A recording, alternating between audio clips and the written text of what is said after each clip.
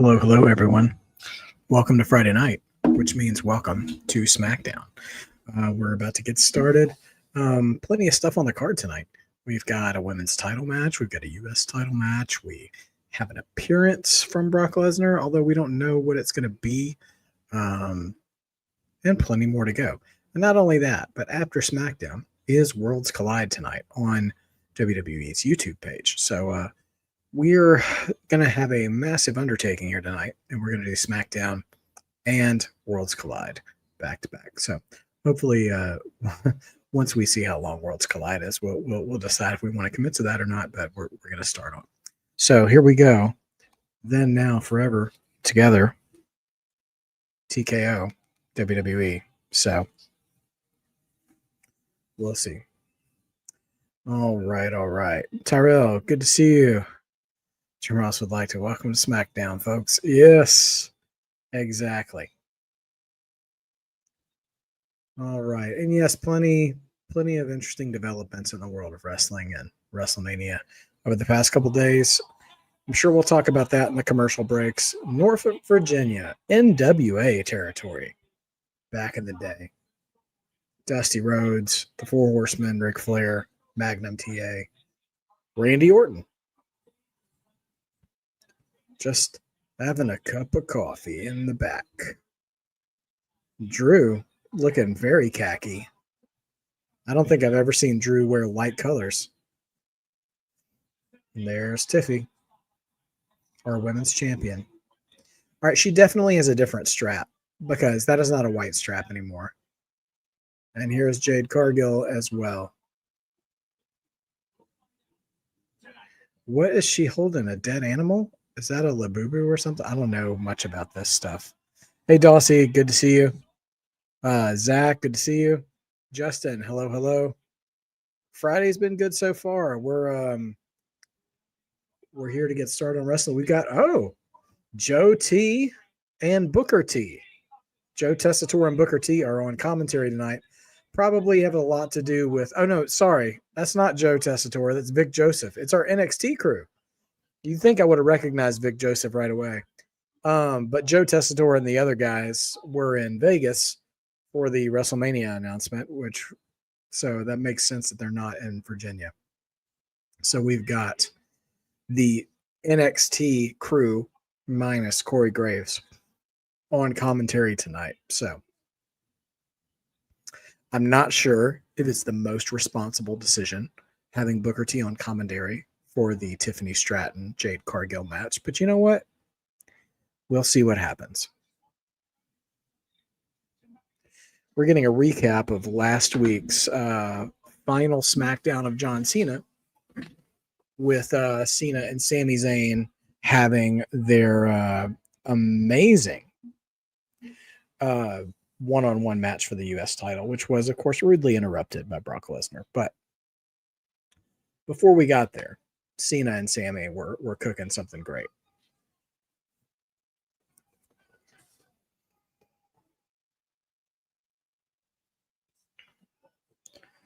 And seeing one thing, even though it's not, it's bittersweet that Cena's not going to get to wrestle all the matches we may have wanted him to see. Yes, Justin, Worlds Collide will be on YouTube tonight. It's cool to see Cena shout out those guys with different moves. Man, Brock is so freakishly strong. Just the way he picked it. I don't know, they were fast forwarding the video a little bit, but the way he just yanked Sami right up was just crazy. Sami's a grown man. Crazy stuff. Yeah, not a whole lot of time left for Cena in WWE in a WWE ring. So we shall see.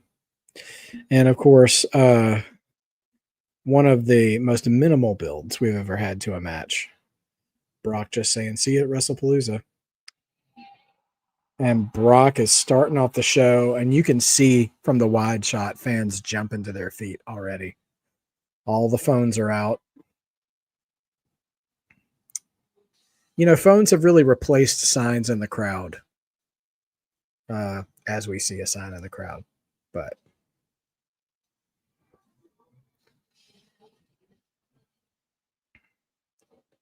it's interesting how WWE has this level of superstar that transcends heel or babyface. Brock is one of those guys now. The Rock, John Cena, CM Punk, Randy Orton. It really doesn't matter what they do. As soon as their music hits, they're going to get a big pop. Like, he obliterated Sami Zayn and John Cena last week, the second time. Sorry, everybody. I cannot believe I'm yawning in the first segment. It's going to be a long night for me. That even after doing that, like, still no boos for Lesnar. Now we'll see once the music dies and once he dies down, we'll find out just how much the crowd is really here for him. Well, this is a good opportunity for Booker T to be on commentary. No bread, no water, just meat, for sure.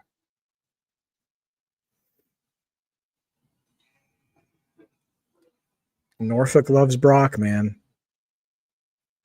Justin, that's a good question. I don't know that Joe Hendry shows up at Worlds Collide. I'm not sure why he would. But here's a question. If there is some sort of Spanish translation for the name Joe Hendry, does he still show up? And could he re-record his theme music in Spanish to show up for AAA? I would pop so good for that. And Brock, does he have a mic? Yeah. Brock is going to speak.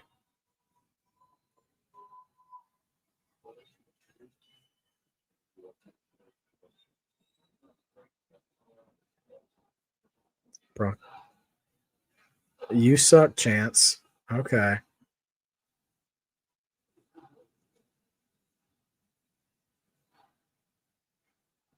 Brock has the eyes of a killer, man.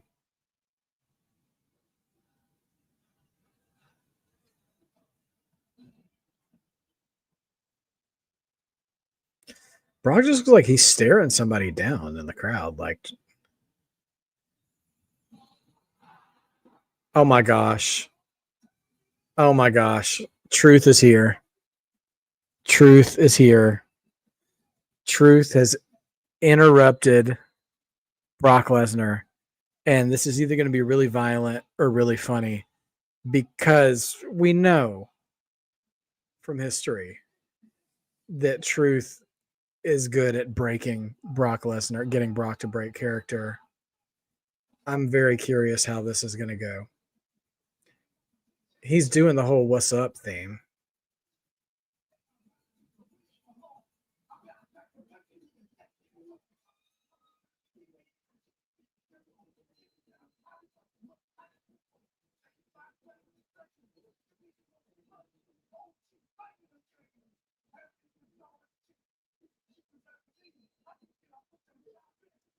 What's up?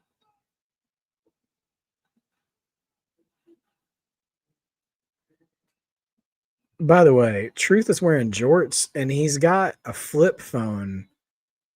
Like, or is that a mic? Oh no, it's a mic. He's got a wireless mic and a handheld mic. I don't know what's happening. I thought it was a cell phone holster. He is wearing jorts though.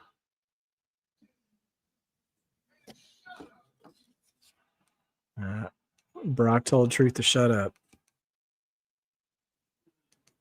You know what? I'm gonna go a different route. I'm gonna be the first WWE superstar in the WWE ring in front of the WWE universe. Not on TV and say, Brock, welcome back. He's welcome Brock back. I'm gonna be the first one.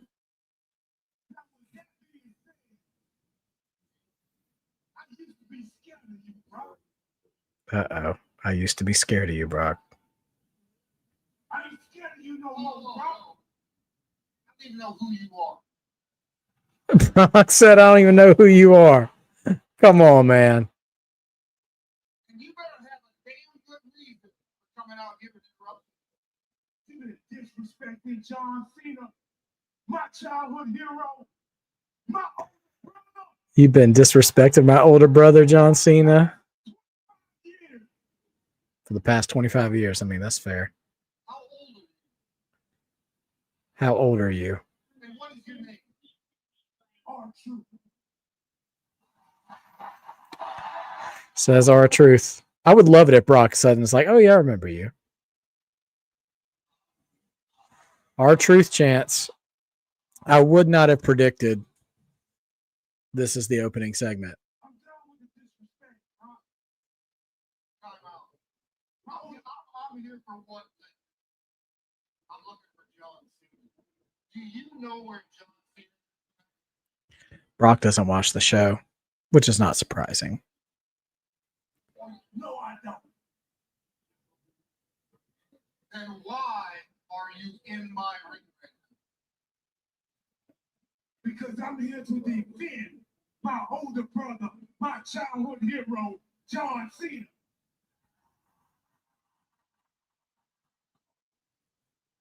So John Cena's your brother. My older brother. My older brother. Your name is R-Truth. My name is Ron Cena. Ron Cena. Oh, boy.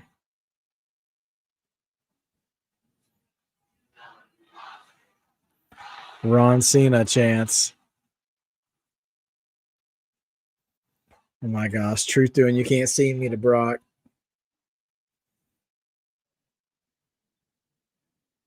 So you don't know where John is. Brock wants to know where John is.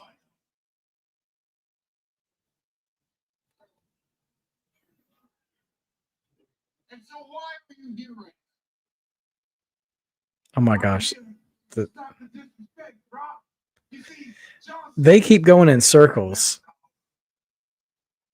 He went crazy this year. You ain't seen him, bro. He made a little kid cry. So I'm telling you now, Super Cena is coming for you, dog. And he is filled.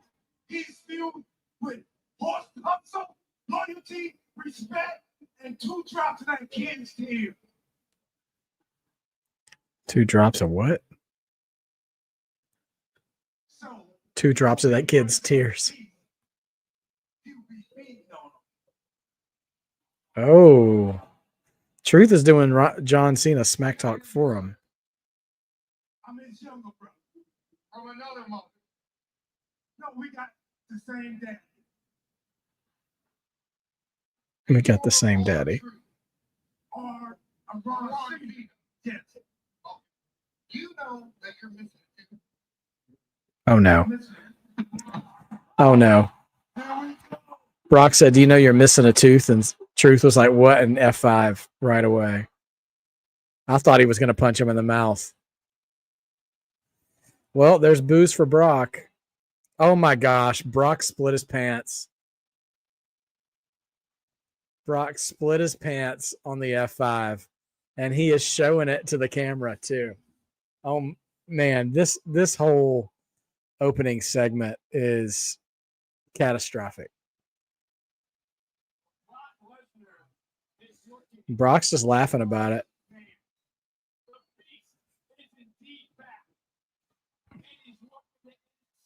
And now just dancing in the ring. Oh my gosh. The build for this feud. The build for this feud has been terrible. But it also hasn't really been necessary. I mean, we're doing the Cena farewell tour. Let's just throw some matches at him. Sami Zayn's backstage.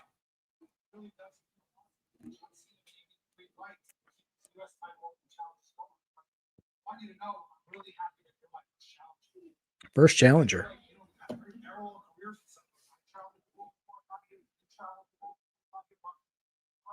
Sammy's talking to somebody, but we don't know who, and he says it's his first challenger. Who wins, who loses, I know we're going to get Norfolk a hell of a match. Who is it? Ray Phoenix. Okay. Sammy and Phoenix tonight for the U.S. title. I'm here for it.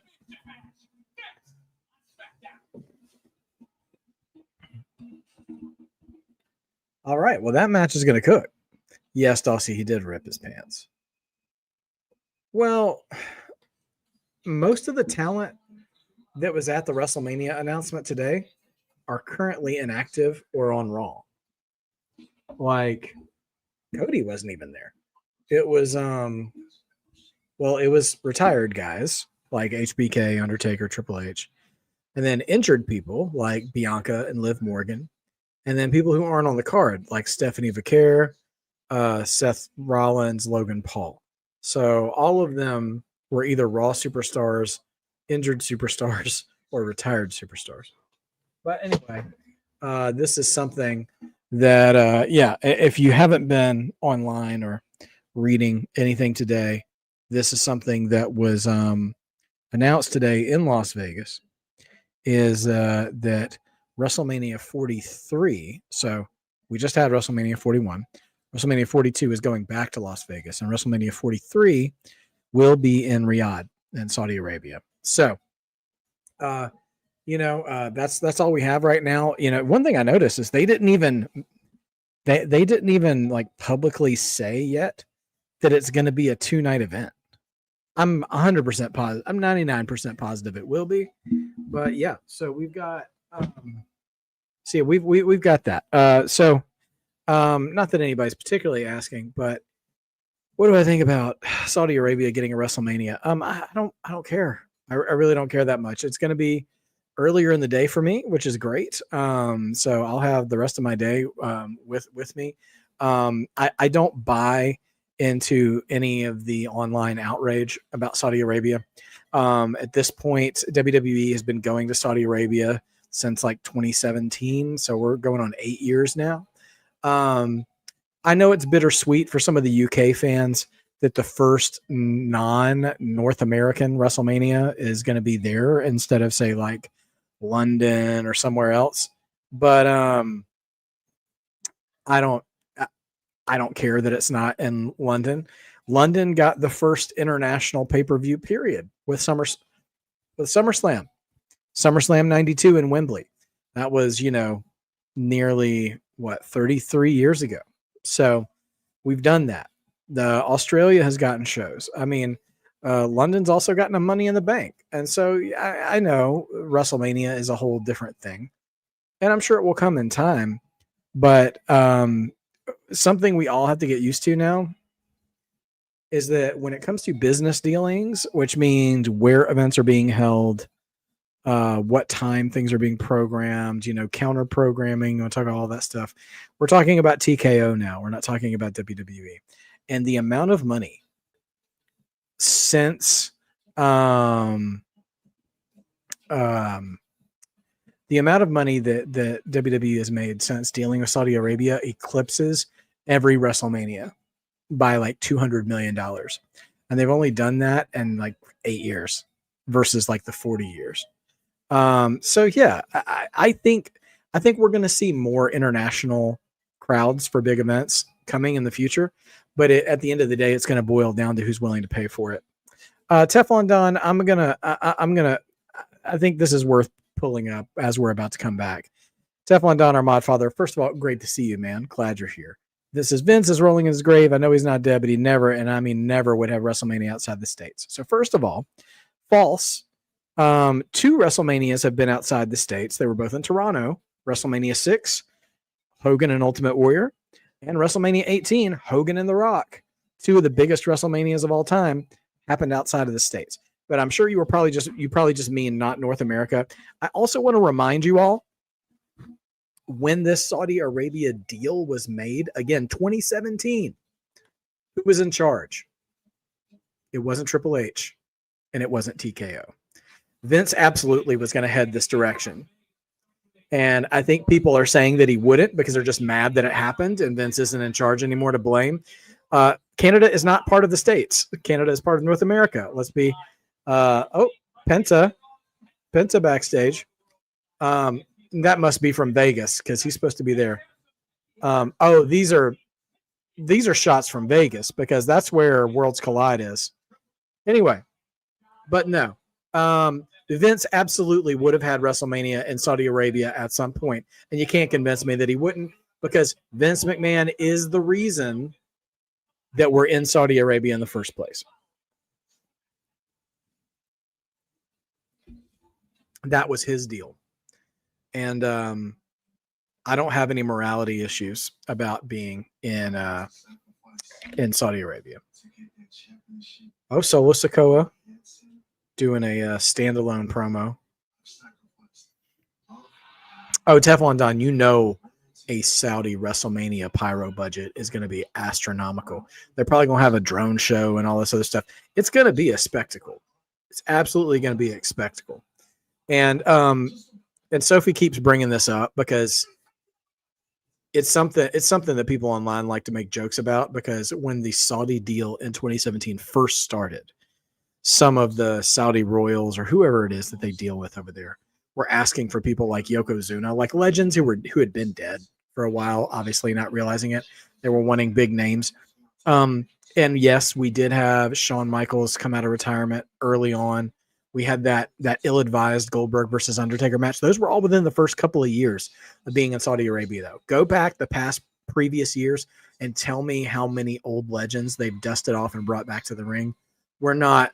Maybe we get something with The Rock, but we're not getting all the old legends coming back. I think people need to just cool their jets on that.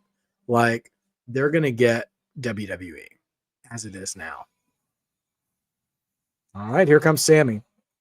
So, whenever TKO or WWE does anything that isn't exactly what the IWC wanted it to be, they start to cry and wave their red flags and stuff. It's just not that big a deal. It's not that big a deal. It's historic in the fact that they're going away from North America for the first time, but for WrestleMania. But they've been going there twice a year, every year for almost 10 years now. It's fine. They might ask, Saudi Arabia might ask, but Taker's done. Taker can barely walk. He might show up. Like, the most we'll get out of Taker is what we got from him at WrestleMania 40. Like, lights go out, he's already in the ring, choke slam, lights go out, he leaves.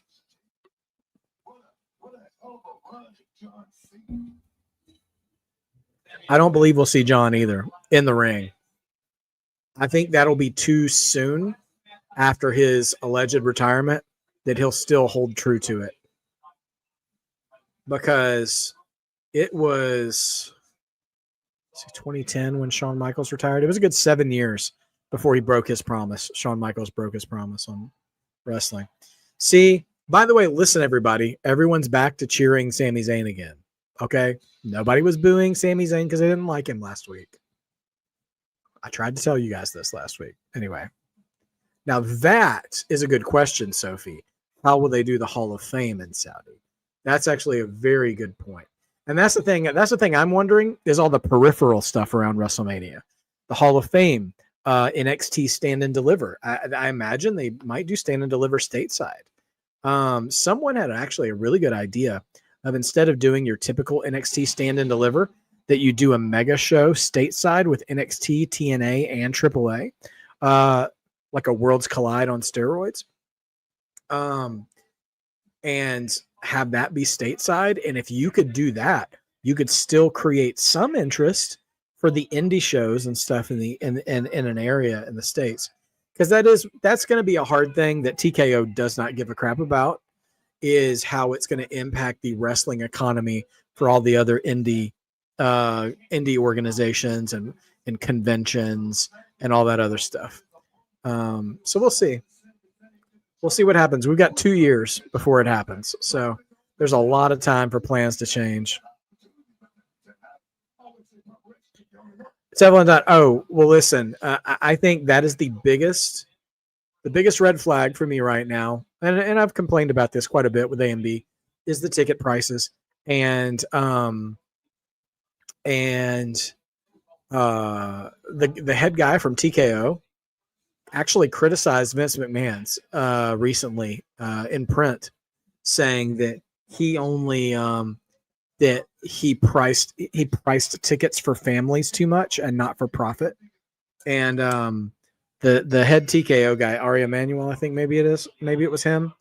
All right, we got by the way, we got Sammy and Phoenix getting ready to start here for the US title Open Challenge. But yeah, TKO is only interested in their profit margins. They and that's one thing I will say positive about Vince when he was running WWE. For all the things that are accurately bad about him, he still did think of it as a family business in a way. And he did think of his customer base as families more than customers compared to TKO. And that's part of the complicated legacy of Vince McMahon when we see how TKO, just a media conglomerate, does that. Yeah, Sophie, I know a lot of YouTubers were pissed about the Mania announcement because that's what gets them views and clicks, is to be outraged about it. And then you know what? Mania weekend, they're still going to be live streaming it. I mean, I'm just, yeah. So I'm over the WWE outrage for things. We can call a spade, and we can talk about where things need improvement, but also like I ain't jumping on a hate train. That's just a waste of time. So you might be in, I don't know, you might be picture in picture, but right now, crowd is chanting "Let's go Phoenix." Crowd behind Ray Phoenix as well. I think what's going to happen, it's all good, Modfather. It's all good. I don't judge you at all for having these feelings. I think these frustrated feelings are absolutely normal. I mean, I'm frustrated by the ticket pricing too. And I'll say this, like any business, they're going to keep probably increasing those prices until people stop buying them. And then once the gate records go down and once the tickets stop getting bought up, then maybe the prices will start to come down. But we're not having that anytime soon.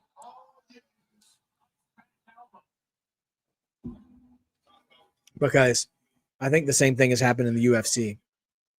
Or happened in the UFC even before WWE came along. So, I just, it's all good though. Teflon Don. This is a safe place to rant about stuff. My hope and my desire for all of you is that if you want to rant about how WWE is operating or how TKO is operating, that you would rant in truth. So I at least want to make sure everybody in the Mark by Wrestling family has the correct information if they're going to be upset about things. And that we are free to feel what we feel about how things are going. Okay, Justin, you're going to watch Worlds Collide. Awesome. I'm glad to know you'll be around, dude. We'll have fun with that. I'm looking for that. Do you think that if we don't have AEW, that they wouldn't raise ticket prices? Sophie, I'm not sure. I think the ticket prices would get raised anyways because I think that's just TKO's business model. I really don't think AEW has had much of an effect on the financial decisions of WWE. I do think they are trying to, I think TKO is probably trying to put AEW out of business to a degree, or at least make it harder for them to exist in the marketplace. Also, word has broken. TKO has nothing to do with this. Excellent, Teflon Don. I'm so happy to have you guys around for back-to-back shows. Big news that's just media entertainment news is that Paramount is making a bid to purchase Warner Brothers. Why is that important? Warner Brothers, as you know, owns HBO and HBO Max, where AEW has their streaming, and I think Warner Brothers might also own TNT and TBS, where Dynamite and Collision are airing. The deal is Paramount already has a partnership in place with the UFC, which is owned by TKO. So TKO already has a vested interest in a company that's going to buy a company that has partnerships with AEW.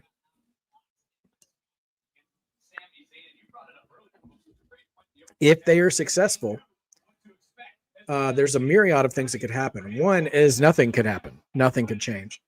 Two, TKO could look at Paramount and be like, hey, here's AAA. We have wrestling. Here's AAA. Or we have friends here called TNA. Use them. And could push AEW out of Warner Brothers. Because that actually is one of the things that happened. You know, we can all blame Vince Russo and David Arquette and all this other stuff, but that's actually what killed WCW.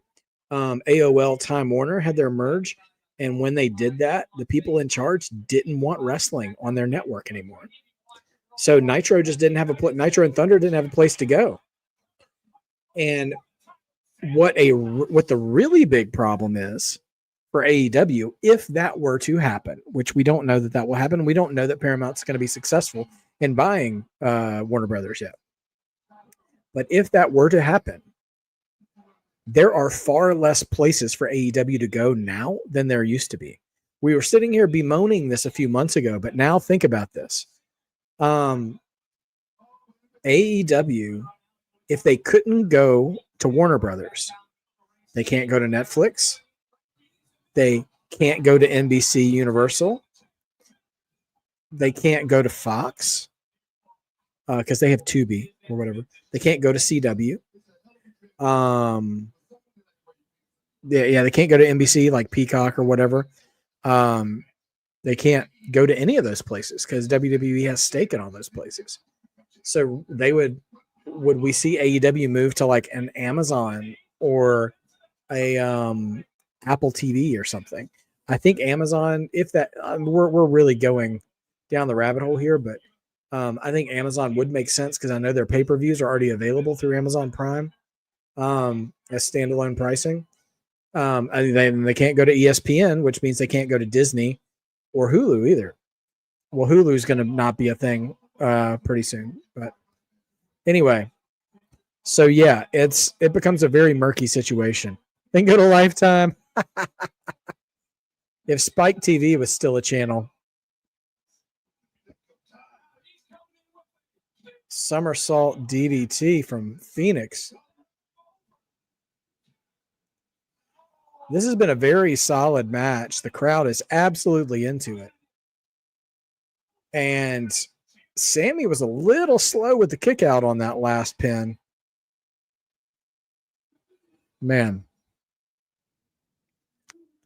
I don't remember about TNA. TNA has had such an interesting journey, which is pretty incredible. And it's a good testament for AEW, too, that TNA is still in business because they've been all over the place, man. They started out just on pay-per-view and then made their way to like Spike and TNN and all these places, Destination America or whatever, you know. Yeah, well, Peacock is owned by NBC, so Paramount would have to really have some deep pockets for that.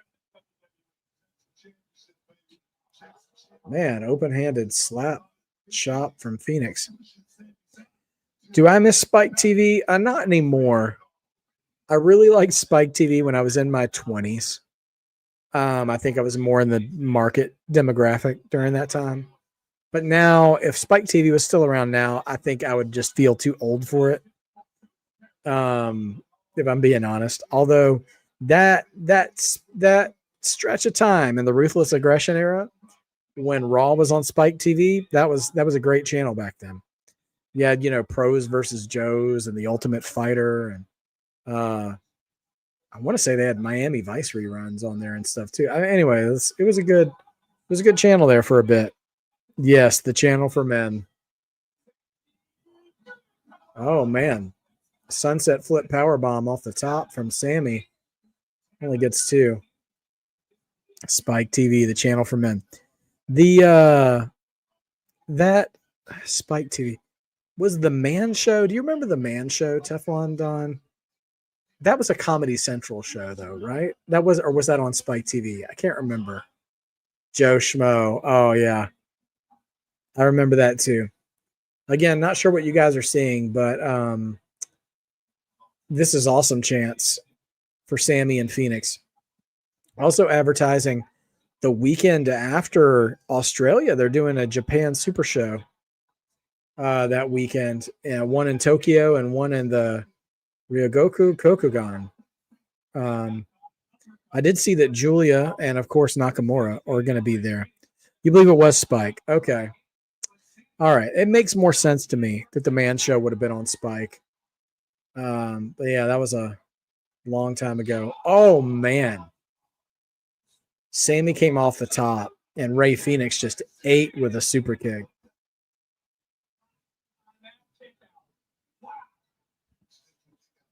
It's been a great match. I think the Cena match has been better, but this has been very good.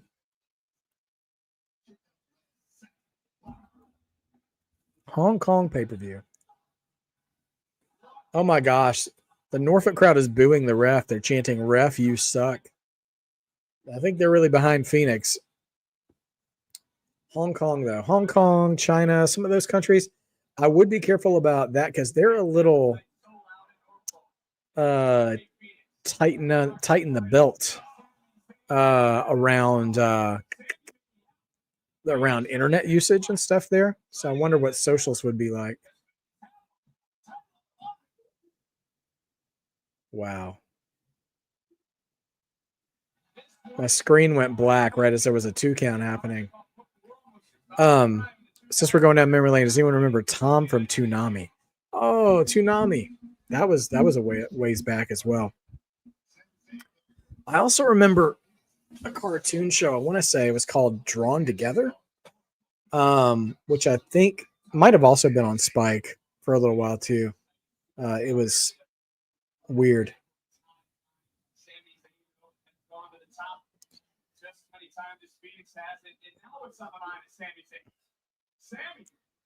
Also remember Samurai Jack, talking about old cartoons, and Johnny Bravo, the old Cartoon Network stuff.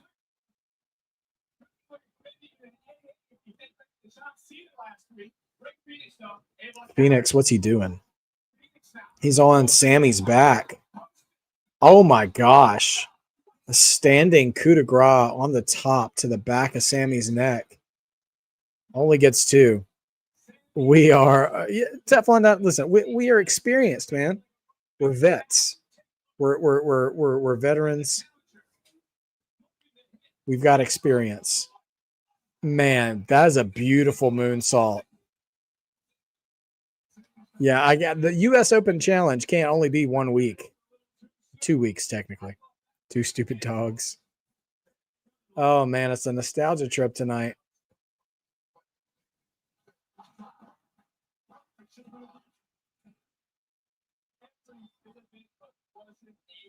Crowd's loving this match. You know, it's kind of funny. For these 2 weeks, the Cena, well, let's say tonight, because the Cena match I'm not going to count. But Sammy is very Cena-like in this, because when the crowd was excited to find out that Phoenix was the challenger, Blue Thunderbomb, only 2. And the crowd is really behind the idea of Phoenix being the next U.S. champion. But they're not mad at Sammy either, you know, which is kind of like what it was in Cena's U.S. Open Challenge, like when Cesaro or Kevin Owens or Sami Zayn, they're all like, oh my gosh, one of these guys could be the next U.S. champion. And we want to see them, you know, get elevated. But then even finally when it happens, when Cena ultimately won, like, oh, still a great match. And I feel like that's what we're going to be getting here with Sammy. Justin, I think that's a great idea. Should NXT Canada Open Challenge for Ethan Page, but I don't know if there's enough guys in the locker room to make that interesting. You'd have to bring in guys from AAA and TNA and Raw and SmackDown. I think it would be awesome if you opened it up to everyone. But just NXT, I think that would get old pretty fast.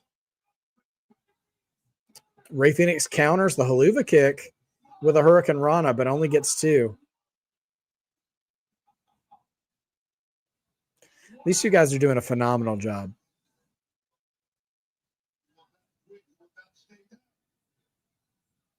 This is awesome chance. And I'm happy to see Norfolk get a good wrestling match, dude. There's so much history in Norfolk, Virginia. Some of the great moments of professional wrestling coming through that city. Oh, man. Phoenix. Did he connect? It looked like he missed. He ran across the top rope to kick Sammy in the head, but it didn't look like he connected to me. Wow. Up, exploder suplex into the turnbuckle. Sammy going for the leave a kick now. Here we go. Does he nail it? Yep. That's got to do it. That's 3.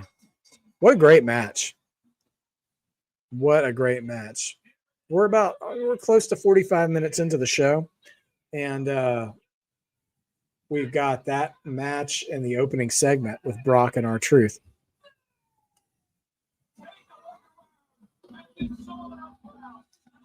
I was really excited to see Tyler Breeze come back, Justin. I wasn't I'm not like a huge Tyler Breeze fan, but I'm very, very excited about NXT Homecoming. I can't wait to hear what the crowd is like there in the building again, in the old stomping grounds of NXT. And I love that they're bringing back Tyler Breeze, DIY, Rhea, and Stephanie and Tiffany and everyone. So good. So Tyler Breeze taking on Ethan Page is a great matchup because you fill that slot of the old school NXT. And let's face it, Ethan Page ain't dropping that title on Tuesday. He will eventually, but not yet. So I'm all for it. All for it. BFAB promo. Well, there's Kiana and Julia.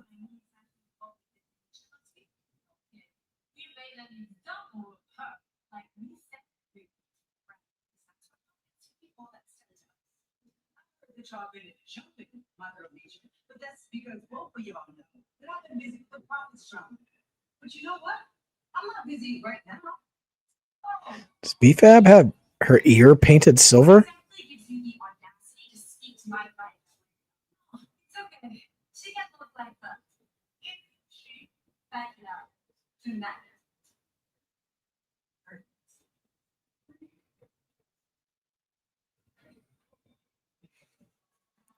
So we're getting Julia and BFAB tonight? Okay. Love me some Julia. What's next for Javon Evans? Because he did lose to Josh Briggs. All right, listen. I hate Def Rebel.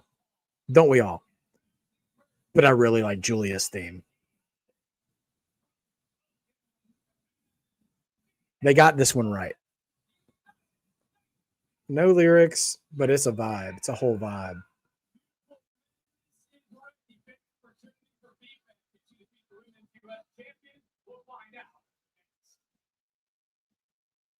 Okay.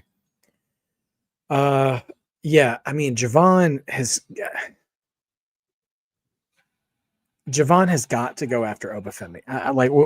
We've got to do that match again. I mean, Javon has got to get gold. I am shocked that Javon Evans is not a title holder yet in NXT. And it's one thing to be a wrestler who's sort of in a role of always losing to the guy who becomes the guy.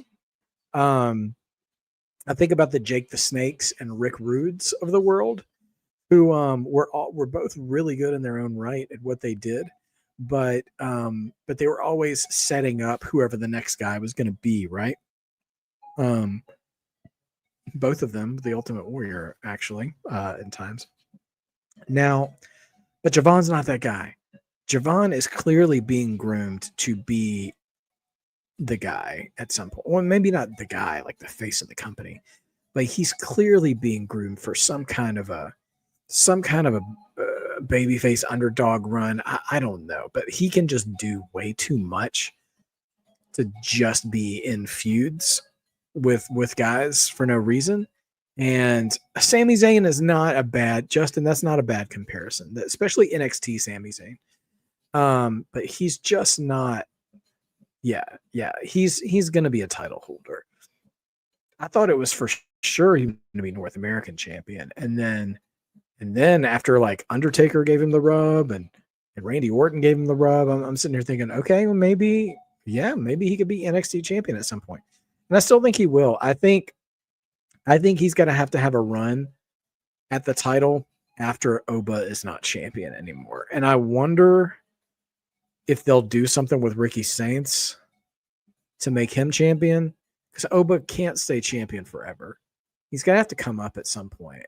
And I don't like they did this with Asuka when she was in NXT. I don't like the undefeated streak and then just relinquishing the title. Like I am old school that way. You know, I even if they get cheated, you know, they don't have to lose straight up clean 1-on-1. But I do want to see an actual victory take place from a challenger to the champion, because I remember when Asuka relinquished the title, she had beaten Ember Moon, who's now Athena, you know, in Ring of Honor AEW, and everyone thought Ember Moon was going to be the next woman, and she actually was. She won the vacant title after Asuka left, but it was like, you didn't really beat anybody, though. Like, you didn't beat anybody anyone else could have beaten. No disrespect to the other challengers, but like, why couldn't they just let her beat Asuka, you know? And I say that loving Asuka as well. So yeah, it just makes the next person look a little weak, especially if the champion who is relinquishing beat that person. Which is why I was never on board with Cena retiring with the title. Especially after beating Cody. So I'm glad Cody beat him back. Anyway, yeah, I'm very curious what will come of our NXT roster here. Gunther was an NXT UK champion for a long time. He beat Pete Dunne, and then he lost to Dragunov. Yeah, which was crazy. A crazy good match, I mean. And then Dragunov, by the way, supposedly on his way back sometime soon. So let's hope we get more of the Mad Dragon here soon.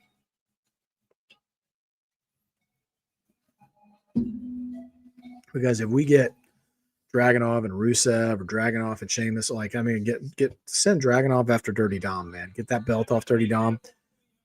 Dirty Dom might be a double champ by the end of the night tonight. He's taking on Vikingo for the mega title again. At Worlds Collide. So we'll see where that comes. We see Rey Mysterio arriving. I don't know if Rey is that little or the car is that big, but it looks comedic. Mr. Iguana and Miss Lola Vice. They're taking on Finn Balor and Roxanne Perez tonight. And there is Vikingo.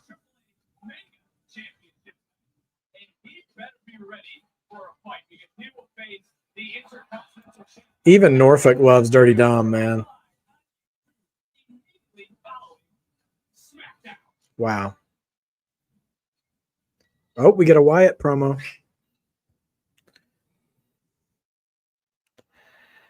Where do the profits go from here? Oh, he's cutting a promo on Street Profits. We tried you. We tested you. And you failed. But I told you you're not walking with flesh, but the principality.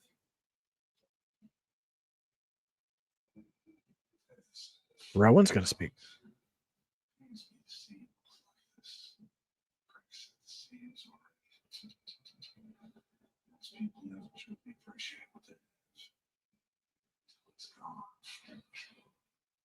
Oh,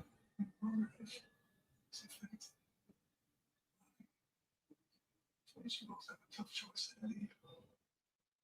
Tape, six house, seas, that is the best promo I've ever heard Eric Rowan give. we just sold the seeds, and now the sprouting horns. So where do the profits go from here?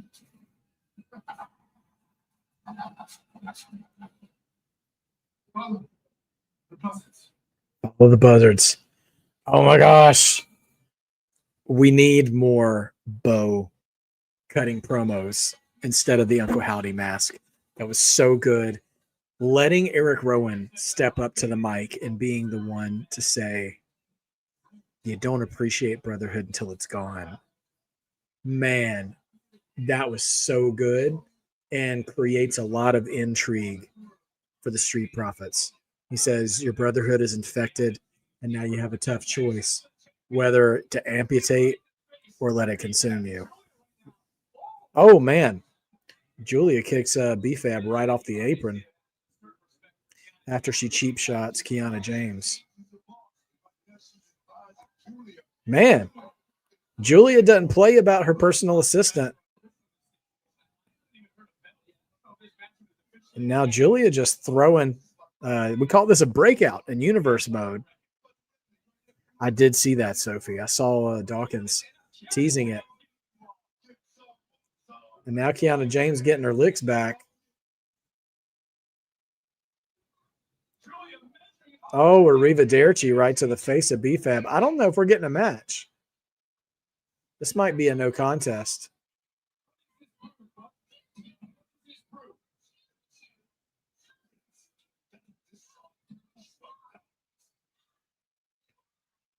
What are we about to do?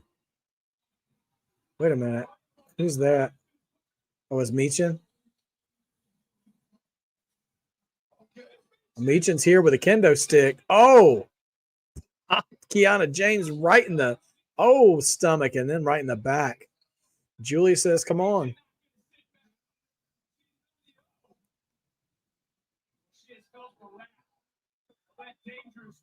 My goodness. Oh, she left the belt in the ring. That certainly can't sit well with Kiana and the Women's United States Champion, Julia. Go get your belt, Julia. No, Drew's working out here backstage.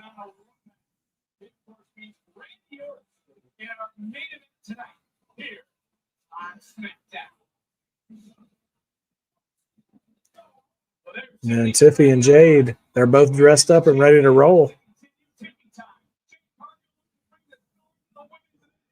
And that's up next. Okay. All right, all right.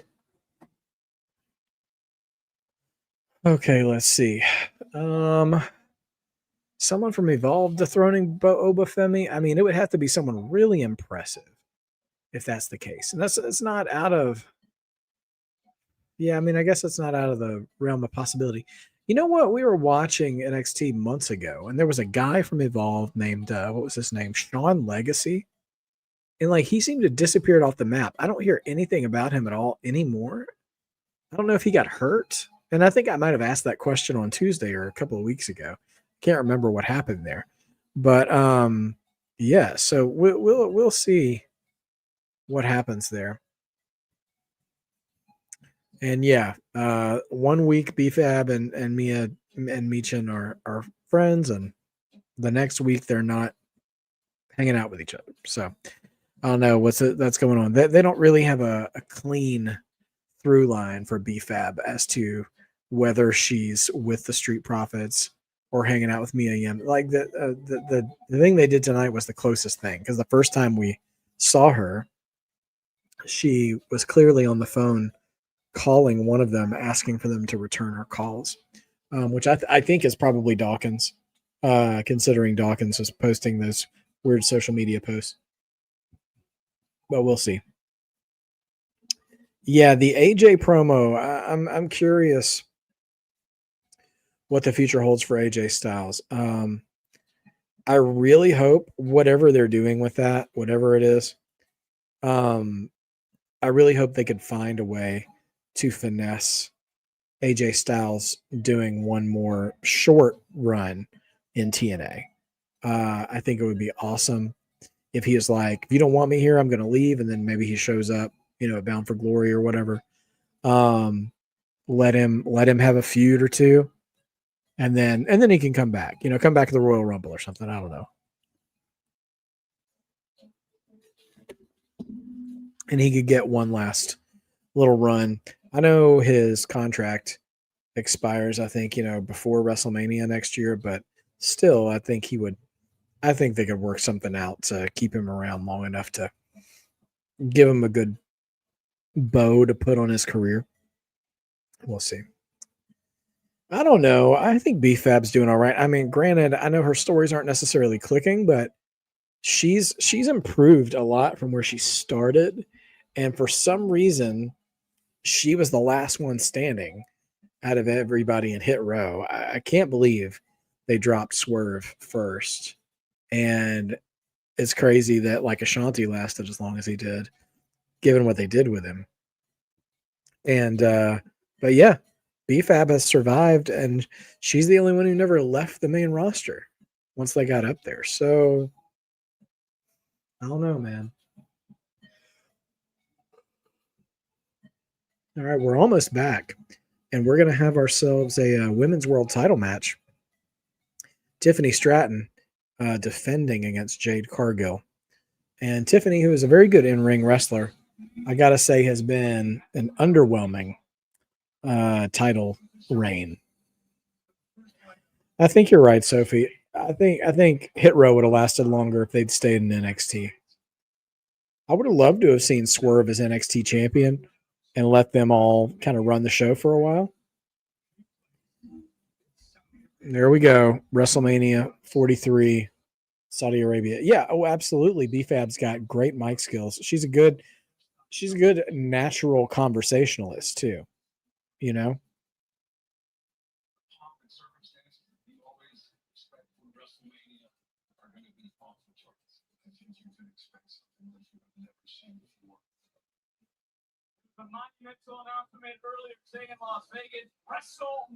Okay. Rick RT, good to see you, my friend. Thanks for coming in. Get a promo from Aleister Black.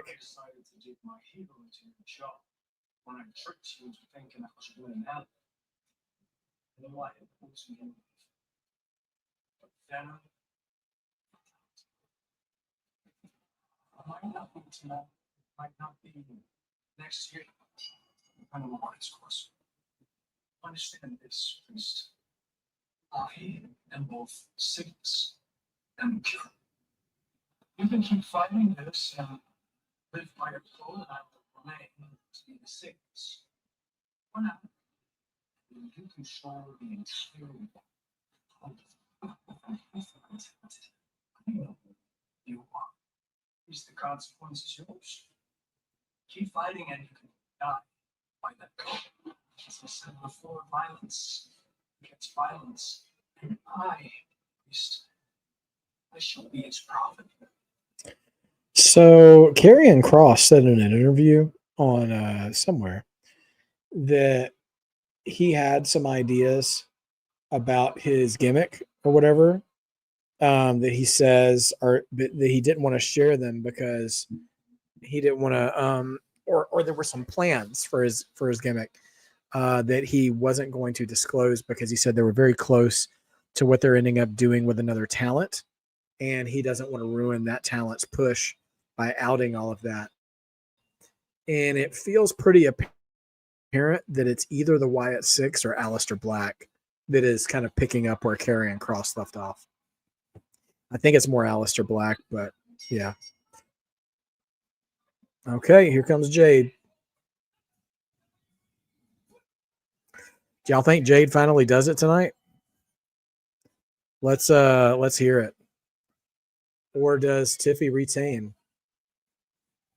I got to say this. It would be wild for Tiffy to drop the title and then show up in Full Sail on Tuesday.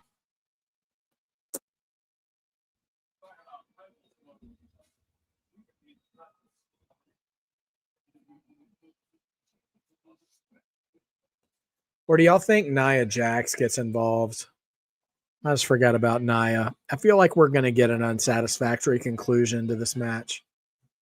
Now that I'm thinking about it. Ugh, I hate that.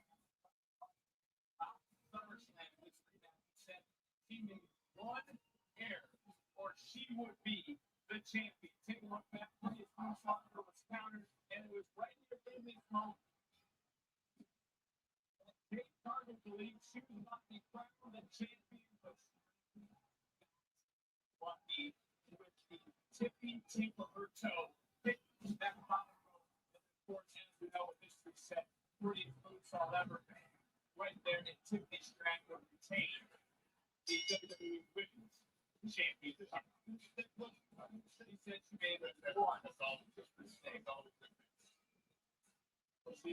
Okay. It does feel sometimes like they don't know what to do with B-Fab. Big pop for Tiffy. Great shot of Jade like rolling her eyes as soon as she hears Tiffy's music.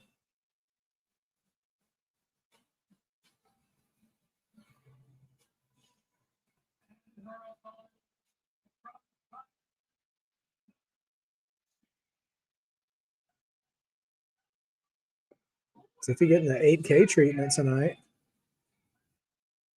She is undefeated this year.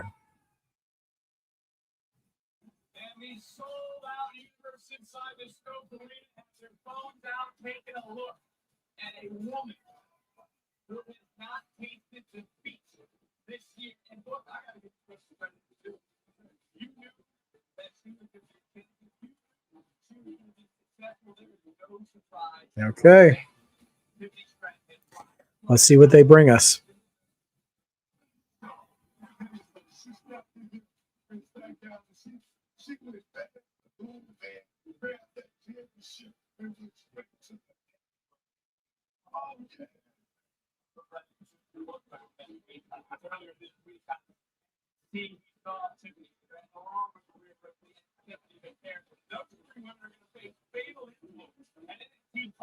They're plugging NXT Homecoming on the broadcast. Here we go.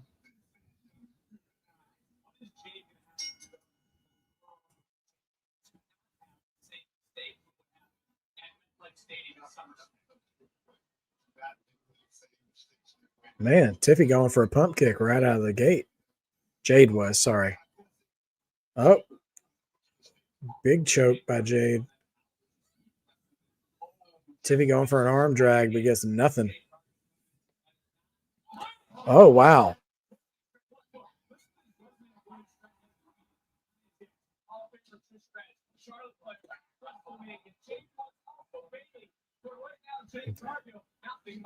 Jade is definitely throwing her weight around. Well, that's a good question, Teflon Don. Who would I like to win the women's world heavyweight title? The world heavyweight title we're talking about on Raw, right? Between Stephanie and Io.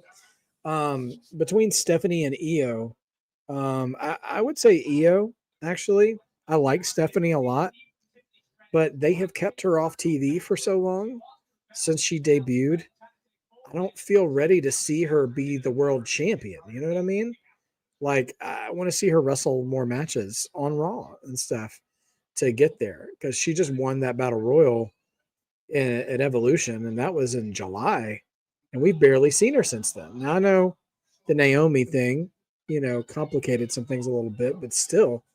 And I also heard that she's been off TV learning English, which is good for her. But yeah, I think Io's got a hot thing going right now with Asuka and Kairi and Rhea, so I think that could be introducing the title back into that situation. Could be a lot of fun. As for this title, in case you were asking about this match that's right in front of us, there's just not. I think maybe Tiffany to retain, because I really want Bianca to come back and win the title. And I'm hoping she's close to coming back. I would rather Bianca be champion on SmackDown than pretty much any other woman right now. Because while I respect the in-ring abilities and the star power of Tiffany and Jade, neither of them really do it for me. It's just personal preference. I don't think any of them are bad wrestlers or anything like that. It's just like, I don't know. It's hard to put my finger on it. You know what I mean? Anyway, who would you can tell me either title. What do you think in regards to that?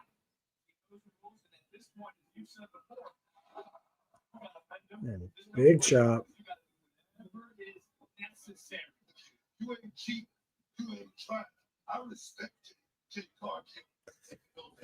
I respect that. You think Nia should move to Raw and go after the title and continue to be queen to be? Hey. I wouldn't mind seeing Nia against either Io or Stephanie, to be honest. The contrast in styles would make for an interesting matchup. So, good on you, Teflon Don. I appreciate that. Remember though, title change hands, pinfall submission inside the ring. And Jade.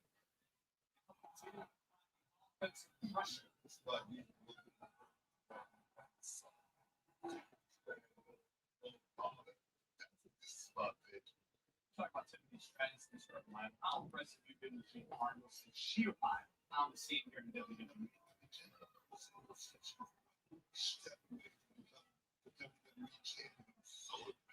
Jade Cargill, like I said, she's a Smithsville. Anywhere in the world, Jade Cargill's a major star.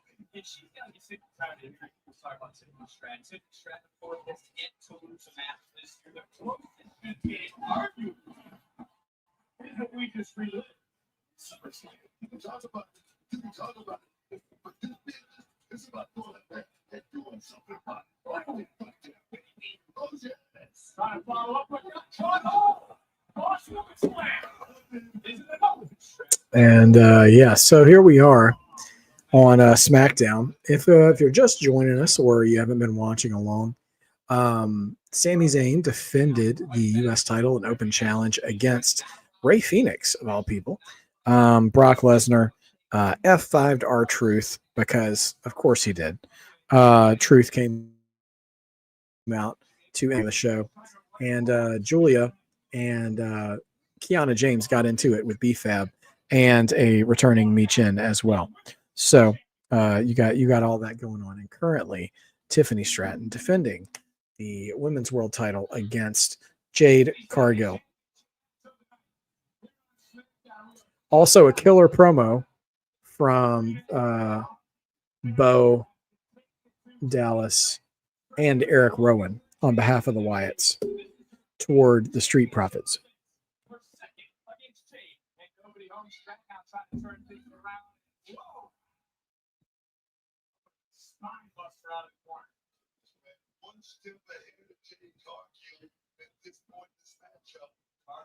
Yeah, Sophie, I don't know how that'll affect the schedule. I wonder with it being in Saudi if that will affect what date in April that it is this time.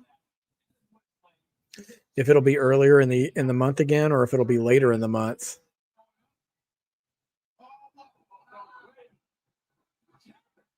Counter after counter.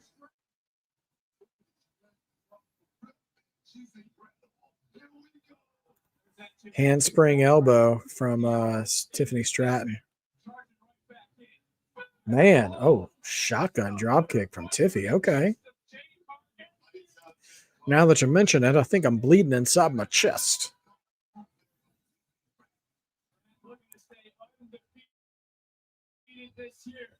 Yeah, end of March is a possibility. Jeez.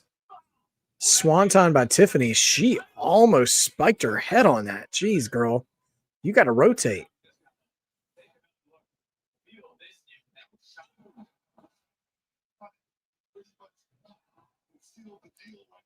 She waited way too late to do that rotation. Tiffy almost brocked herself.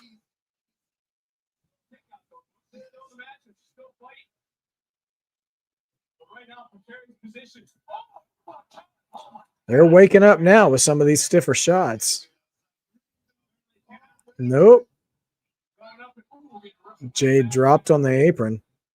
Tiffany Stratton, the champion right now. Charging right in. And Slide out. Uh-oh.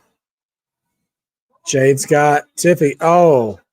Drops her right on her face on the apron. Tiffy holding her nose.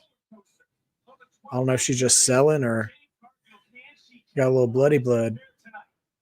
Can she become the WWE Women's Champion? Oh, pump kick misses again. Tiffy's got her up in a Death Valley driver. Oh, rolling senton. Here it comes. Prettiest moonsault ever. No.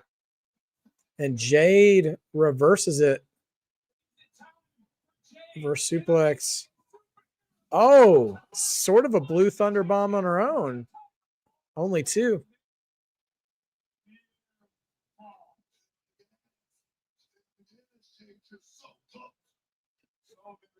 Booker trying to tell Jade to stay on it.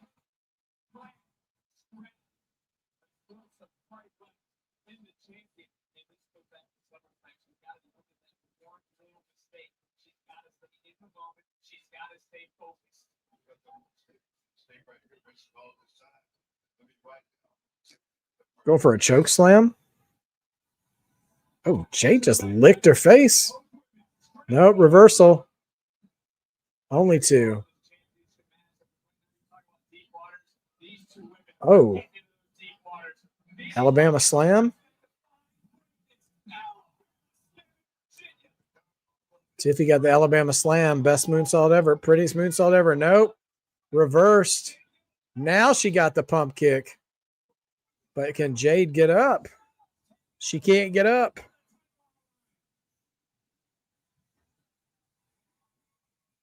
I tell you what, if Nia gets involved at this point, I'm going to be annoyed because this is almost like the Sammy Cena match from last week. It's really picked up. They're chanting for Jade. Let's go, Jade.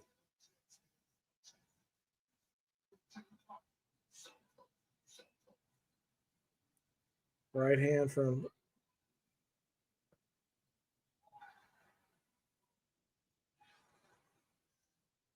Tiffy's getting the boos of the boo yay.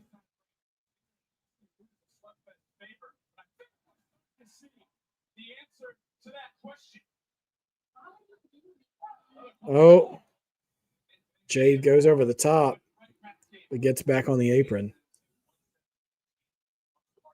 They need to step it up. They're about to lose the crowd again. Now they're both on the apron. More forearms from Jade.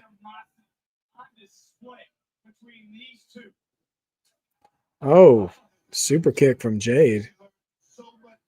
Jade charging into the corner. Oh, and Jade just spears the ring post.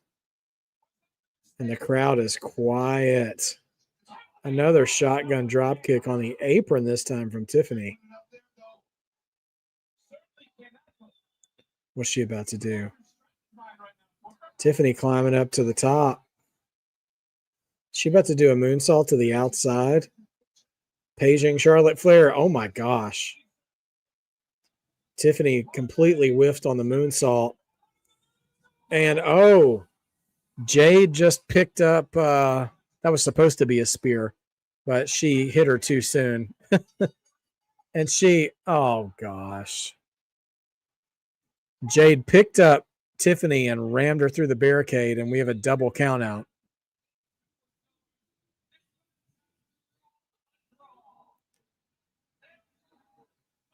And now Nia's here. Nia coming after Jade. Oh, slams her hard into the post. Crowd's popping for Nia.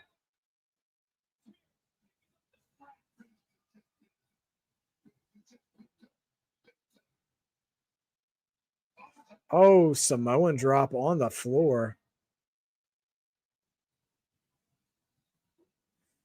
And now a headbutt to Tiffy.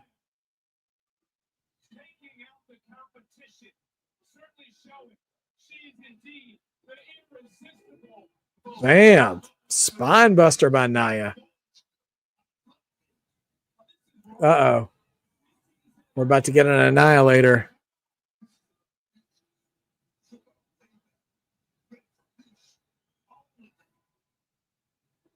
I guess we'll probably. You think we'll get a triple threat match at WrestlePalooza?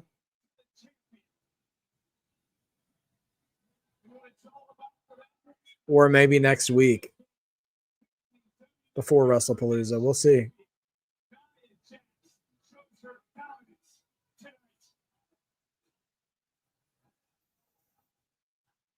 Crowd is chanting one more time. Nick Aldis here. Oh, here's Chelsea Green.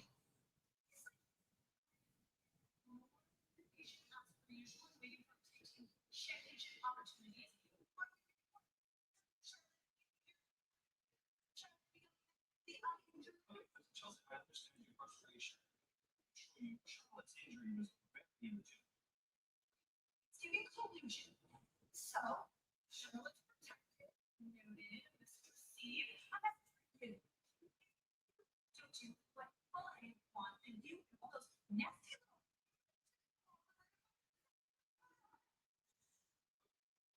How about this? Shaw and Alexa, they have to defend it next Tuesday. But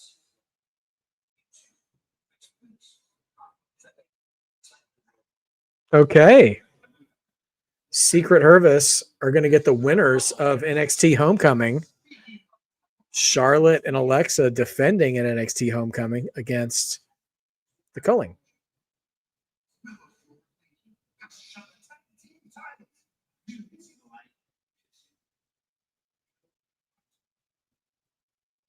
Huh.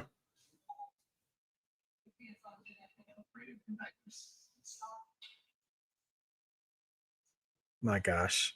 All those heels are hilarious. All right, there's Randy.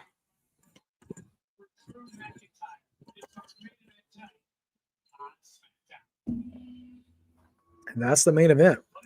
Randy and Drew. A retrospective on Cena and Lesnar. Okay, sure. Why not? Let's do it.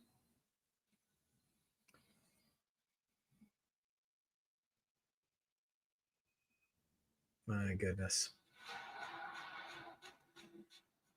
Title belt commercial.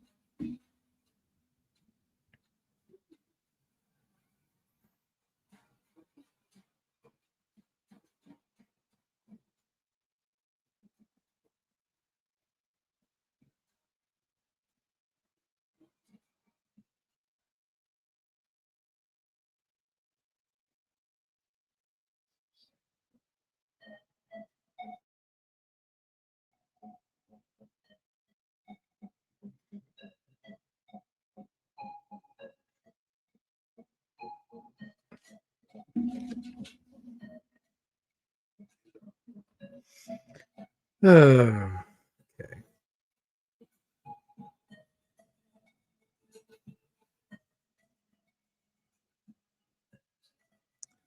All right, guys. Well, are you guys looking forward to Worlds Collide? Those of you who are sticking around for it, I hope you are. Definitely looking forward to it myself and seeing where we go from there.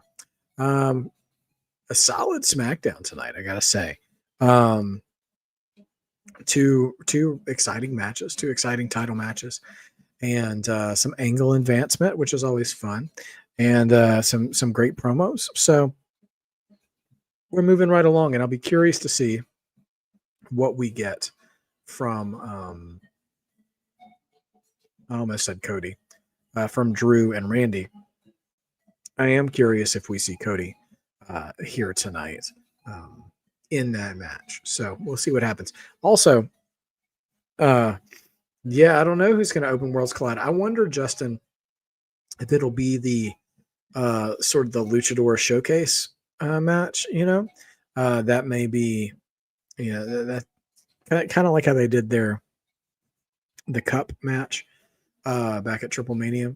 So maybe it's just me growing up watching Nitro and all the trios matches, the 6-man tags back in the days. But it seems like the big cluster kind of matches are always the things that seem to open those shows.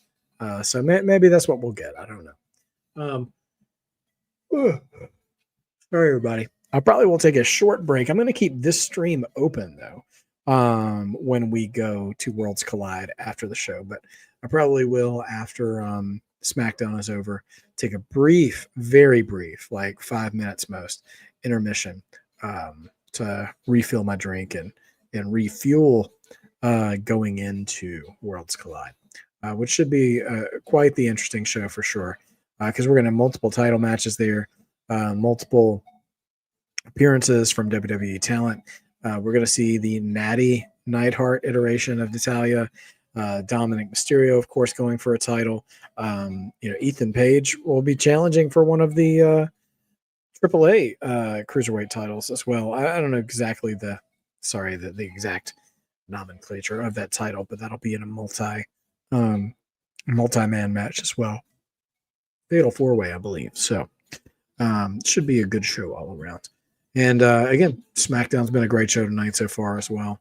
When we come back from the break in the next 10 seconds, we're supposed to do a feud retrospective over the years of Cena and Lesnar, which I'm sure will go all the way back, to the early, maybe they'll go back all the way to the early 2000s. We'll see. We'll see what comes from that.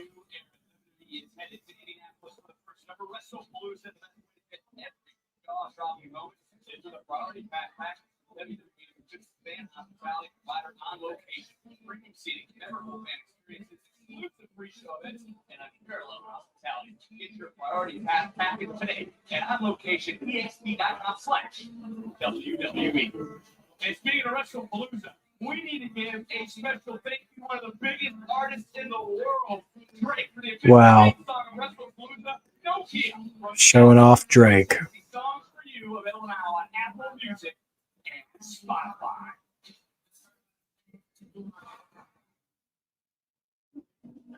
Okay, September 20th. Oh, this is WrestlePalooza. Two of the biggest rivals in WWE history collide under the bright lights of Indianapolis's Cambridge Fieldhouse. Let's see what they call part 1 of this feud. 2000. Oh, they're going to OVW. Okay. Justin, I feel like they've already done that with AJ Styles, though. You think they'll just repeat what they did at Triple Mania? That's a good question. We're getting OVW footage. Both of them training.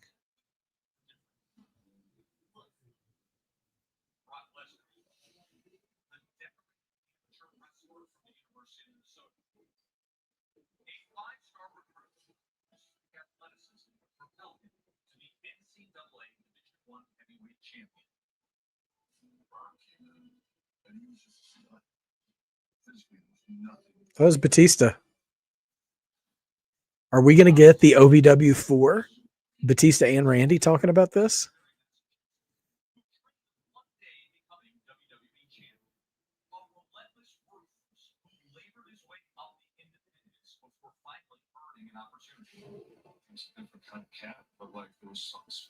Yes. The OVW 4. That's awesome.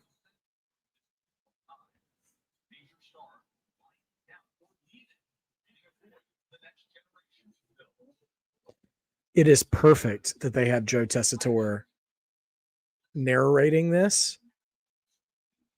Lesnar's Raw debut. Hey, Maven. It feels so legitimate. I feel like I'm watching ESPN.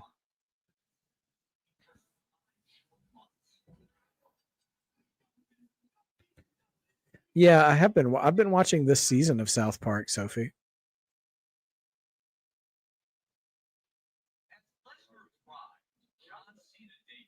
That's Kurt Angle. Oh, the ruthless aggression. Man, he smacked Kurt right in the mouth.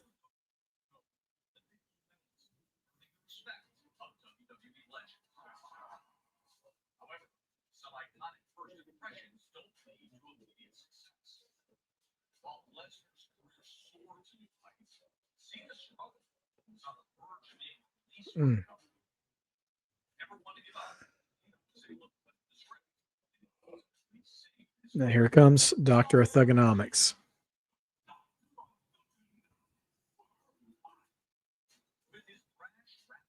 persona. His confidence broken by the week. Cena set his sights on his foe. I'm untouchable. Straight down to the wall. Get your cell phone because I'm calling out Raw. Okay. Thugonomics, Cena and Brock. Cena who found his voice. Hmm. Captured the WWE Universe's attention with his undeniable charisma. Big Brock Lesnar. God's a big. God built me strong. Forget to give me rain. By mid Gosh. Cena had transformed from an afterthought into a standout. Brock Lesnar is Backlash 03.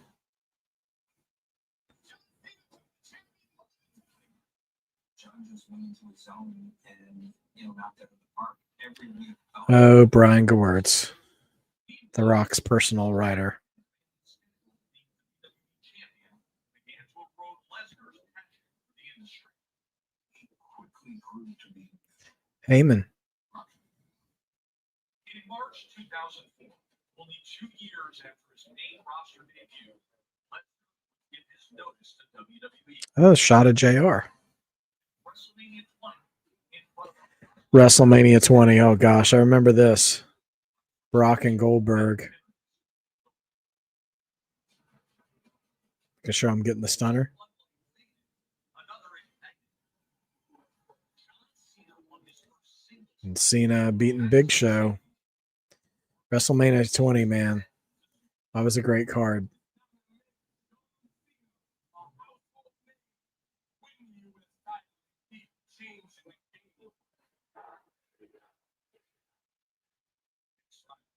part 2. And next ready part 2. Huh? No adversary returns, replaying his supremacy. That was really well done.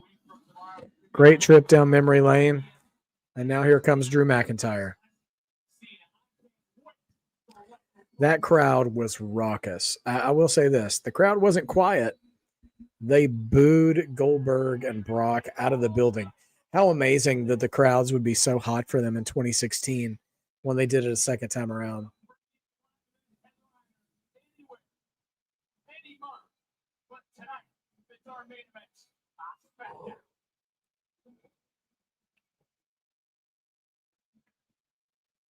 Does anybody miss Drew with a sword at all? The following contest is scheduled for one fall.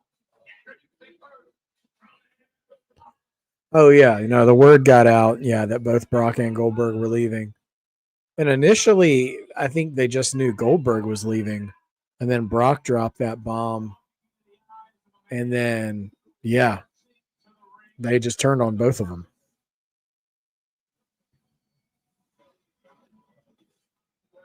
So having Austin in there was a good call.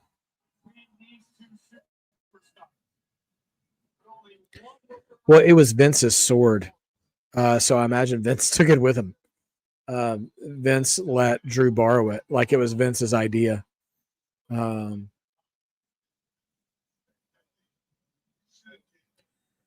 Drew deserves the title sign in the crowd. Opposite Hardcam.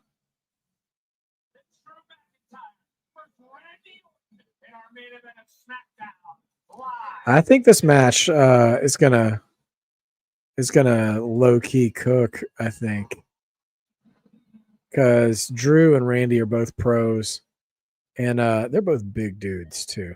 They're both big dudes. Yeah, for sure. Well, we're so half an hour left, and we're at the main event. So I'll tell you what, this crowd tonight in Norfolk has been very good. Norfolk is a historical wrestling crowd. First of all, they're very old school, but also I've kind of enjoyed how SmackDown's been booked. You're going to get on later, and you're going to hear people say things like, "There were only 3 matches tonight on SmackDown,"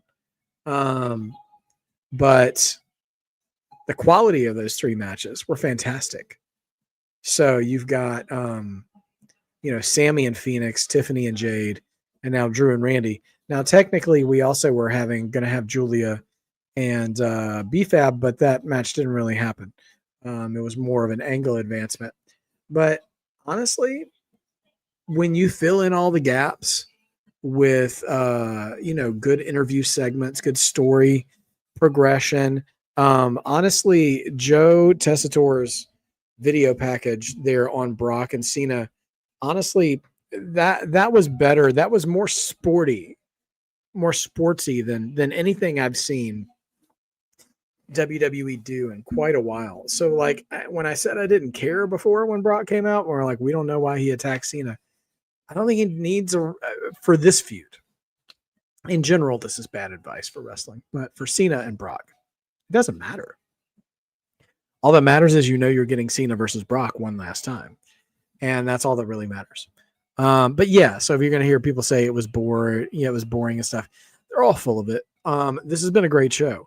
And it's been a very smartly booked show. It felt honestly, this has felt like it was booked like an episode of NXT, just with less matches. Because just about everyone on the roster that doesn't have something else to do, say at Worlds Collide or on NXT Homecoming next week or what have you, either appeared on the show, had a match on the show, was in a vignette or a backstage segment, or was referenced by backstage characters on where they are, what their motivations are, what's going on. Because they even talked about Mello, and Mello wasn't there when Miz was talking to Nick Aldis backstage. And Charlotte and Alexa also talked about as well. So anyway, I wasn't expecting Phoenix to be the guy tonight for the opening challenge, but I'm happy that he was. And we even got, I will say, the only person I have not seen anything from at all tonight that I would have expected to was Jacob Fatu. Because we even got a Solo Sikoa vignette as well. So yeah, that's the only thing I think we're missing, but they've done a really good job at like pushing things forward. And we technically haven't heard from Damian Priest, but we did hear Aleister Black talk about Damian Priest. Maybe Solo mentioned Jacob in passing, but he was really talking more about Sammy. So I don't know. I feel like ever since Jimmy Uso jumped over to Raw and rejoined with Jimmy, we haven't really seen much of Jacob. And also after Solo lost the U.S. title, I feel like Jacob's just kind of in the water somewhere.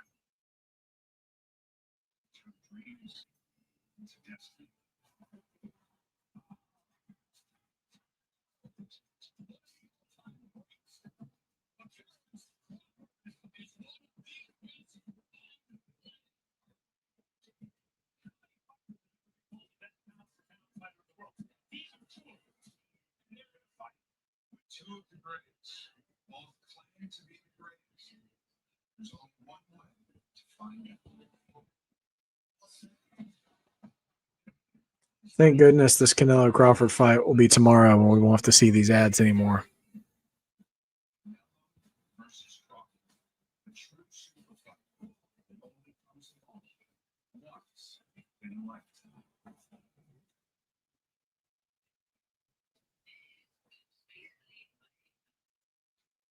And it's a huge weekend in Las Vegas. That can get earlier today with a huge WrestleMania house. We are under 30 minutes from Worlds Collide, streaming live on YouTube. All right, Worlds Collide, 30 minutes away. Two champions, one night inside of the stadium. For the undisputed middleweight championship. Who is the best fighter in the world?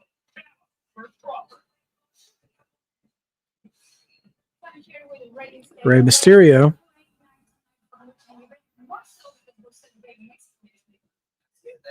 Incredible historical night once again for AAA and WWE. Mega championship on the line today. Second generation, third generation, he's going to be England.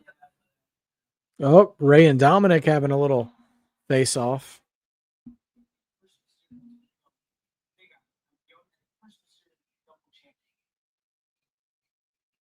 about this? How about after I win tonight, you come out there, raise the hand of the winner, and the title waste of the champion. New champion, which would be me, right? So I guess you're just like that. And my word, if you win, I'll have that title around the waist. If not, when I Wow. Ray said that if Dom wins tonight, he'll come down and put the title around his waist. to show the world that you were the greatest speech thrower of all time is. And you win a championship. I mean, but you don't know. Finn just said Dom's going to go out there alone. Interesting. Whoa, who's in the background? Somebody's standing in the background. Somebody is standing in the background of Sami Zayn's promo. Is that Aleister Black?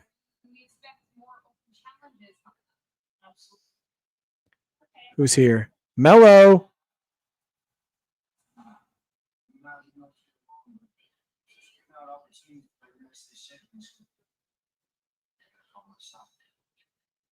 I got next. I know. Don't miss. All right. Mello is next. And there's Miz. 10 minutes, I'm 5 minutes early. 5 minutes too late. Talk to all this, he said, you spoke to him about a title opportunity. You guys will shake this. First NXT now, it's open challenge. See what it takes to be a United States champion. I said, I can't do it. I think you can do anything you want in this company. You will have that time. See someone to guide you down the right path. And who's going to Miz. Me. I'm going to guide you.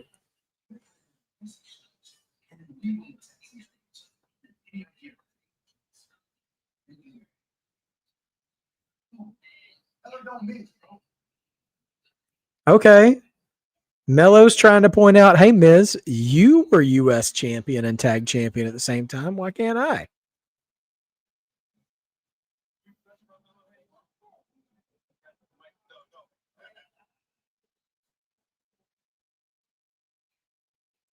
All right. It's Randy time.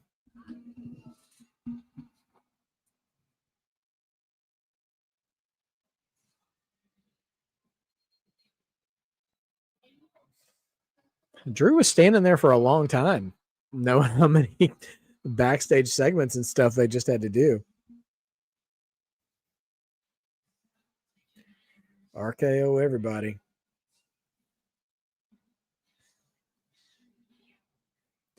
Randy is such a big dude.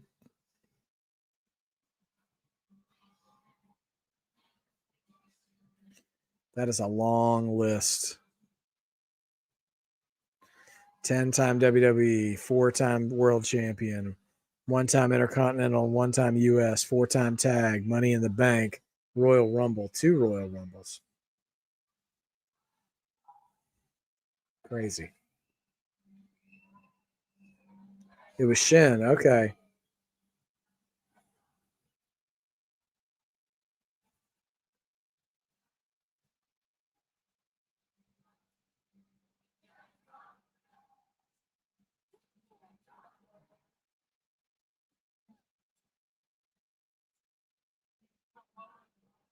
RKO me, please.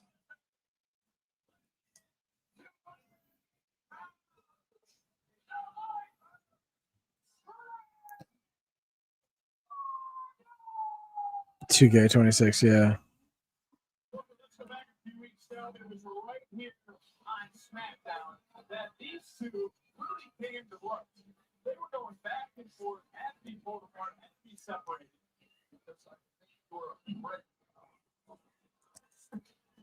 All right. Flashback to 2 weeks ago.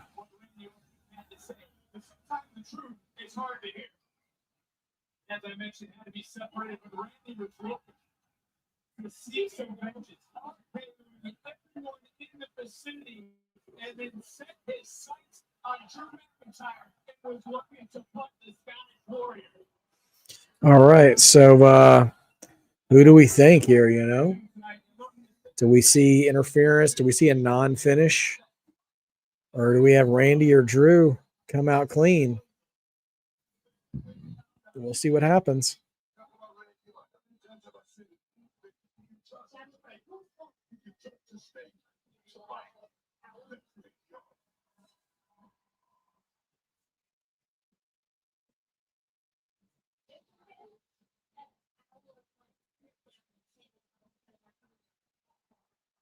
Sold out tonight for SmackDown. And what a main event we have.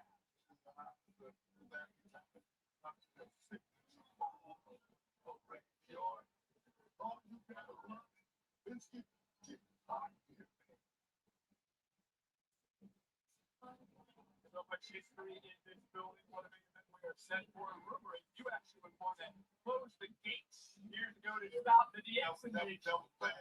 Road Dogg talking.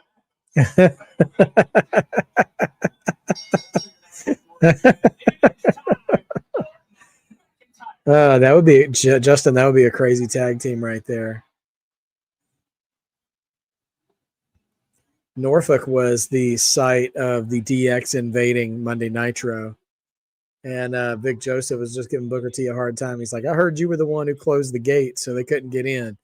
He's like, "No, man, that was Buff Bagwell. That wasn't me." Oh, so funny. Bagwell. Hope he's doing good these days. I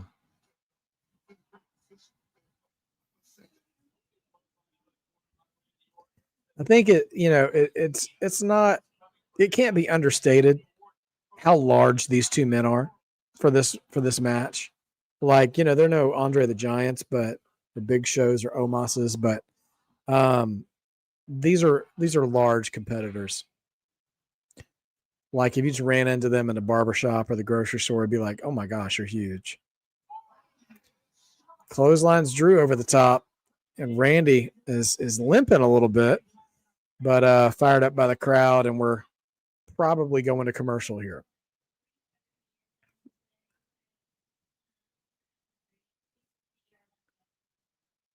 So we're on break now, but yeah, Shinsuke and Aleister Black could be a very heavy hitting team for sure. No doubt about that.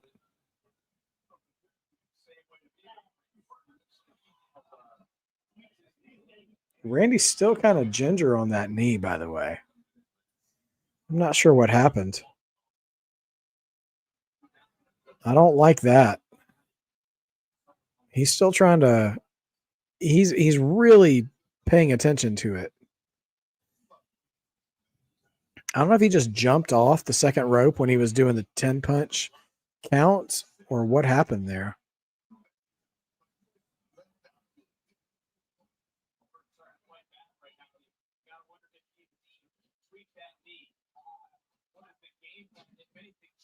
Running into each other into a cover and quick kick out by order.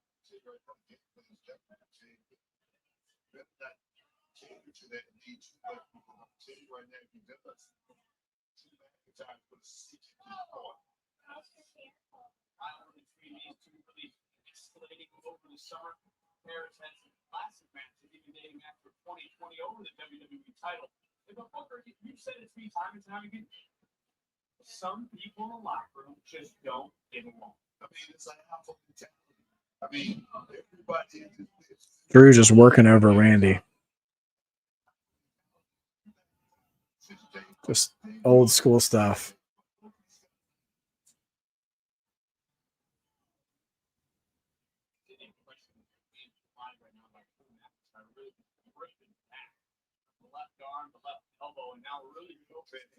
On the left shoulder.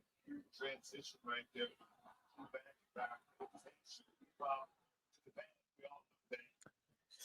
Oh goodness. Well, I know things have come down to a more deliberate pace here on SmackDown for Drew and Randy.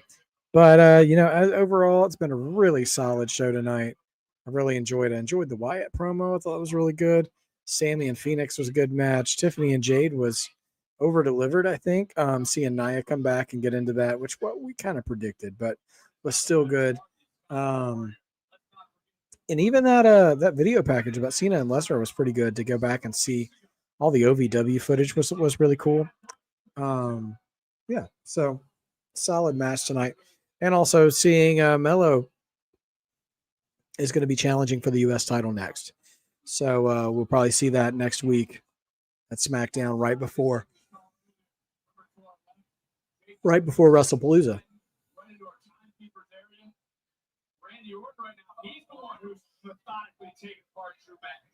We're about 30 seconds away from coming back at a break.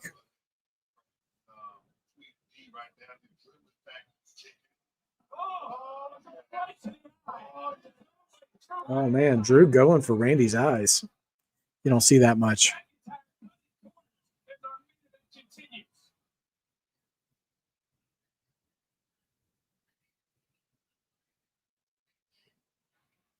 McIntyre has been in control right now after really going to work on Randy Orton, breaking his body down. We've been keeping our eye on Randy Orton, who seems to have tweaked his knee at the start of this match. Okay, Randy with a suplex, reversing Drew McIntyre there.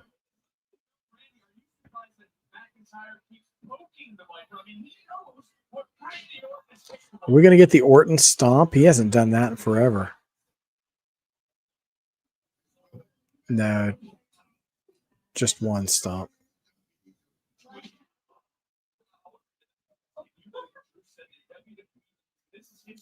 Oh, yeah, he is.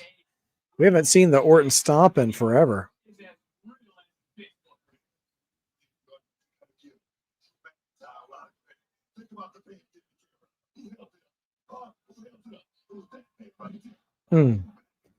Knee drop to the face of Drew.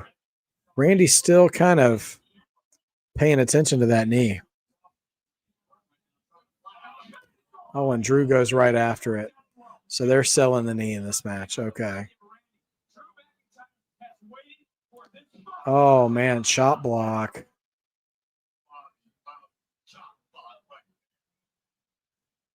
Take a look at this matchup. Legends aren't defined by their success. They're defined by how they can bounce back from failure. Randy reflects his strikes. Drew complains and blames up. Oh, man. What a great move. He had Randy's leg on his shoulder up in the corner and just drops down with it like he gave a big ending to his knee. It's crazy.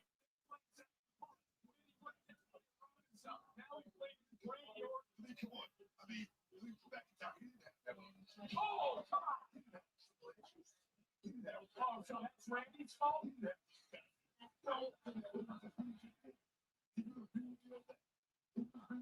going to get back to what's going on because Drew McIntyre is blocking in the figure four in the center of the ring. And the knee has been the issue for Randy since the beginning. And now you can see the figure shooting through the body of the former 14-time world champion.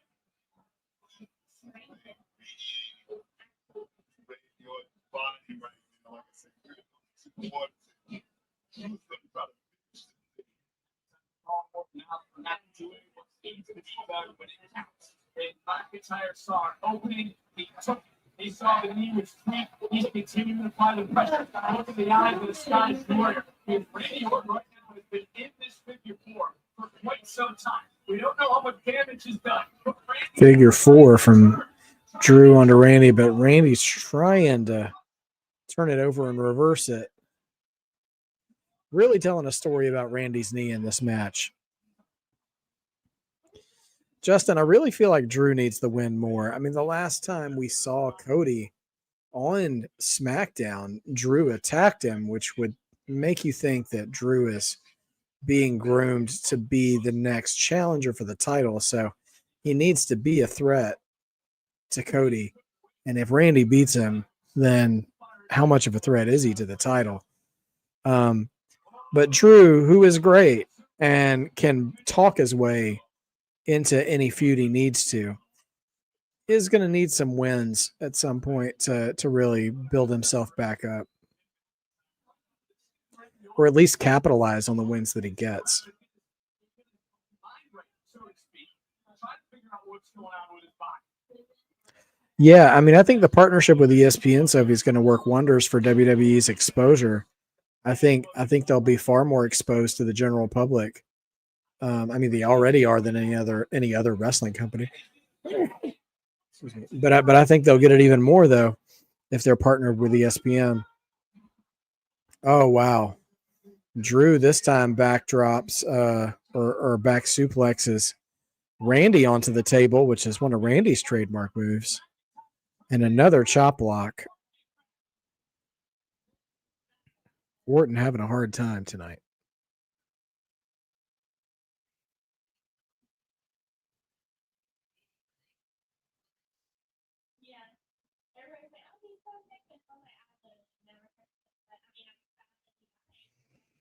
Okay.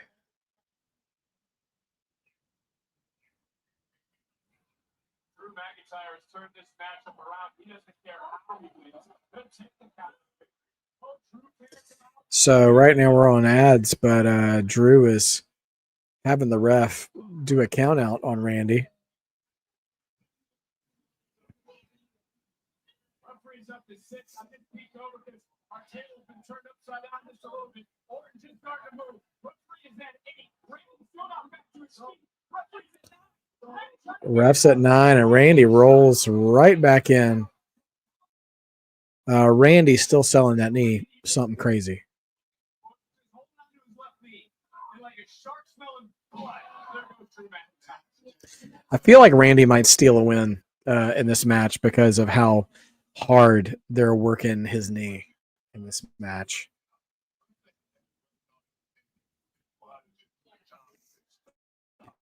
No, I really don't like going anywhere to watch WWE PLEs unless it's at someone's house. Dawsey, I think that's the interview segment they gave when they said Ray was going to have to put the belt around the winner.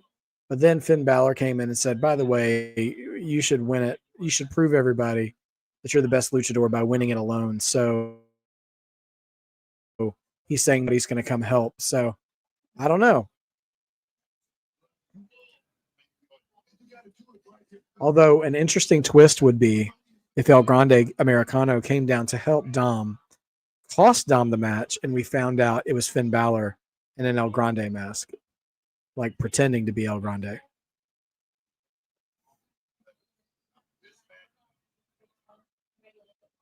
Drew McIntyre in control of Randy Orton. What a main event this has been here on SmackDown.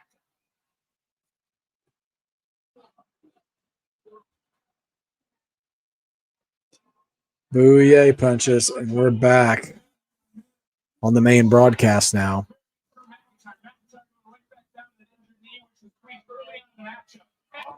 Jeez. Drew is so creative in inflicting pain.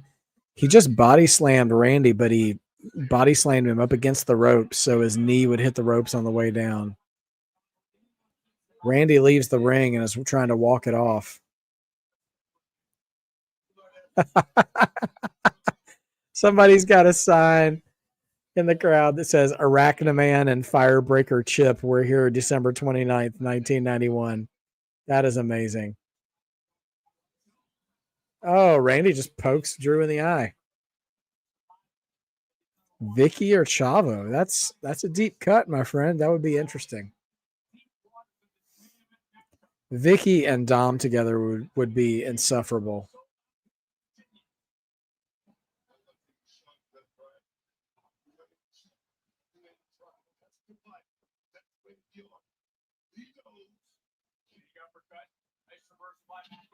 Man, Randy hit that corner hard. Drew's still working the knee. Oh, reversing the figure four shoots Drew right into the ring post through the ropes. Now Randy trying to catch his breath. And we just got a few minutes left in the SmackDown broadcast, and then we'll hop on over to Worlds Collide after a brief break. Big clothesline from Randy. Another clothesline, still selling the knee. Oh, tried to go for the power slam, but McIntyre put on the brakes. Tried to throw Drew over the top, but Drew on the apron. Hangman's Orton on the top rope. Oh, caught the power slam this time, though. Both down. Randy still selling the knee.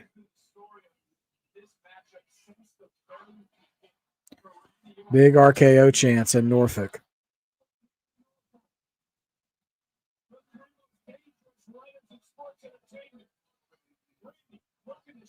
Nope. He was going for that second rope DDT, but Drew was like, "Nah, dog," and just bounced.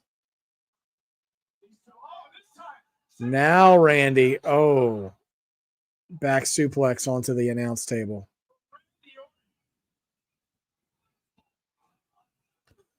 Norfolk chanting for one more time. So Randy said, okay. Oh, and he got him again. Drew back into the ring. Drew on his feet. Randy crawling back in. Claymore. Caught Randy with the Claymore as soon as he came back in the ring. And Randy bails, veteran move, bails out to the outside of the ring. Drew got him, though. Trying to put him back in the ring.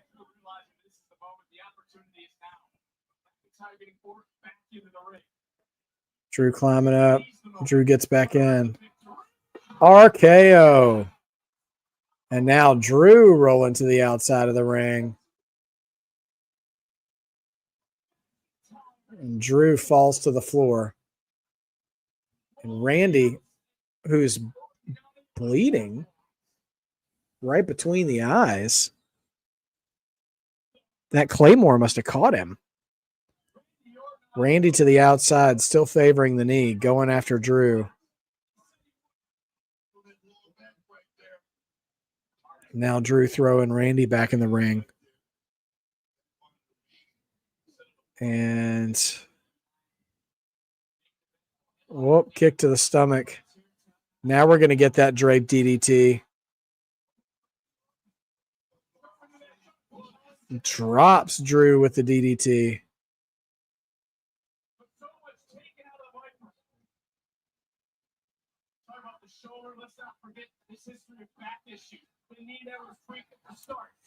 Big RKO chance. They want to see it again.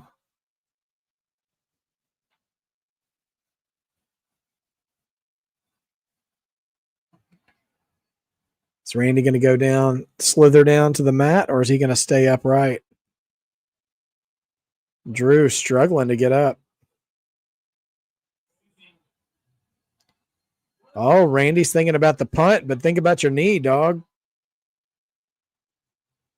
Ref trying to get in his way, saying no punting. That move is not sanctioned. And so now Randy's going to be distracted. He does it anyway, and he misses the punt. And then, whoa, Drew pushes him into the ref, but he stops himself long enough to catch a Claymore. Drew McIntyre with the chicanery, with the hooliganism, with the underhanded tactics, pulls out the victory over Randy Orton. And now Drew's not done. He's going to go try to make an example of Randy. I wonder if that brings anybody out. Uh-oh. Randy's laid up against the table just like Cody was. Oh, say his name and he appears. Cody Rhodes is in the building, and he's here for a piece of Drew McIntyre. Double leg takedown, laying in those hands. The WWE champion out here laying waste to Drew McIntyre. Cody Cutter. Got him.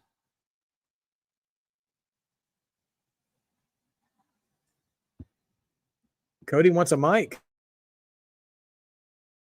He's got a pretty dope new shirt, by the way, too. Cody throws his jacket to the crowd.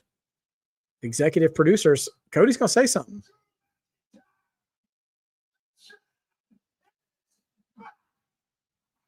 The champ is back. Okay. Anything else? I'll see you, my friend. WrestlePalooza. Okay.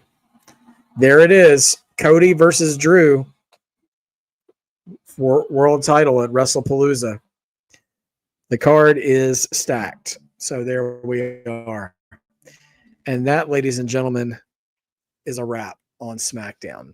Thank you guys for joining me for SmackDown. Great show.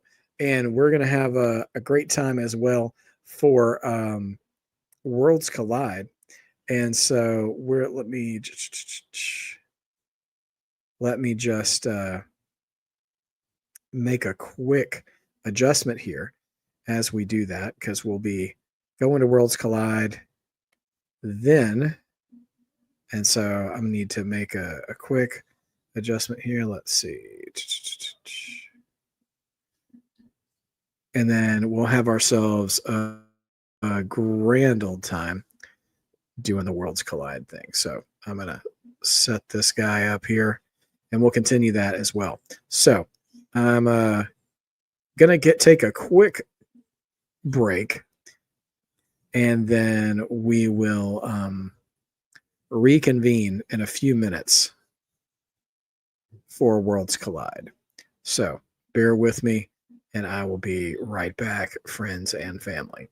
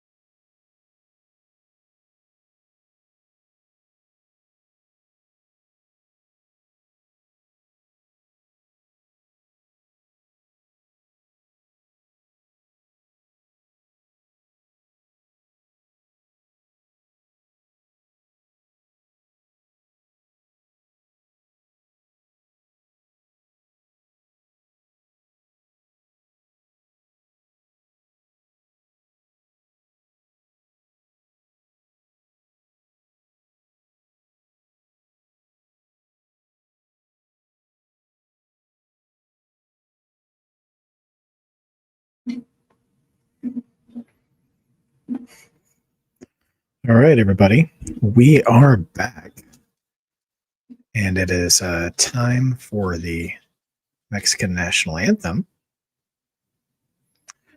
Justin, I did see the MVP interview with Chris Van Vliet. And I got to say, I was really impressed by it. I was very interested to hear in his comments about Chris Benoit and how instrumental he was in kind of getting him, getting him the U.S. title, and also investing, or offering to invest in his gimmick early on, which is pretty cool. I do think, every AEW guy, current AEW guy, is going to be like the enjoy all wrestling crowd, and he was making a lot of like comments and analogies to buffets and stuff. And one thing I'll say about all that is I think it is good for people to try to ingratiate themselves to other forms of wrestling. But once you have, if it's for you or not. So I don't like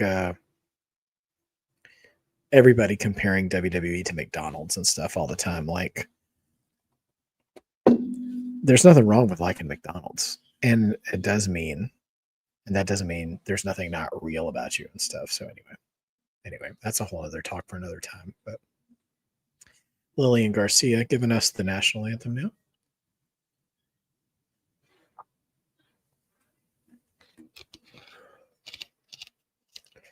The set is pretty cool.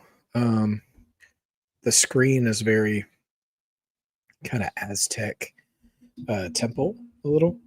Speaking of, we were talking about old school stuff. Teflon Don, whenever you come back, maybe I'll bring it up again. Did anybody remember Legends of the Hidden Temple? Going back in the day. By the way, I'm eating crackers and drinking Coke Zero. This is cut right through dinner time, and while this is not a balanced meal, it's enough to kind of keep me going through through multiple shows without a co-host. So anyway, love that you guys are here, and I'm very excited to see what Worlds Collide brings us tonight.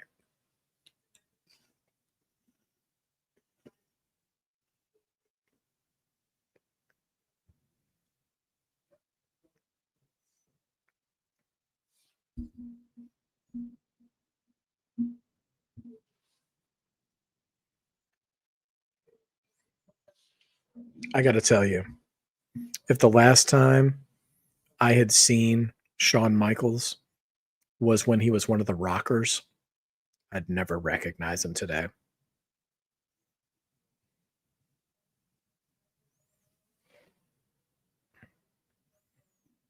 All right, Lillian.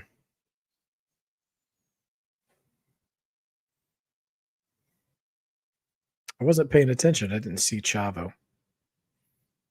Good for Chavo.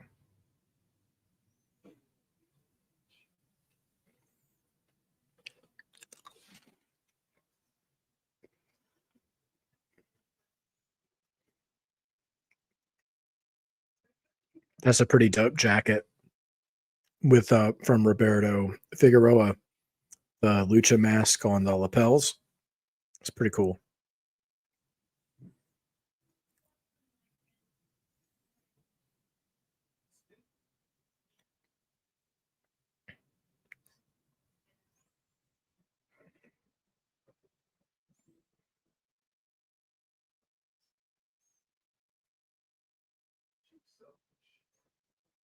Okay.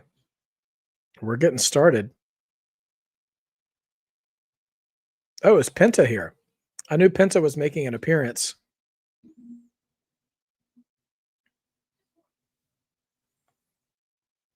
And he is here. He's painted up and everything.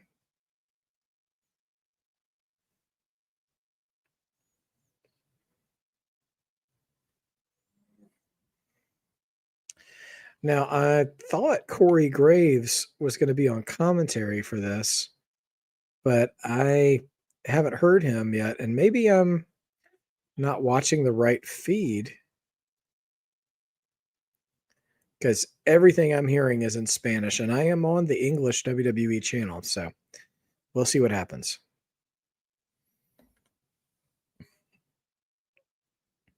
Oh, there it is.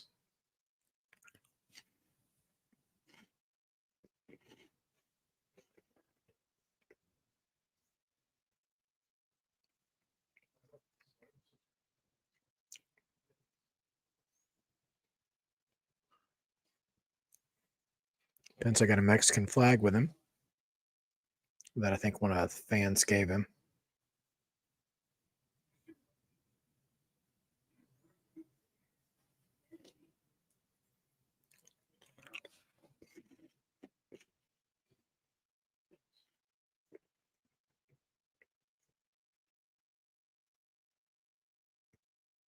Pence here to, I'm guessing, to rile up the crowd. Crowd's hot in Vegas, though. They're happy to be here.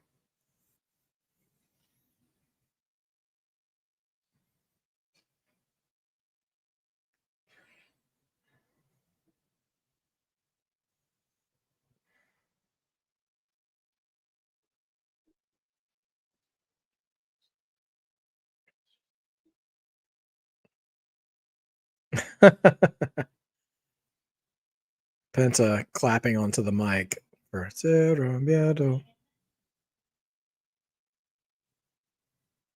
Love it.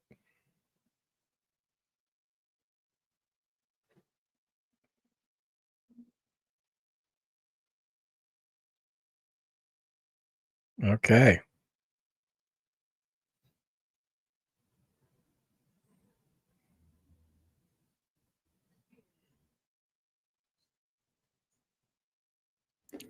All right, just warming up the crowd here.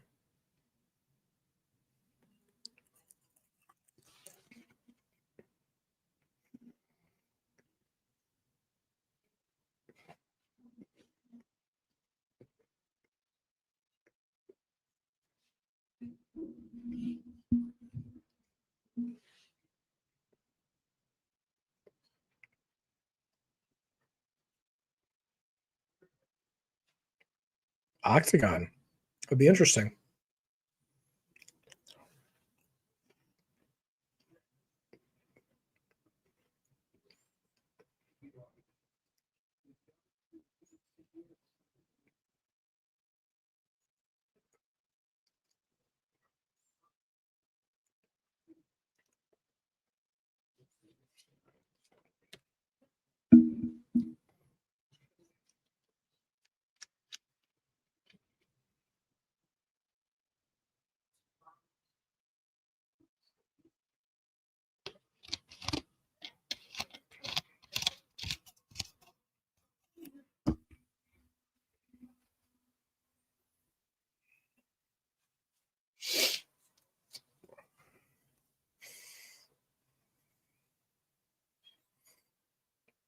Well, I'll tell you what, he's got the crowd hyped up. I'll give him that.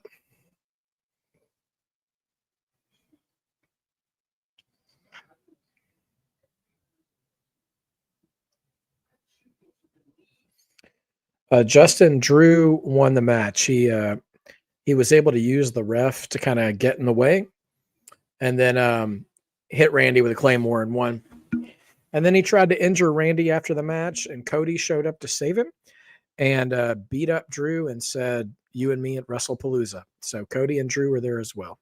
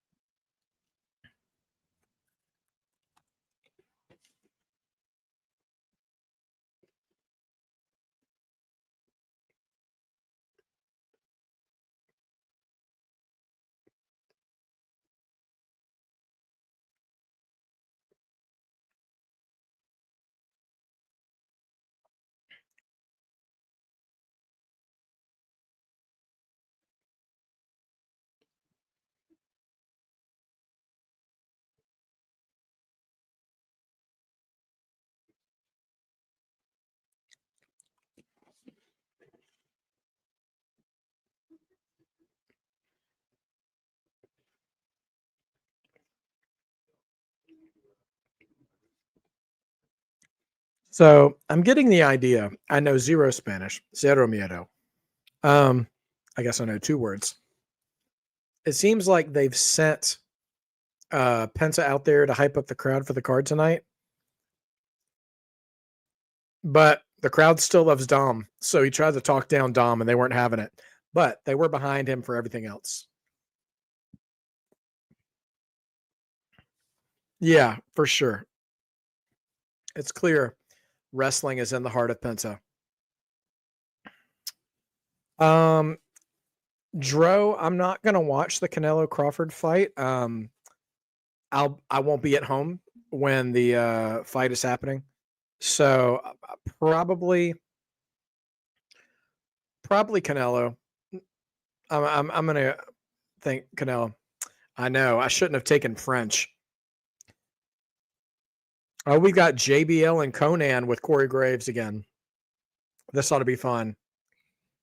Actually, JBL was a lot of fun at AAA, Triple Mania.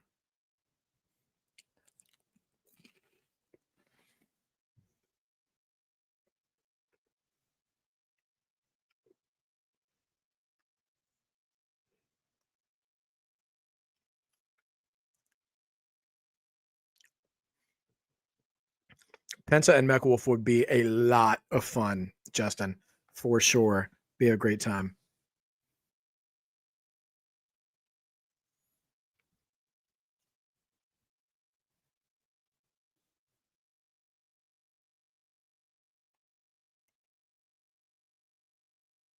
Oh, now that's interesting. Conan just gave us some translation about Penta's promo where he said, "Hey, I never won the Mega Championship. My brother did. But regardless who wins, Dominic or Vikingo, you may see me come back challenging for that title." All right. It is the Lucha the Lucha 8-man tag. Octagon, Laredo, La Parca, and Mascarita Saragua. Angela, I still think Vikingo is going to win. On SmackDown, they showed a pre-show vignette from here, and Rey Mysterio was backstage, and Dominic rolled up on him and basically said, "Hey, I dare you, whoever wins, for you to come down and put the belt around our waist." And Rey said, "I'll do it." And then after that, Finn Balor showed up and said, with a big, what they call a crap eating grin on his face, very disingenuous, said to Dom, "To prove everybody that you're the best of the luchadors, I think you should win the belt yourself tonight. So we're not going to be out there with you." So I just have a feeling that the odds are not in Dom's favor tonight. So I'm picking Vikingo to retain. Question: Penta, Mech Wolf should go one-on-one or tag team? I would rather see them one-on-one. Yeah, absolutely. All right, so we have the LWO, Lince Dorado. So I haven't seen Lince Dorado in a while, and Abismo Negro.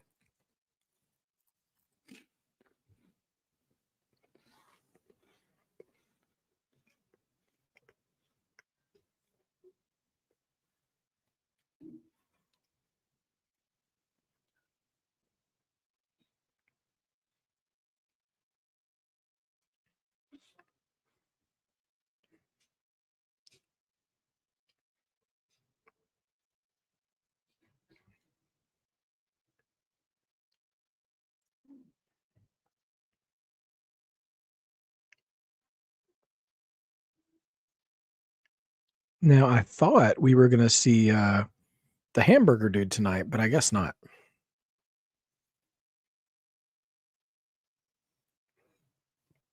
True, we have seen a double champ this year. Dro, I'm gonna say decision. I'm gonna say Canelo by decision. Oh yeah, this is gonna take me back to the early days of WCW Monday Nitro when they would bring in luchadors for the first match and do it usually as a 6-man tag. Then we've got an 8-man tag here, or a 7.5-man tag. No disrespect. And La Parca is here. Laredo Kid. I'll have to take a look. I can't see from here.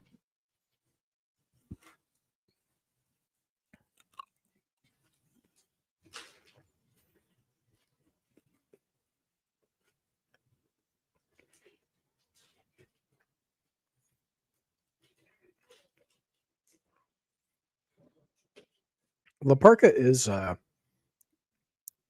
noticeably tall for a lucha libre.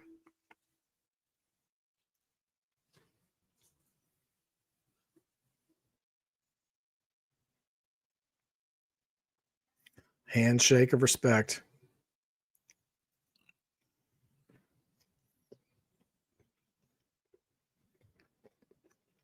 Okay, Dro.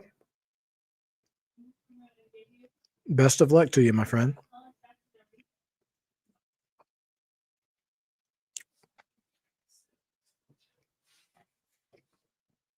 Yeah, I have no frame of reference for either fighter, but I'm just going to blind pick one. And, it's funny, Dawsey. I don't know if you play fantasy football, but I play fantasy football every year with either my family or my friends, former coworkers, stuff like that.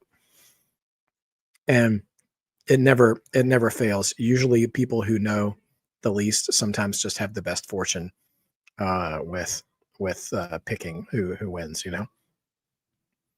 So sometimes knowledge is a curse. You overthink.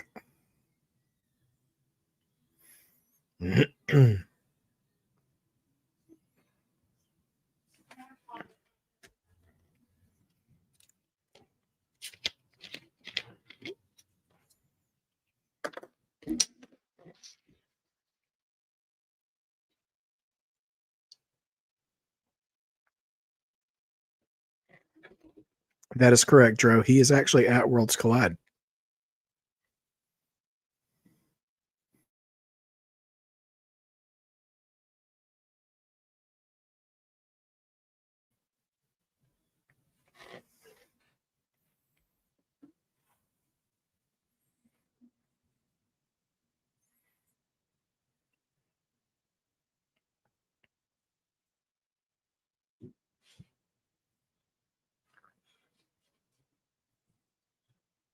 Oh boy. Oh, standing. Wow. Standing Hurricane Rana off the top, and Del Toro just landed on his feet. And then, running Spanish fly. Didn't get all the way around. That was a little rough.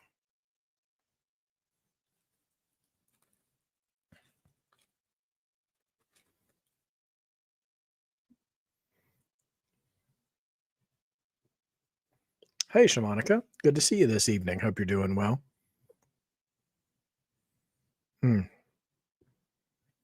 LWO working in tandem here.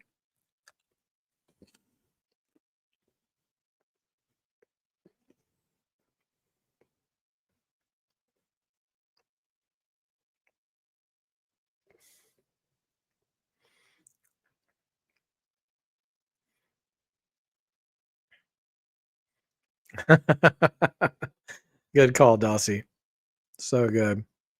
Okay, Shamanica. Well, I'm glad you decided to watch it. We just got started. This is the first match, and I'm sure we're going to be in for some surprises and some great action tonight. They never disappoint us.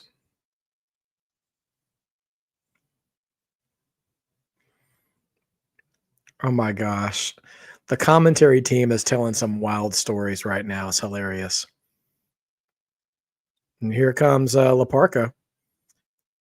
Justin, I think we're getting Natty tonight, not Natalia. I think we're getting Cornrow Natty. Oh, Joaquin giving a little dance back to La Parca. They're doing the bouye spot with dance moves. It's fantastic.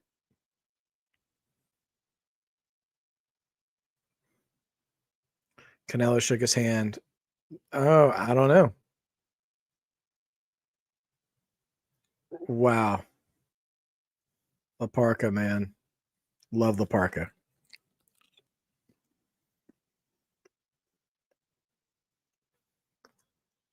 Justin, no, I don't think Omos has a match, but I'd love to see him show up.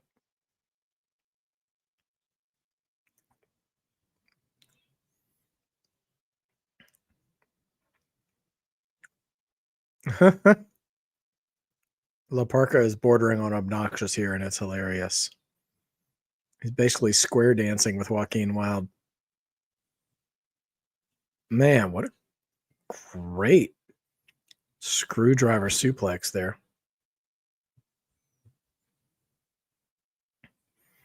Oh, we got a mini.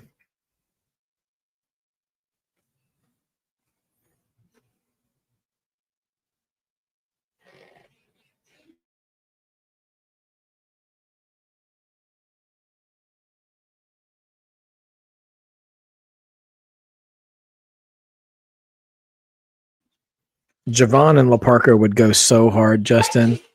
That would be so much fun.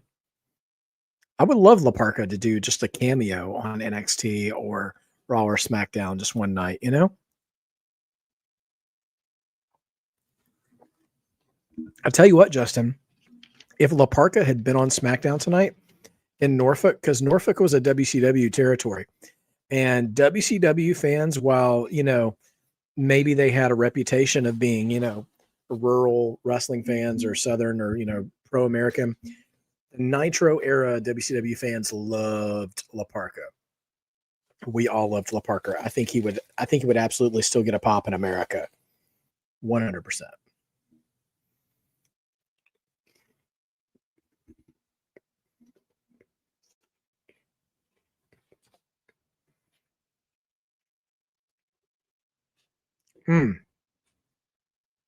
Handstand and springboard moonsault.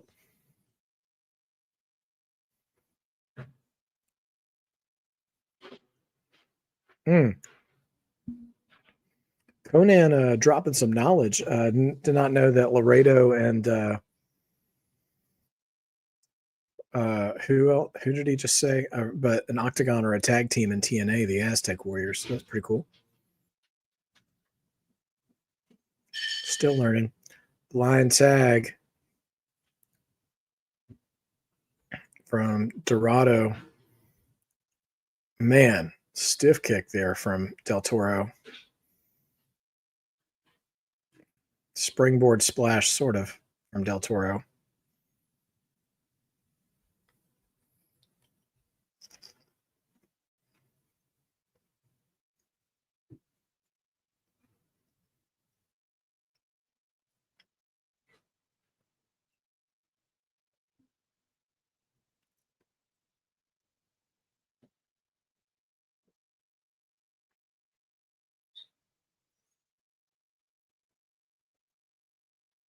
La Parca versus Jacob Fatu. I will write that down, Justin. That's a great recommendation. That sounds like a lot of fun. JBL is actually doing really good color commentary. Like just now, Corey Graves set him up to be like, when you get rocked with a kick to the head, like how do you stay the course? And JBL gave a brilliant explanation of like, you just wait for a solid 2 count, and like when the count is going, you figure out what area of your body you can use to kick out with. Like you wait to get covered in that situation just to buy yourself time. Anyway, they really are bringing a little bit of an air of legitimacy. This broadcast teams for the AAA stuff, they're paying a little more. They're being a little more educational. It's a lot of fun. Man, they're just making hamburger meat out of each other's chests, man. Between Lindsay and is that Octagon? No, not Octagon. It's Laredo.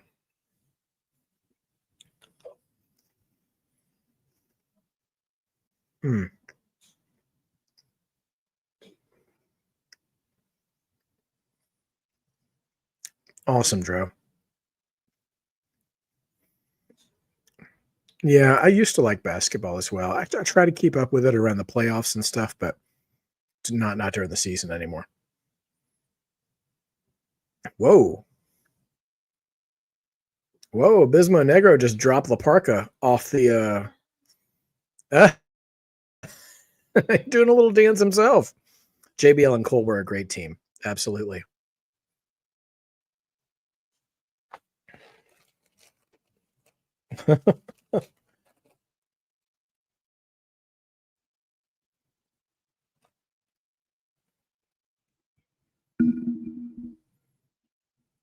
I don't know what the crowd is chanting, but it might be a little offensive.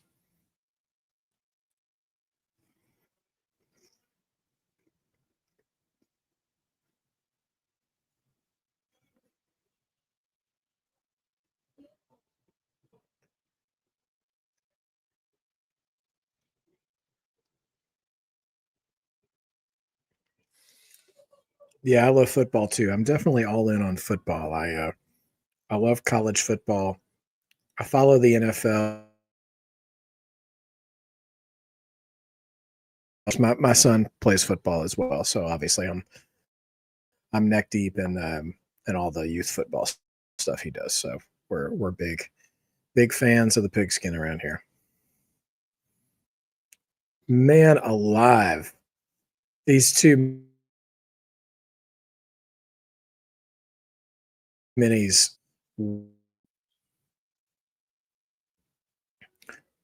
Masquerita Sagrada gets a standing ovation. Oh, little X Factor on to Del Toro.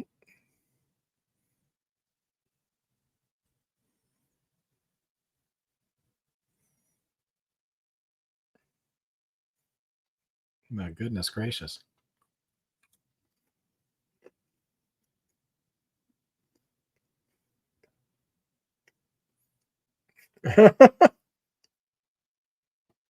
Falcon Arrow by Sagrada on the Joaquin Wild. This is nutty.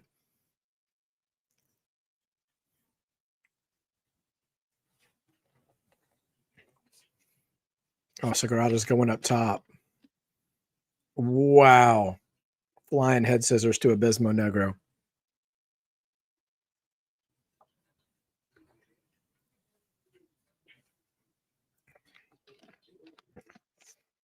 The head scissor combination he did on Abismo Negro was just absolutely bonkers. So we got Octagon and Abismo Negro as the legal men in the ring currently. Oklahoma. Okay, Justin. Well, welcome to the SEC, brother. I've been a Georgia fan my entire life. So you and I had a hard time in the Rose Bowl a number of years ago, but they're going to have a better year this year than they did last year.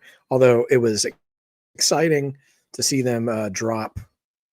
Was it Alabama they beat last year? Oklahoma. Gosh, that was a satisfying game to watch.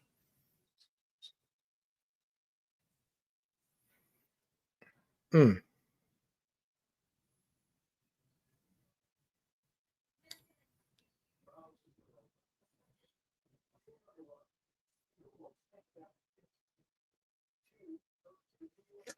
The APA bar fight strategy, JBL says, just keep punching until you're the last one standing. Oh boy. Oh my gosh. Are we going to get a coast to coast? Cruz del Toro about to go coast to coast here.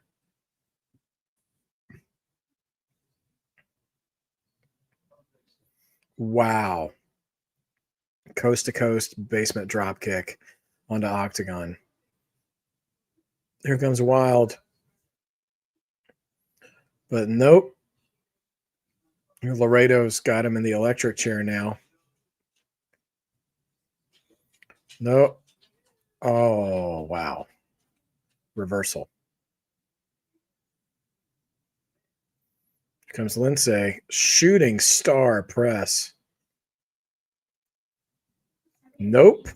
Sagrada breaks it up. Oh my gosh. JBL low key loves the little guys. I can tell. He comes more alive for the minis than anybody else. Yes, Dro, I did know that TKO is sponsoring the fight because they have not stopped promoting it on WWE television for weeks. So yeah, they're a sponsor of it for sure. This has been a good match so far.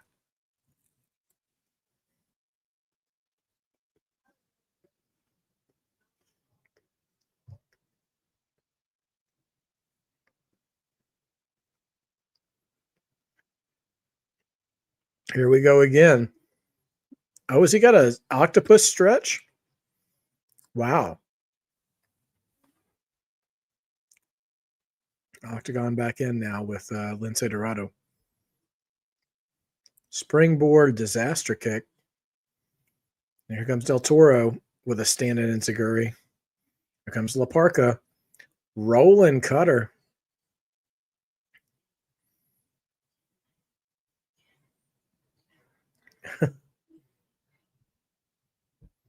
Oh, stunner. Springboard stunner from Lince Dorado.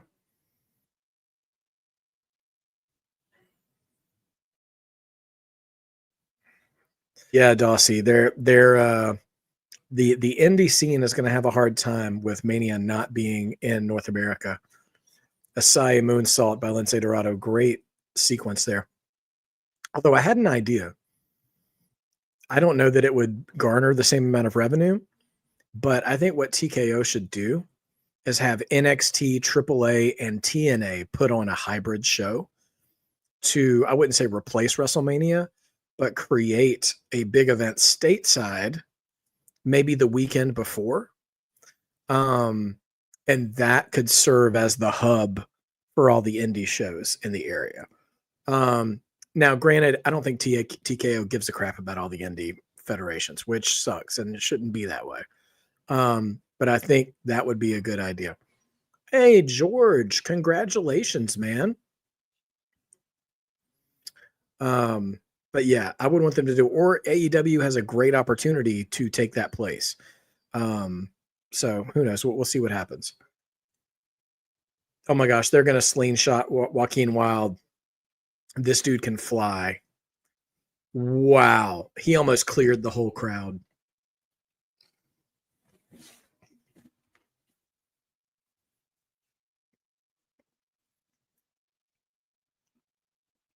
Oh no. Abismo and Sagrada are. Oh. Sagrada's picking up Octagon. Now it's Abismo and Sagrada in the ring alone.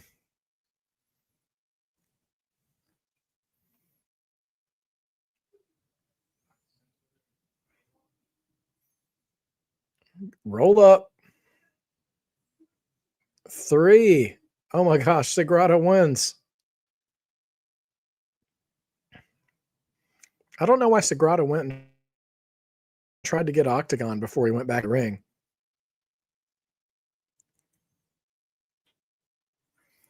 Well, that was a fun opener.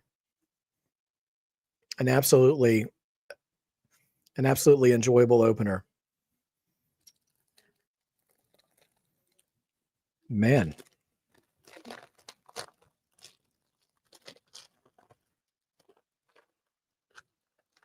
That was a lot of fun.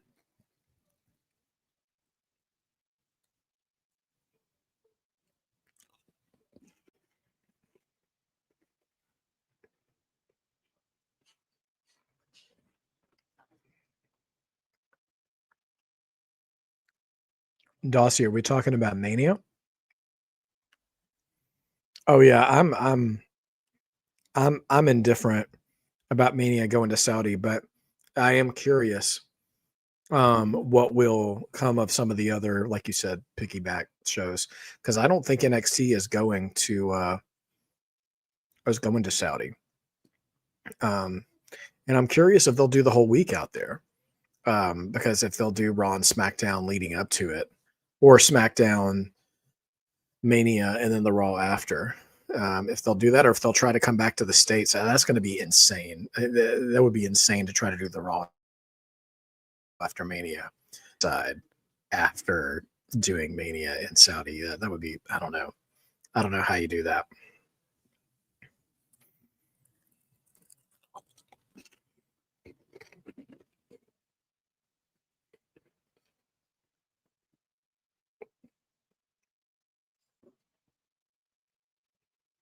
FIFA World Cup ad.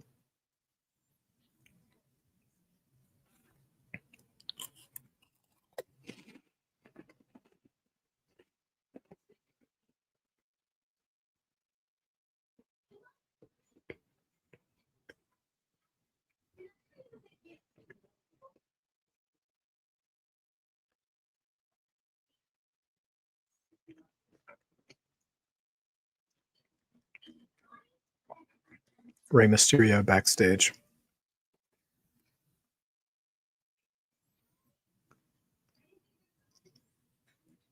Oh, this is the same. This is the same thing they showed on SmackDown.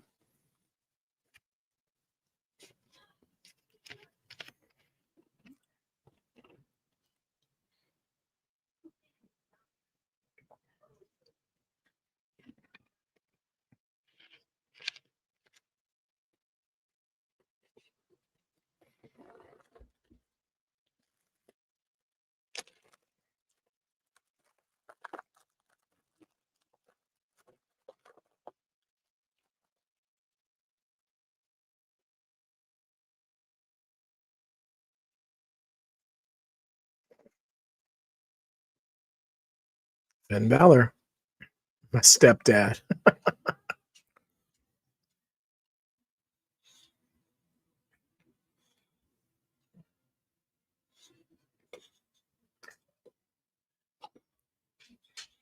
To watch the fight after dinner. Oh, okay. Awesome. Yeah, I'm going to be going to my son's football game tomorrow. Well, Liv is there. Actually, Liv is there because Liv was there for the Saudi WrestleMania announcement, which happened in Vegas. So Liv is in town. That's actually that's a very interesting theory there, Justin. Not only that, but Roxy is also in the building. However, Finn did say you're going to have to win alone. So I don't know. We'll see what happens.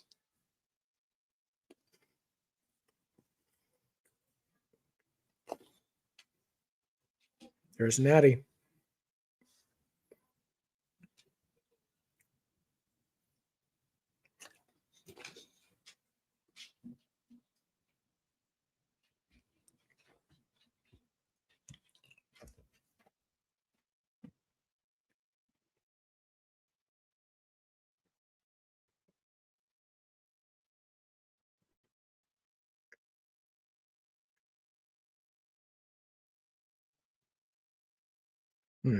Yeah, it is.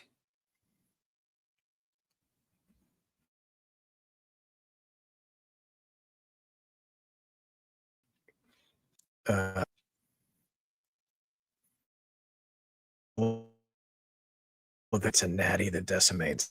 I like that.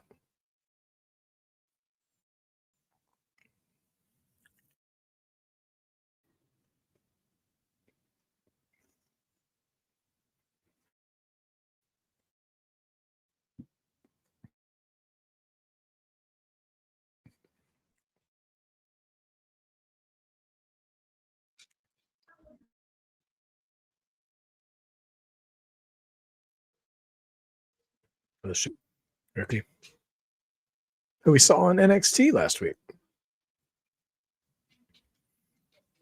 Had a decent match with Laney Reed.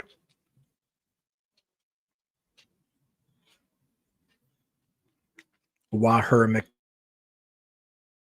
McDaniel, if you will.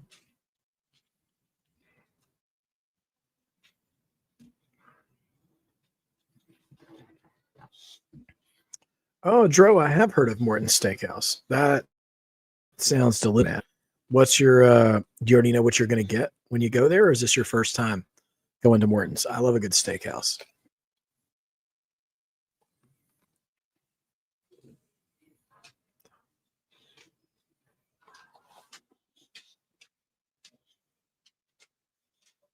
Twitch. Okay.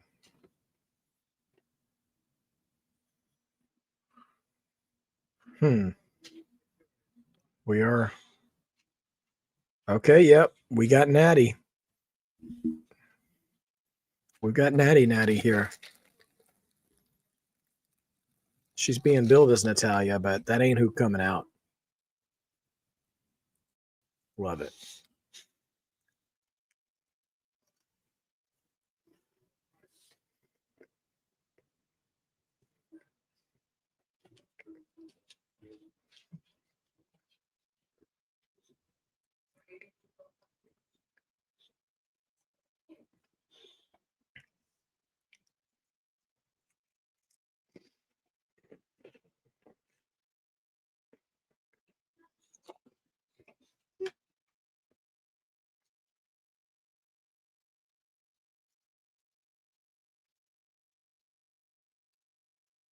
I love that from JBL saying this Natty is the granddaughter of Stu Hart.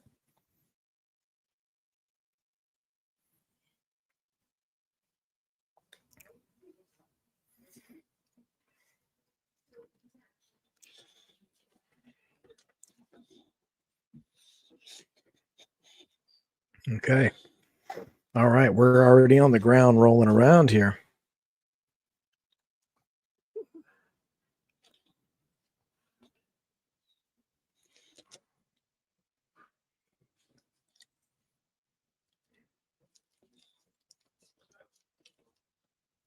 Hmm.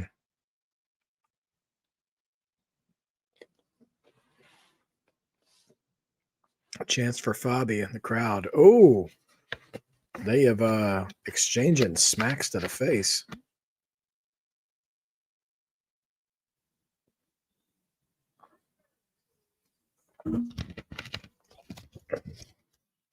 You know what, Justin? I'm going to go out on a limb and I'm going to call Natty for this match. Whether she beats Flammer later, I don't know, but I think she gets this one.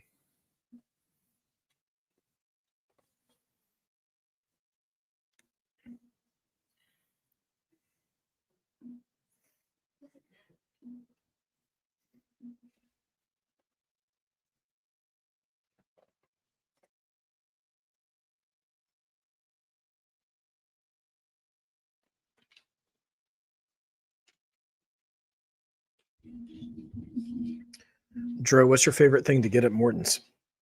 And if it is steak, tell me what kind of cut. I'm curious.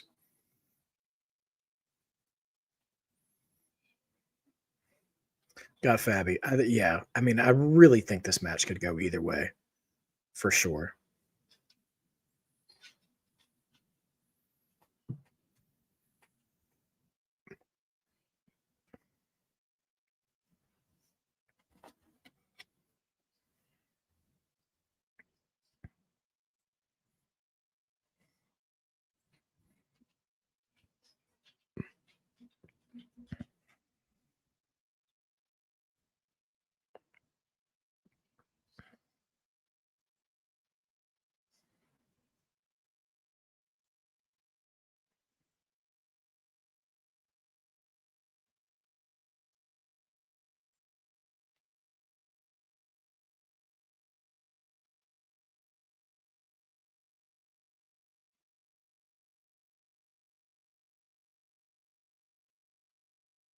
Dang, Natty talking that trash. Wagyu ribeye. Good call, Drew. Good call. Excellent cut.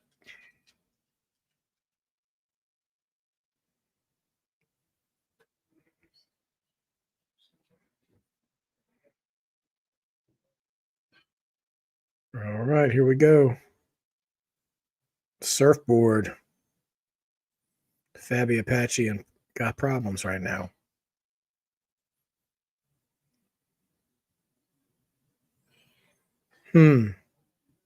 Justin, possibly, but this is a number one contenders match. So you think that would end up as another triple threat with Flammer? Oh, that's great, Drew. Gift cards are a godsend.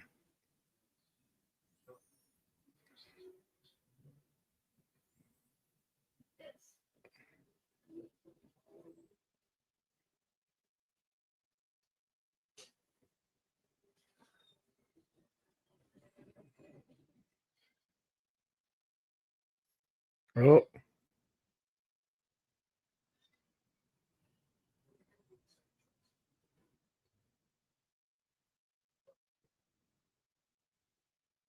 All right, hands from Natty.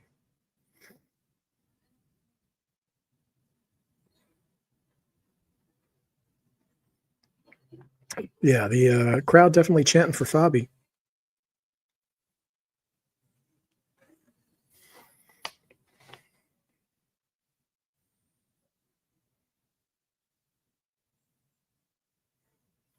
Awesome, Drew. Well, I hope you gentlemen have a great time.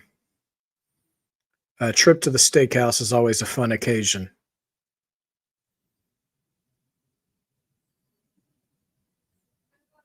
I tell you, it'd be fun, Justin. It's only works if you do it every once in a while. But back in '94, when Bret Hart and Lex Luger both, tied in the Royal Rumble, they each got a crack at Yokozuna at WrestleMania 10, and they basically flipped a coin as to who had to go first. That could actually be fun for them to recreate. She'd have to defend against both of them in two separate matches. Or each one would get a title shot, rather.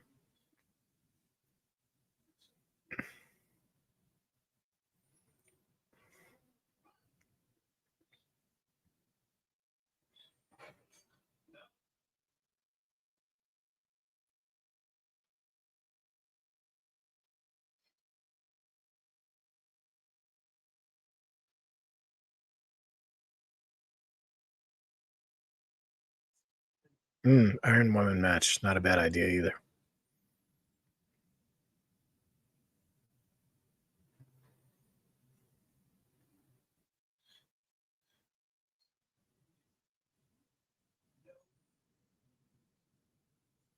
Oh, okay.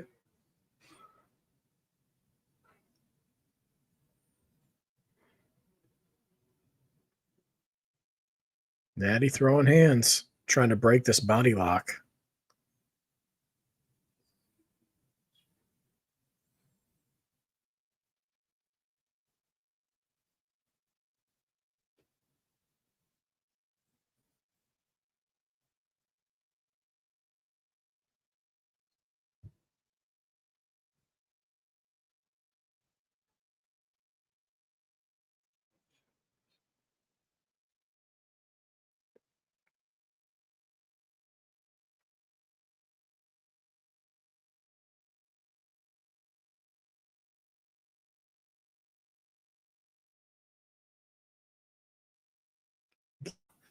Onto Natty, but Natty's deadlifting her, picking her up, slam right down.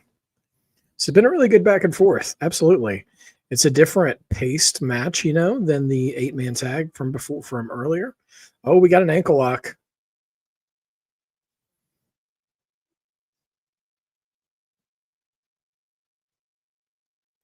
Punching Natty in the knee, trying to get her to let go. Oh, reverse. Now she got an ankle lock on Natty. Okay.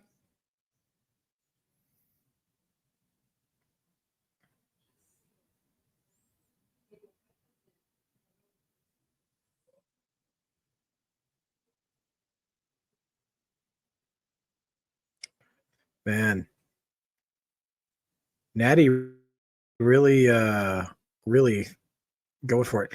Yeah, I mean, I agree, Justin. I think the women's division, while it has grown by leaps and bounds over the past 10 years, just letting them wrestle and tell stories in the ring would be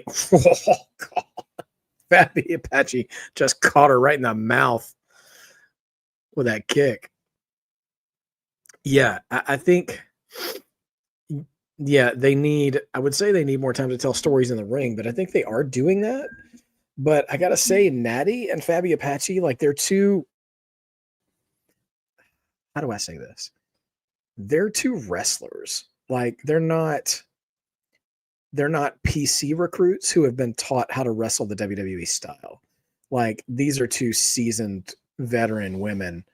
And I think there are certain instincts at play in this match that we wouldn't see on Raw or SmackDown.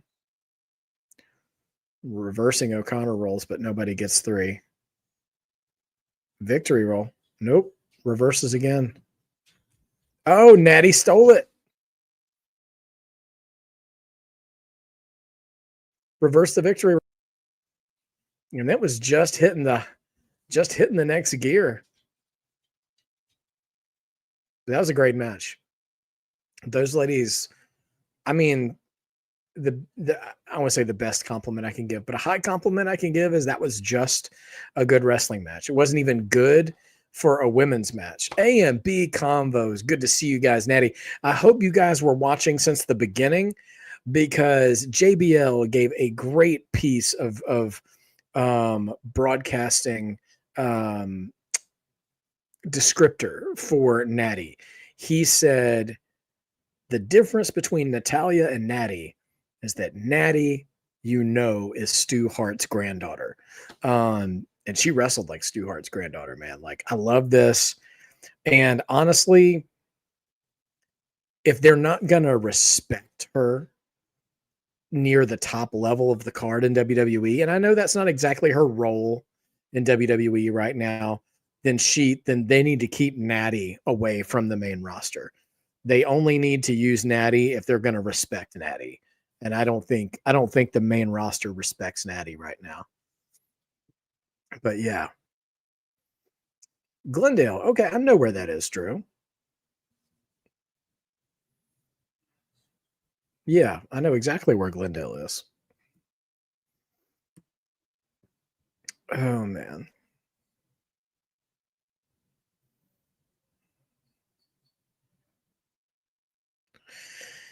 Okay, Triple H, bragging about your records. Great stuff. But anyway, it's been a really good night of wrestling. SmackDown was excellent.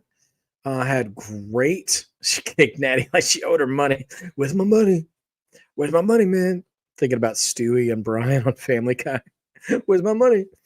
But yeah, man. The all right, April 18th and 19th is Mania 42. Hey, A&B Combos ain't said nothing but a word if I could steal their own line from them. Like we always say, take the cuffs off these ladies and let them cook. Super chatted. And you know what? I'm gonna add a little sauce to that comment. Let me put it back up here. I think Natty was able to cook because she was dressed like a wrestler. You see, she had like canvas tennis shoes on. She dressed like she was in the dungeon. Like, and I'm not hating. But Tiffany and Jade would have a harder time wrestling like Natty with the gear that they wear. So if they can dress like they came to a fight, then they can wrestle like they're ready to fight. And Natty, clearly, from what we're seeing, still has more lessons to teach these ladies in pro wrestling. Anyway, never doubt a heart. Never doubt a heart.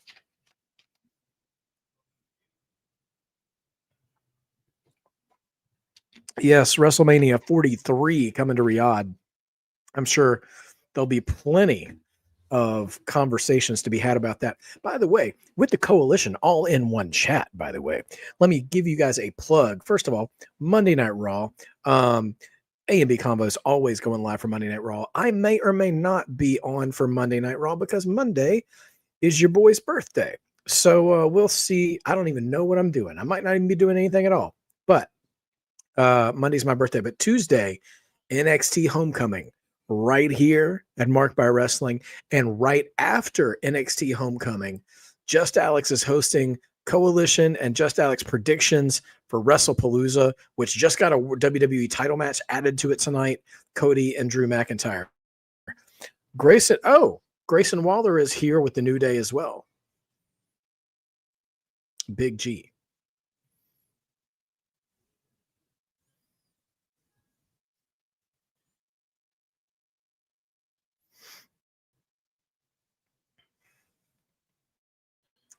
If Los Garzas hadn't just been AAA tag champs, I would feel really good about New Day stealing these tag titles, but I don't think it's happening. And a salute to you, good sir and ma'am, within the coalition.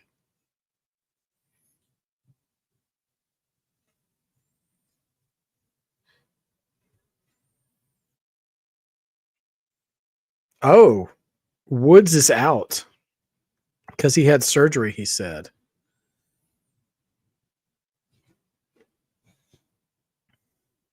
Oh, Grayson Waller is going to team with Kofi.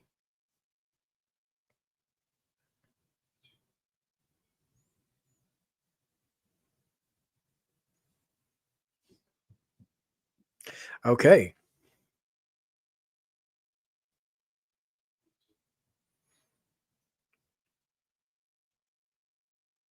It doesn't matter that Woods is afraid of clowns.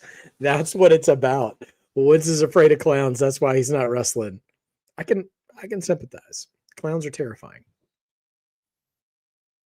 There's a whole generation of us that blame Tim Curry for our clown related phobias in the original Stephen King's It. It is a bold move to come down to AAA and try to ban the Mexican Destroyer. Also, I don't know that he'll ever get Quad Grayson looking like Kramer oiled up with the butter. I'm shaving. It makes me get a better tan with it. Oh my gosh. I'm just picturing Andre the Giant being really upset about that. No butter. Man, these clowns are terrifying. Yeah, man. Curses to you, Tim Curry, for ruining our thoughts on clowns. And Stephen King, I suppose. But listen, low key, Xavier Woods has been doing some of the most consistent good character work over the past few years. And I think he gets overlooked a lot. He does just excellent work. And we're almost in that Halloween season, or we already are, depending on how quickly you start celebrating it. And I got to say, for as much as clowns ain't my thing, psycho clowns like face ripping, like flesh ripping mask is such a great gimmick. I love that.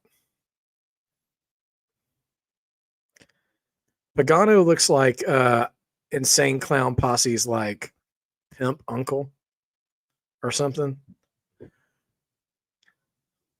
Like he got a 6-pack of Fagos inside his suit jacket or something. I don't know. But I tell you what, man, these two are wild.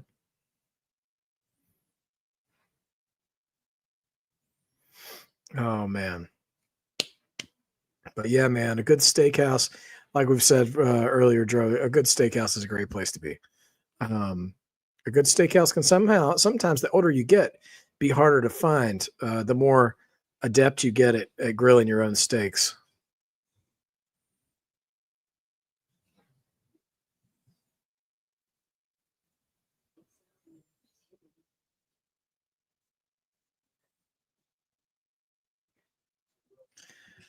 You know, is for all the hatred I have for Def Rebel, the New Day theme's not bad either.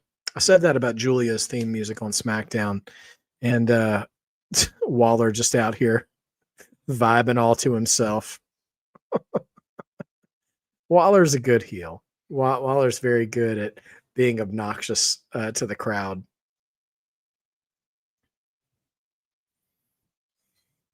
And he brought the whole petition gimmick out with him. That's hilarious. That reminds me of when Billie Kay with the Iconics was bringing around her headshots everywhere, I think, or her job application. I can't remember what she was doing. She was carrying papers around like all the time. And she would always do a spot where she get knocked out and the papers would go flying. So funny.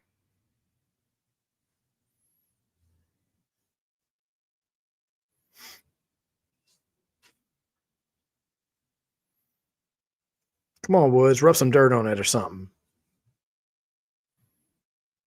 Do some push-ups or something.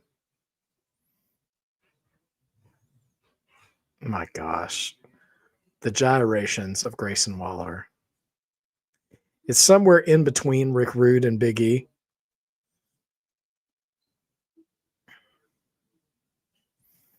On point like a decimal.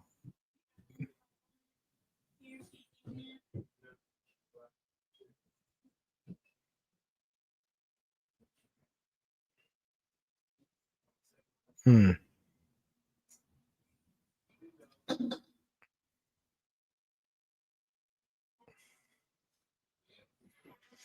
All right, all right, all right. So it's time.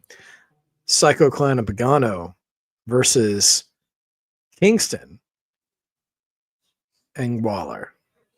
I'm going with the clowns on this one. I feel like it's a given. We've already had one WWE win tonight with Natty. Although technically, I don't know. I'd count Natty as a WWE talent because she's Natalia in WWE. We don't see that gimmick in WWE.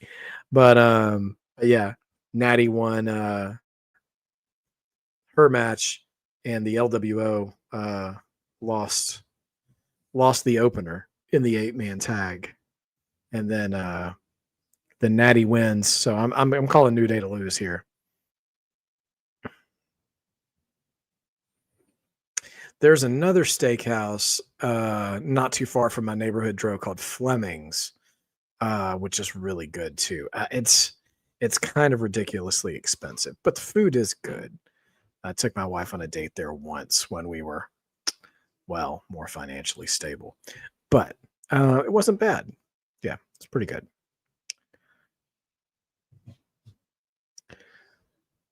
Best. I'm trying to think about the best restaurant steak I've ever had. Best steak I ever had was cooked at home by my grandfather and marinated by my grandmother. She'd do an overnight marinade with all kinds of stuff in there, and then oh my gosh, the old spot. Oh, that's a trip. Oh,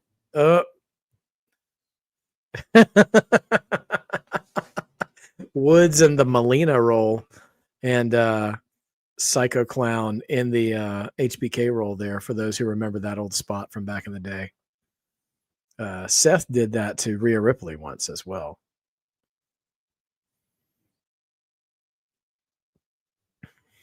Anyway, yeah, best steak I ever had is from my grandparents. But Fleming's also very good. Ruth's Chris, I am aware of Ruth's Chris. I've never been to a Ruth's Chris though. But one of the best restaurant steaks I've ever had actually was not very big. It was but it was at one of my wedding anniversaries, usually, so like once a year, my wife and I try to do something really crazy. Not crazy, but really special, I should say.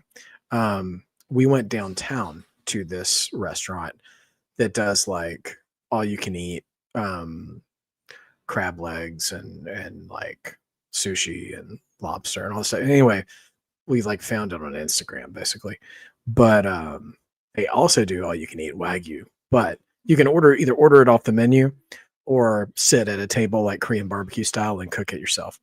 And since it was our anniversary, I'm like, we're not cooking ourselves. But they brought out cuts of Wagyu, which were actually, it's not, particularly big. But man, that and the seasoning that they had with it was just some of the best tasting stuff I had. It was delicious. Wonderful stuff. We're winning. Actually, you know what? Even though Woods is not wrestling in this match, him cutting out him like tossing out commentary ringside. Ooh, blockbuster sort of there from Pagano. It takes me back to the old days of the New Day. I remember let's see, Woods yelling out about Big E one day where he was dominating somebody. He goes, "Look at all that tricep meat." And just him just yelling about tricep meat for like a minute and a half straight was absolutely hilarious. Shamanika, I see your question. I'm doing a quick count for you. See, there were 6 matches and we're on third. So this is we're halfway through the show. This is the third match out of a 6-match show. We've already had the 8-man tag and Fabi and Natalia, and this is the tag title match.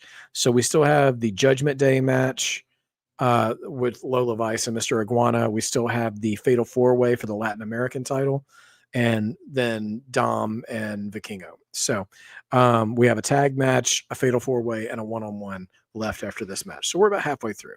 So that tells me we're looking at,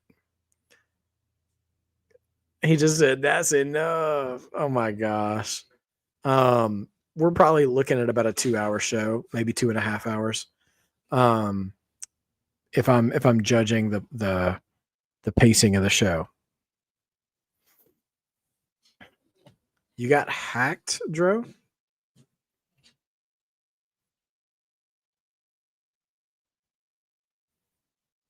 Sorry to hear about that.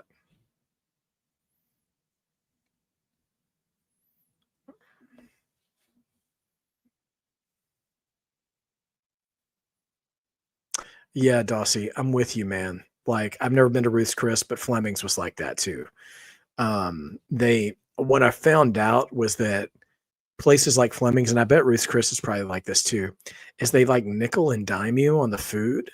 Like everything's a la carte instead of getting a meal. I hate to call it a combo. That sounds very fast food. But most restaurants you go to, your sides are included with an entree, but this is just like, oh, you get this and you get that and you get that. And I'm like, it was like more than twice the amount of what we would have gotten at a mid-range steakhouse, which I expected it to be more, but not that much more.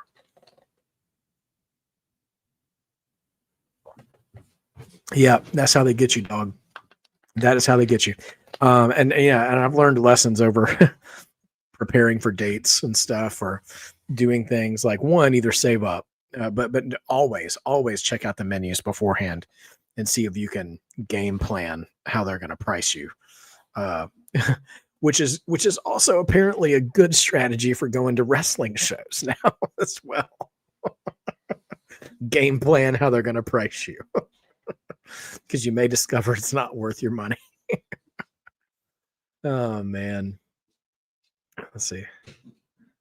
Oh man, I hate that, Dro. I hate it when you show up and like somebody messes with your gift card, dude. That is so bad. Like when people hack the ones that are like sold in the stores even, and like you buy it and it's already been activated. This is a good crowd work match.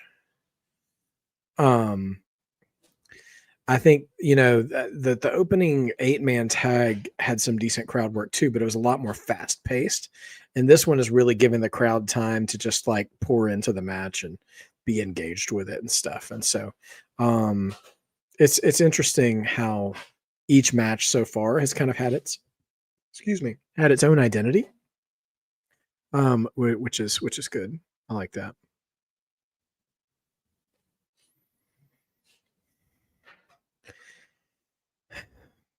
Let me ask you guys something, for those of you who are watching.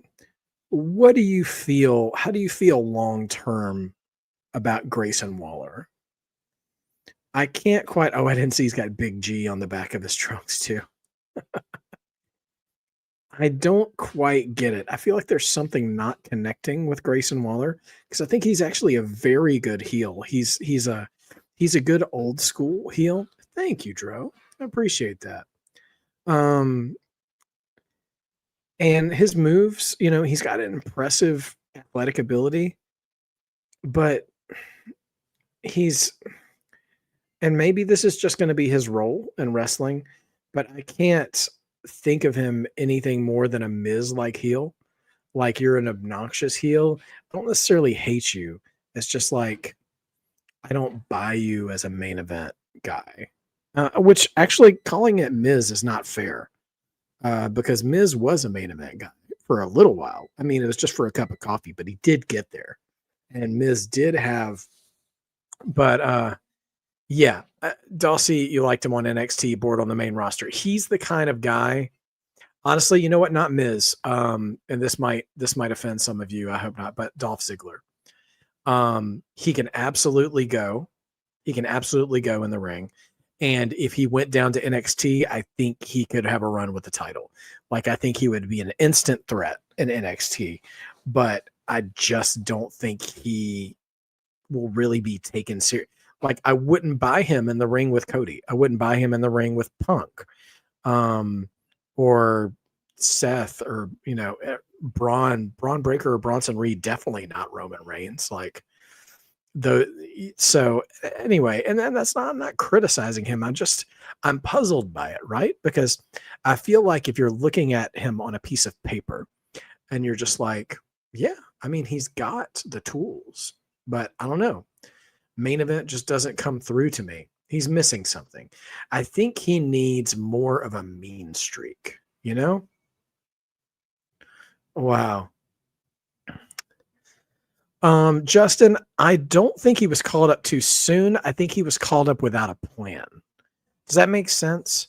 When I say too soon, I picture someone who isn't ready for the big screen. But some people I think get called up and they have the talent, but they just don't intend on doing anything with them right away. And so I think, yeah, he had that. So yeah. So listen, and the thing is, Grayson's really young, and I mean, it's not ironic, or is ironic, that he's tagging with Kofi, who was doing the mid card thing for 10 years, and all of a sudden he caught fire, and we had Kofi Mania. So like, there's no reason to believe that Grayson will never catch fire as a heel out of nowhere at some point. But I do think he needs a cruelty streak. Like he needs to do something really despicable and mean. Otherwise, he'll probably just stay a mid card guy. And you know what? There are some guys like a baseball team. Like in a baseball team, not everybody can bat cleanup. We need leadoff guys. We need guys at the end of the order. In football, not everybody gets to carry the ball. You need guys on the line. You need, play callers, or whatever. You need blockers, and it's a team effort. So you need good mid carders. Ooh, man, that crossbody really dropped Kofi.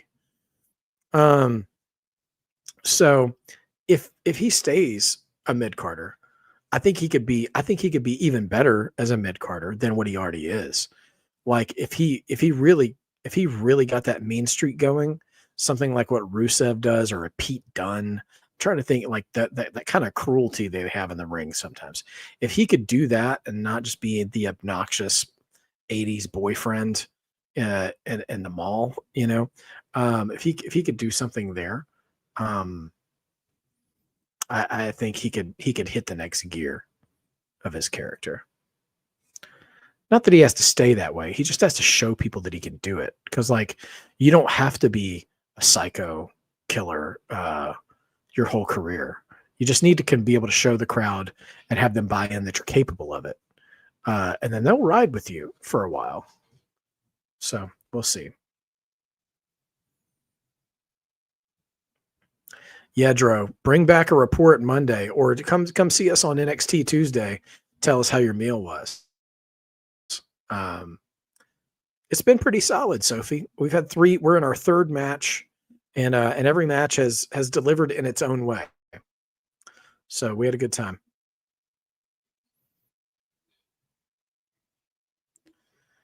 Pagano. Oh wow. He went through the middle ropes like a oh my gosh. So it was a somersault senton suicide dive, which I've never seen before from Pagano, doing a somersault senton through the ropes. And then Psycho Clown dove diagonal, which I've seen Sami Zayn do that before with a tornado DDT, but he went a straight through suicide dive through there and rammed the guy into the announce table. It was just crazy stuff. Well, thank you, Sophie. I appreciate the respect. We got to get these hours up, man. Our hours are coming up, by the way. Everybody who's asked lately, we're over halfway there. We are over halfway to getting our memberships open. I will say, once we get there, I have to go through the application process, which takes a little time, so it won't be immediate. But that's my hope that we'll have that rocking and rolling and ready. Hopefully before the it's a lot of wrestling. It's all very good. I'm going to sleep well tonight for sure, because I'm going to be worn out by the time this is over.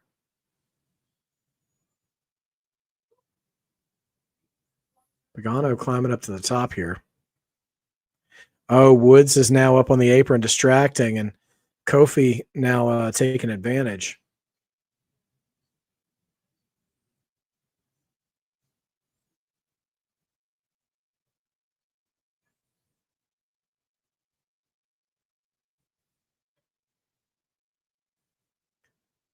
Wow, superplex from Kofi. And then here comes, springboard elbow from Grayson, but that only gets 2.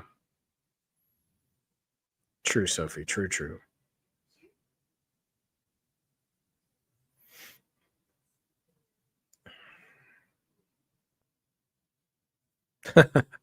Well, actually, Sophie, I don't think I'm going to do any 2K over the weekend, but I did come up with a new plan. So next week, Lord willing, my next time streaming 2K, we are going to do the mixed match challenge. So I've got a mixed match challenge tournament already drawn up. I actually have 2 mixed match challenge tournaments drawn up. Oh my gosh. Psycho Clown with a belt just dropping Kofi and Grayson. Woods doesn't know. Oh, here comes the mask. Here comes the mask, ripping the mask right in front of Woods, and Woods is freaking out. Woods is running away. Woods is gone.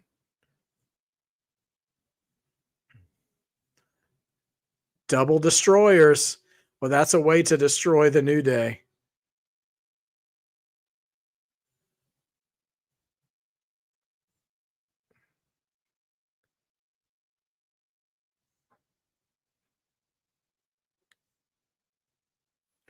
Oh, man. I have a plan for that, Sophie. That is correct. You can't make the mixed match challenge. You can't make the mixed match challenge for a title. But since I'm going to have 2 tournaments, I'm going to have each winner face each other for mixed tag championships. And there we go. Titles are retained. Good old Maestro Cradle. And Psycho Clown pins Grayson Waller. That's such a creative mask. Pagano and Psycho Clown retain. Man, oh man. I really want to see them take on Penta and Phoenix. Morton's or Ruth's Chris. Well, Dro, I've never been to Ruth's Chris, so I'm going to go Morton's by default.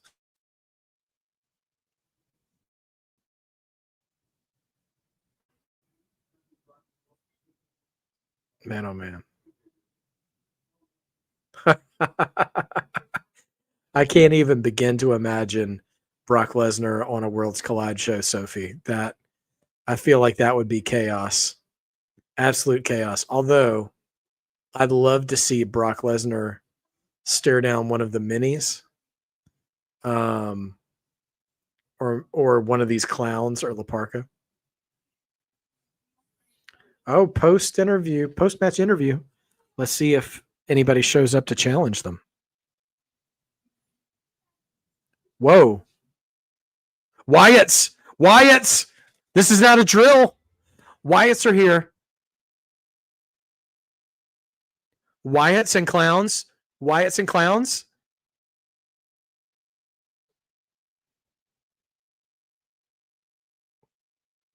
Whoa. I was joking about, I wasn't really joking. I was like, why are they doing a post-match interview?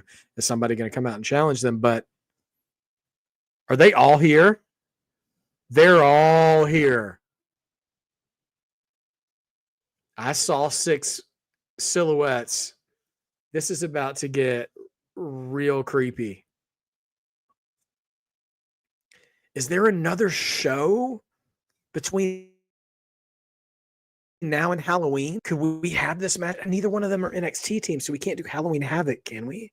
I'm already booking in my mind. Well, no. See, Sophie, the Wyatts had a vignette. It was a pre-recorded videotaped promo, and it was just Bo and Eric. I'm so intrigued. I mean, my body language is giving it away. I'm so locked in on this right now.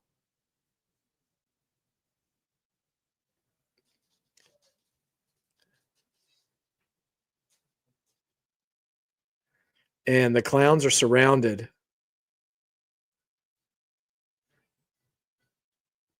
Now they both jump Eric Rowan, but Loomis and Gacy are there, and they've jumped the clowns. Wow.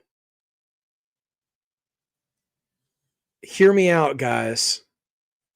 How much of an impact do you think WWE wants to do on ESPN? Because would they put this on WrestlePalooza? They just added a WWE title match on WrestlePalooza tonight. Nikki Cross jumps down, takes down Psycho Clown.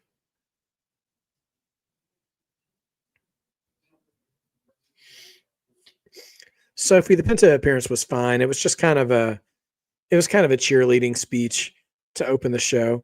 But he did say that whoever wins between Vikingo and Dom, the Mega Championship, like, don't be surprised if he shows up to challenge them. He wasn't an official challenge, but he did kind of float that out there. They're going to, oh my gosh, we have Slim Jim tables in AAA.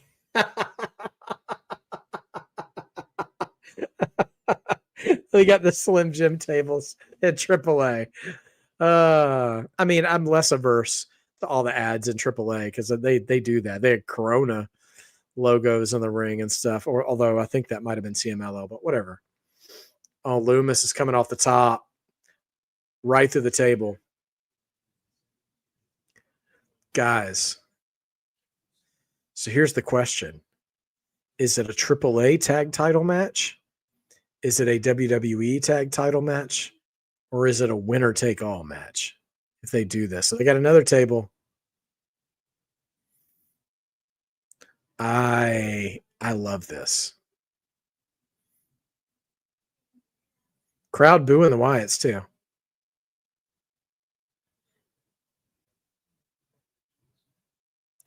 Man. Yep, they both go through tables. Oh man. Yeah. Well, you know, the what do you call it? When Pagano and Psycho Clown won the tag titles back at Triple Mania. Oh, Sister Abigail on a chair. They won it in a street fight. And they had barbed wire and all kinds of stuff in there. So they're already using tables. Oh, we got the AAA tag belts. They've got the AAA tag belts. Oh, now we're getting This Is Awesome chants after they've been booed. The Wyatts posing with all the belts. Conan sees it too. He's like, this means something, guys.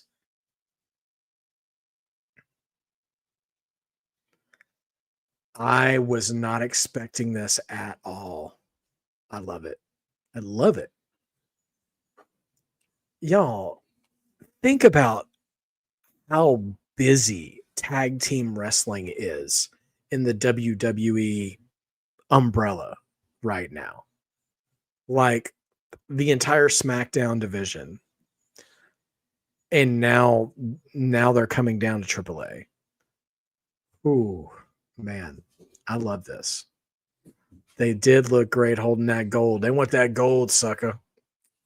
So good. So good. And I mean, and Wyatt's already have their hands full. If you guys didn't see it, go on YouTube later on or tomorrow, sometime this weekend, and watch the promo that Bo Dallas and Eric Rowan gave that they cut on the Street Profits. It was so good. It was subtle, but it was just perfect. It's the best promo I've ever heard Eric Rowan give in his life. Second one, because when they did the profiles of each Wyatt character, when Rowan did that was his first promo coming back. I mean, that one's amazing. But this one may be the second best promo I've ever heard Rowan cut. Super good. Yes, Dro. Brock Lesnar did rip his pants F5ing R-Truth tonight. That man cannot. Never mind. I'm not going to go down that rabbit trail and make that joke. I'm just going to say it's not the first time his clothing on the lower half of his body has shredded to pieces. I just thought better of making a joke there, given allegations. Anyways, Charlotte's here. Oh, that's right, because she was at the announcement today. That's right, NXT Homecoming. The Culling and Alexa and Charlotte NXT tag titles. And is Charlotte 100%? Is she 100%? And on SmackDown, we learned that Secret Hervis or Charlotte and Alba are going to get next. They're going to get the next shot. All right. Finn Balor and Roxanne Perez taking on the lovely Miss Lola Vice and the lovely Mr. Iguana. Lola Vice got an NXT women's title match coming up at No Mercy as well. So here we go.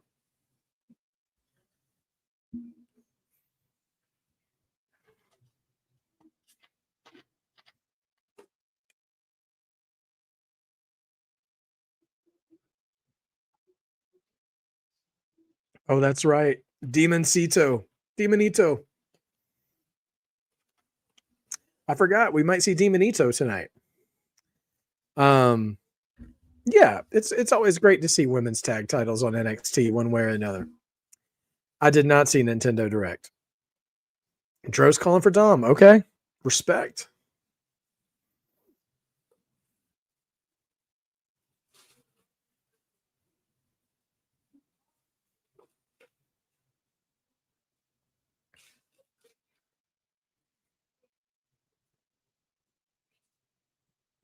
Super Mario Galaxy movie.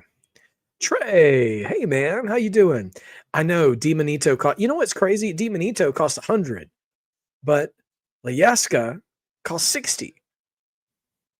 Like, just make Demonito cheaper, dude. I mean, even Layeska is 60 is crazy. They should both be 30 max, and they'd be everywhere.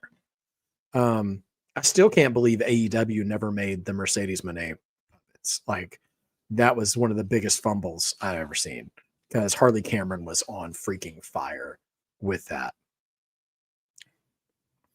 Sometimes you can sell more, with the right kind of thing.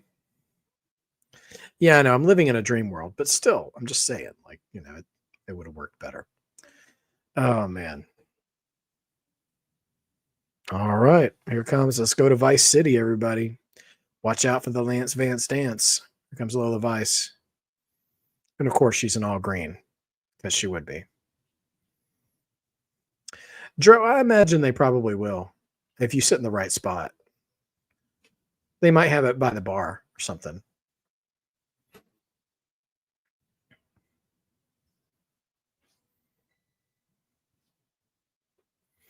Her fists don't lie.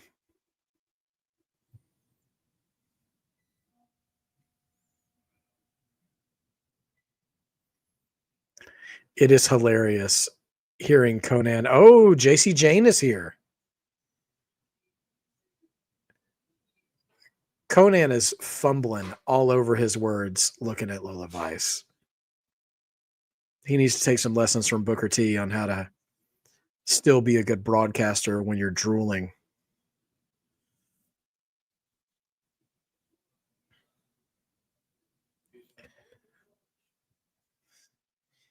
Justin, I'm imagining it's Gacy and Loomis because they are the tag champions. Although Uncle Howdy and Rowan, if they did it, then you'd have two different teams within the Wyatts having tag gold. So that's not actually a bad thought. I didn't even consider that as Mr. Iguana makes his way out.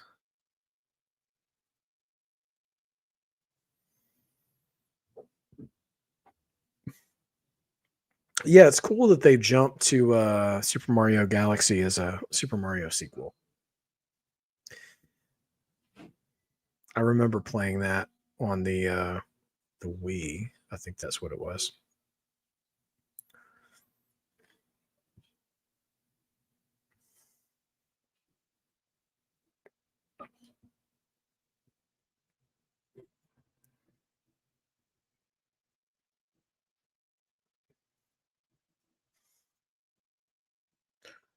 Oh no, Lola playing with Lieska.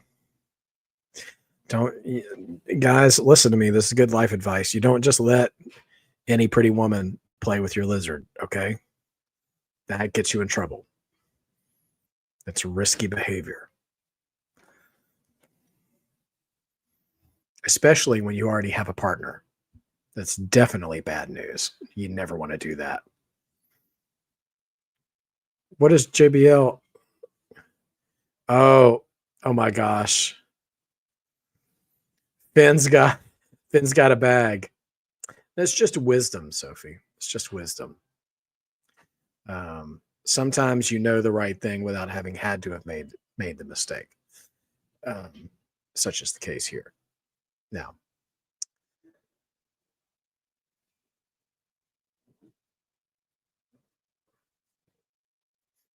I got to give not Roxanne, but although she's great, I got to give Raquel credit because she's really leaned into her Kevin Nash Diesel kind of role. She's improved so much. And I mean, she wasn't even bad to begin with, but she's really like kind of locked in on the kind of presence she's supposed to be in Judgment Day. She does great. Anyway, in the bag, Justin, I'm thinking it's Demonito, surely, right? What's in the bag? What's in the bag? I love JBL selling for the bag. That's hilarious. There's no OSHA standards here. What? What is JBL on about?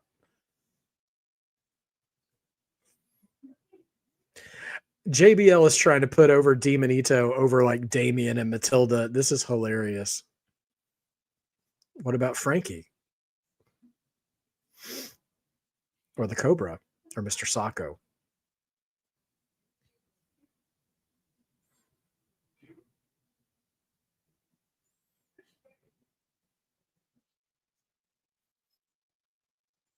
Oh, don't worry, Dossie. I know exactly what I'm doing.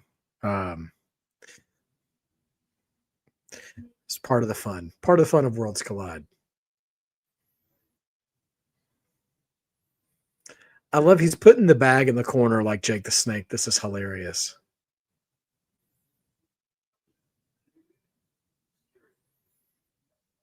I felt JBL is just suddenly overtaken with fear over the possibility that Demonito is here. Like WWE talent having some irrational fear over AAA lore is really funny. Like Woods being afraid of the clowns, and now JBL being afraid of Demonito. This is a trip. I miss that though, because I remember as a kid seeing Andre deathly afraid of Damien. You know, gave him a heart attack.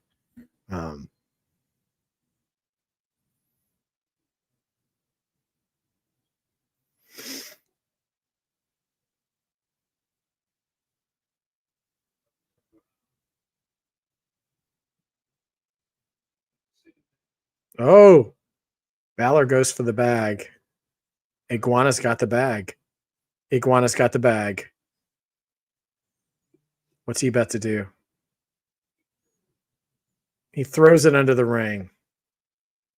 What? Iguana.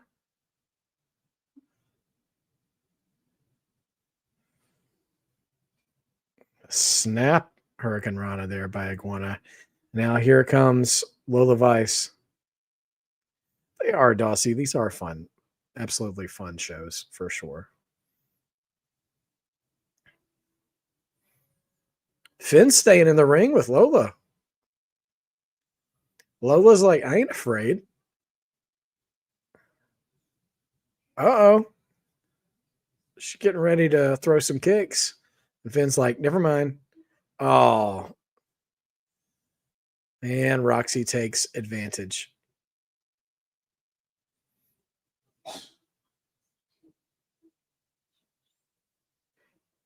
Now Roxy running away.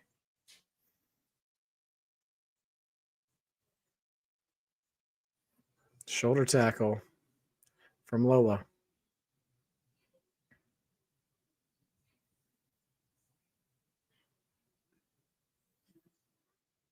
Good toss. No. Whoa, double counter. Roxy went for the leg, and then Lola dropped down into an arm bar, which then turned into a roll up. That was faster sequence than I could call. Roxy just screaming.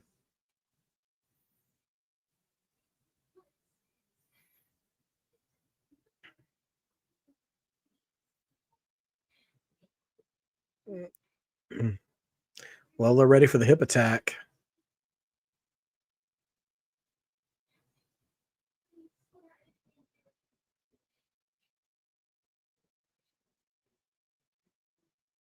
Oh. Somersault plancha out to the ring.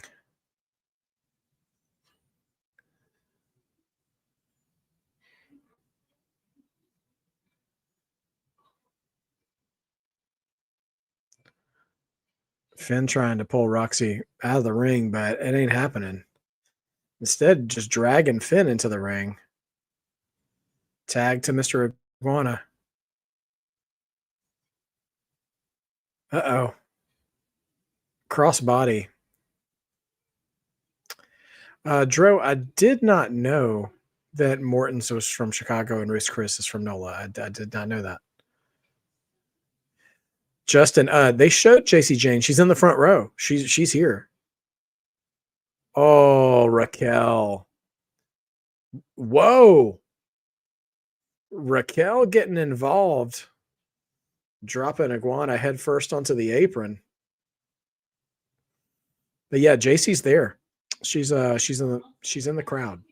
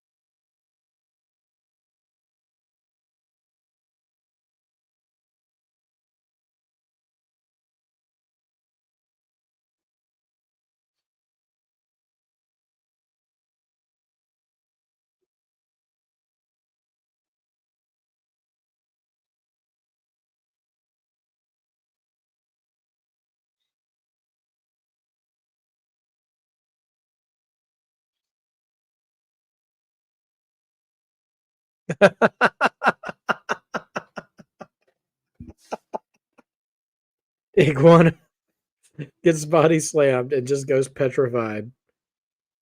Oh my gosh. This is so absurd. This is so unserious, but it's fun. Arm drag from Iguana. Looking to tag. Lola can't get there. Oh.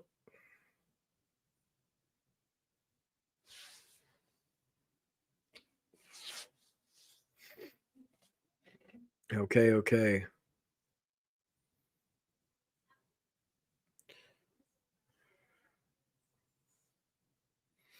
Chance for Iguana. Man, elbow right to the top of the head.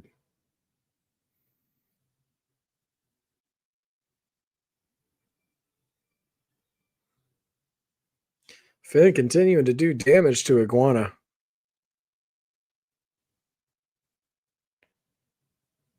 Whoa! Demonito is up. But who's using him? Who's using him? What is happening? He says, you're going to get hurt. What is happening? Demonito popped out from underneath the ring apron. So no idea. I mean, somebody from under the ring is using him, but he was working independently. And Finn just pushed him back down under the ring apron.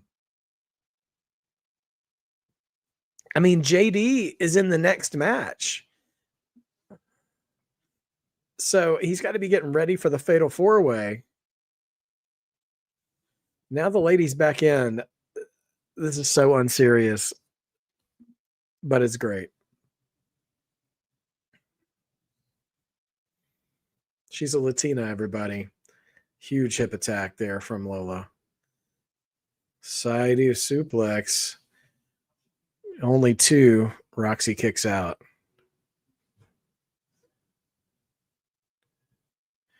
Uh-oh. Roxy holding the ring apron. Do we get something out of this? Oh, Roxy to the eyes. Drop kick in the 619. Oh, running uppercut, European uppercut to the back of the head. Oh, lion salt. Only 2. All right, Dro. Drink responsibly, my friend. Not too much. And drink plenty of water, too. It's a very dehydrating experience.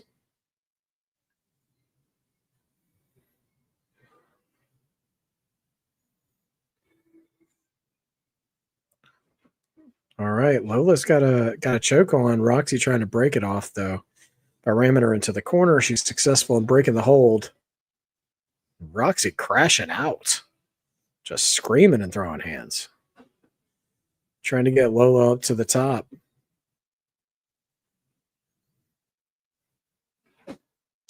Superplex, maybe? Oh my gosh. Iguana just threw Layeska onto Roxy. Oh my gosh. Armbar slam off the top?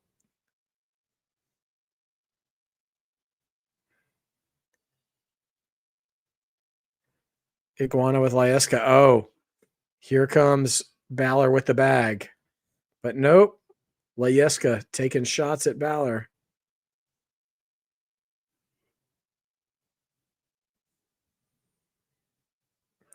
Uh-oh, we've got Layeska. Now he's got the bag. You can hear Raquel going, don't do it. That's not yours. What is in the bag?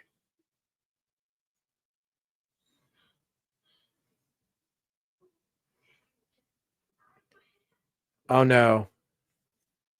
Demonito.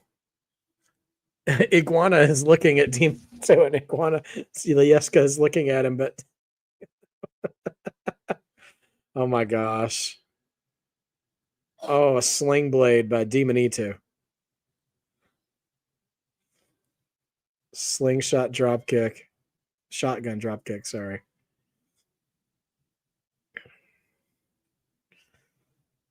It would be insane, Justin. Uh-oh. Finn is tying Demonito to his back. And going up top, it's a double coup de grace. Lola interferes and crotches him on the top. Here it comes, Iguana, top rope Hurricane Rana.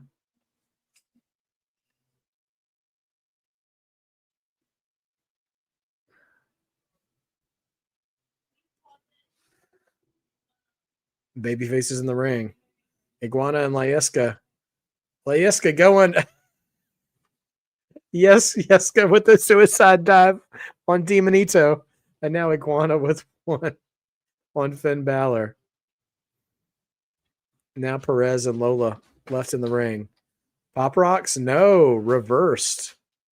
Oh, Raquel is here for the distraction. But she gets neutralized.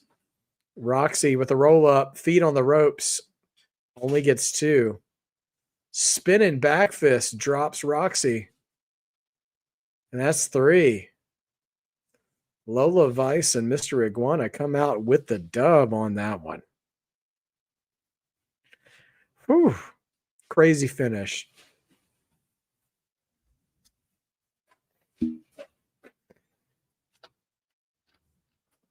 Truth with his own puppet called Little Jimmy. Yeah, why not, man?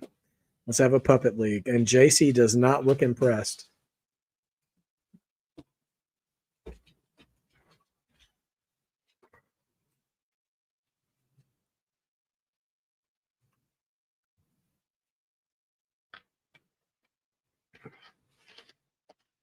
Wow.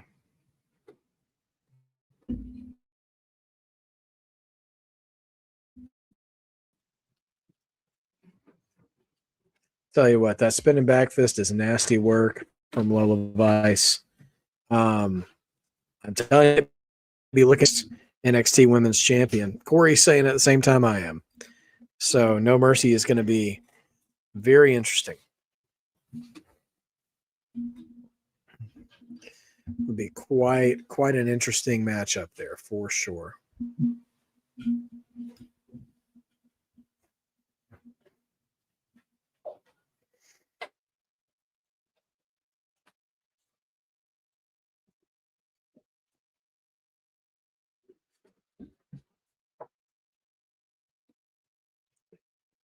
Okay. Oof. And next Saturday is WrestlePalooza. This is crazy. And then the week after that is No Mercy. It's quite a time for wrestling. Yeah, it was a fun match. We got 2 matches left. So we've got the Fatal 4-Way for the Latin American title, and then we've got Dirty Dom versus Vikingo for the Mega Championship. So we're gonna have quite a card to fill out here. So yeah, it's been great. So Wagner Jr., Dragon Lee, JD McDonough, and Ethan Page. Wagner Jr. defending the Latin American Championship in a Fatal 4-Way. I think I've got Wagner defending here. I think this is just going to be a good match because Wagner just won this at he just won this at Triple Mania.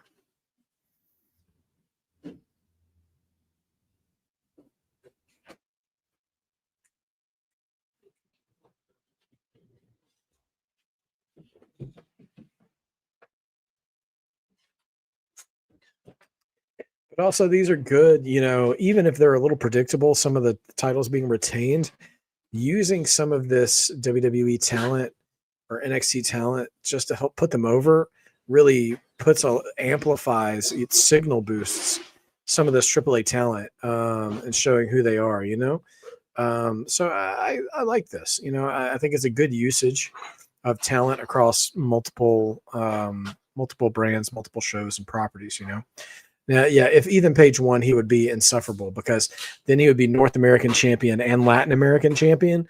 So he would be he literally would be holding belts across the entire continent, which I have not thought about. I have not thought about that possibility, but that's actually really entertaining, the idea that Ethan Page could be North American and Latin American champion. Somebody was using their head putting him in that match. I don't think they'll pull the trigger on that, but it would be interesting. Let's see. What are you saying, Jerome? Morton's as chicken Christopher dish. Interesting. Justin, I'd be interested to see if Tyler Breeze is here. I mean, that because we already saw JC Jane here. So, hey. Oh, for me? Thank you. My missus bringing me some hydration. Thank you so much. How's everyone doing? Great. Good. Feeling the energy? Me too. I'm getting amped up watching this show. So, yeah.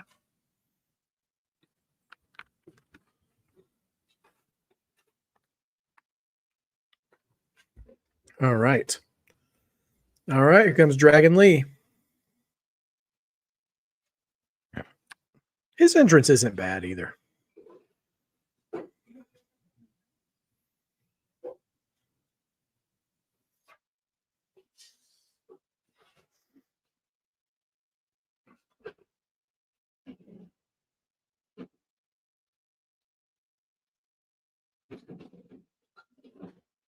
Dragon Lee.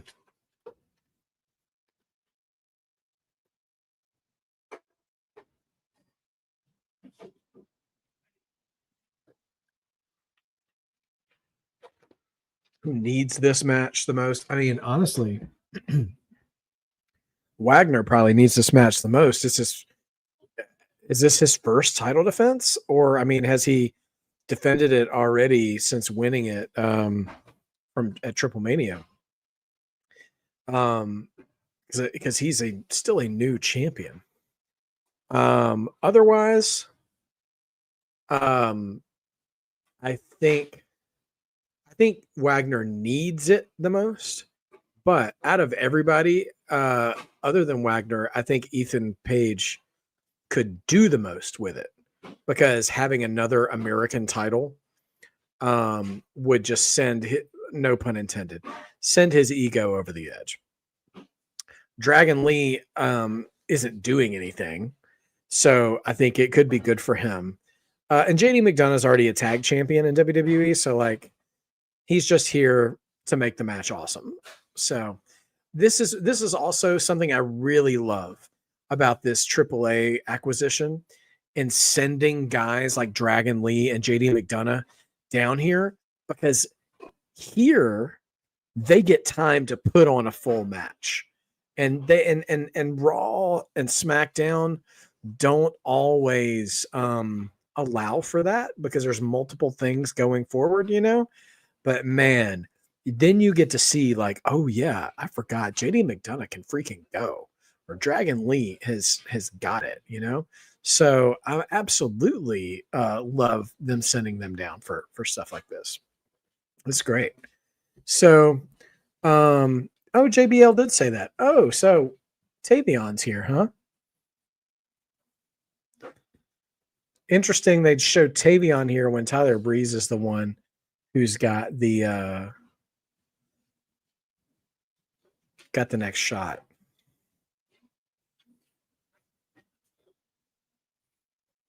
But yeah, they're bringing people here.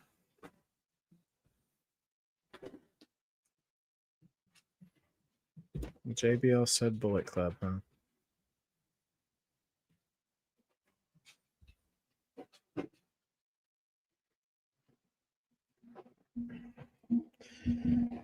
And here comes JD McDonough. Did they just throw generic music behind him? Because this is not what the rest of the Judgment Day came out to.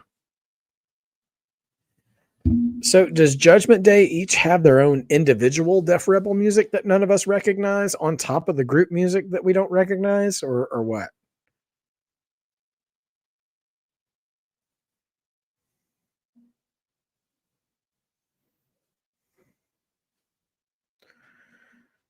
Do I think Seth, Drew, or Becky show up on NXT Homecoming?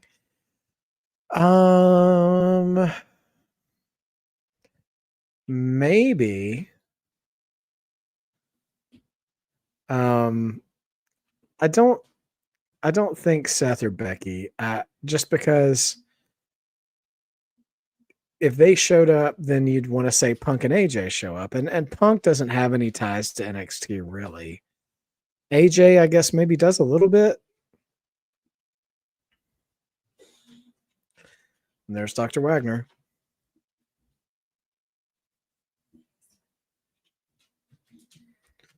But yeah, I still think there will be more surprises. I think there are, and I think we'll be totally satisfied, maybe even more than we thought we would be by the end of the show.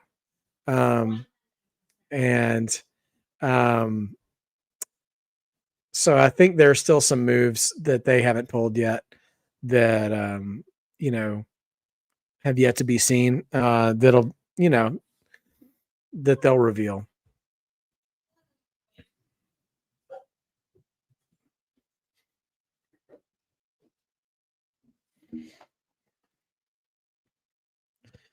The great thing about this match, though, is that, it might start off slow, but every move is probably going to be like super deliberate. And so they're probably going to like feel the shots of every move that as it goes along, and then it picks up in speed and just has this like probably super explosive finish, So it's, when you bring this kind of action, when you've got these kind of stakes on the line, you really expect nothing less from this kind of this kind of foray. So anyway, should be quite good.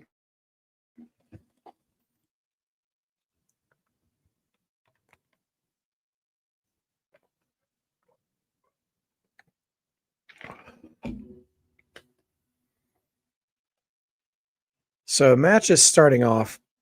So I told you guys, so it's my birthday on Monday, which again, I don't really have any plans. But one thing, I mean, every birthday you got to do is eat some really good cake. And so, like, what's your guys' favorite kind of cake? I'm just curious. Because it's not your birthday unless you have some delicious cake. Am I wrong?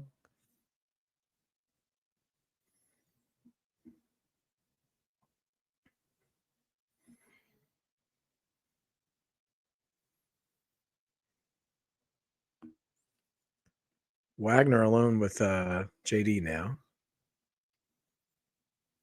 I think it might, Justin. I mean, it's certainly got the potential because all four of these dudes are workhorses, you know. And you know, when you got guys putting in the work, you know, like they do, especially when they hit that second gear, it really could steal the show.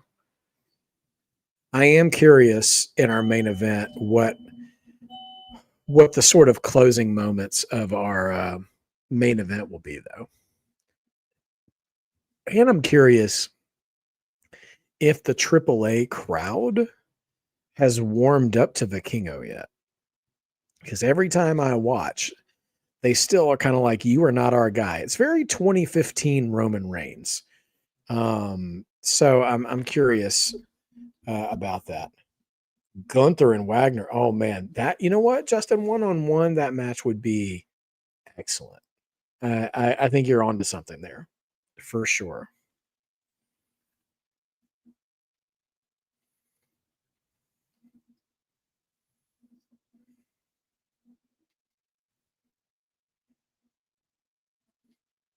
Oh, Ethan hit one right below the Mason Dixon line there. Here comes Dragon Lee. Jeez. Drop kick stacked right into JD and Ethan. Wagner nowhere to be seen right now.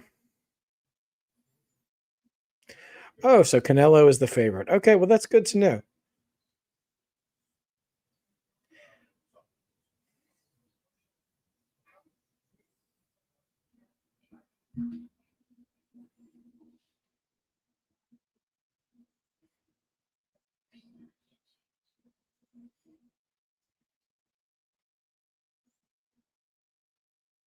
Man, crazy Asai moonsault from JD. And now coming in with a corkscrew springboard inside. Man, JD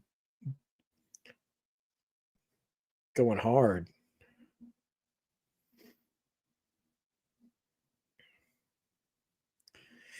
Corey Graves pointing out an interesting part. Everyone's talking about Dom being a double champ, but JD has a chance to be a double champ as well.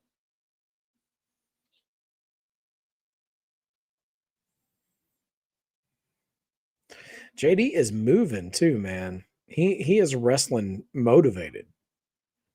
I don't mean to infer that he wrestles not motivated at other times, but he's doing great.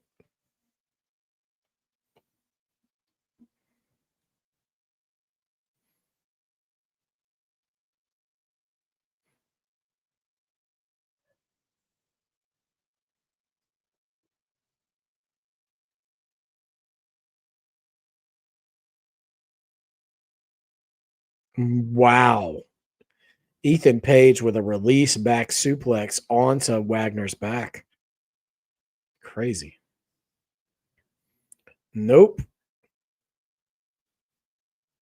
Yeah, we're in rapid fire mode now.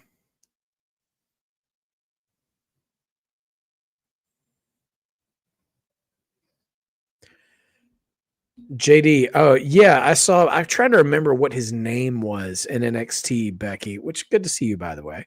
Glad you're here.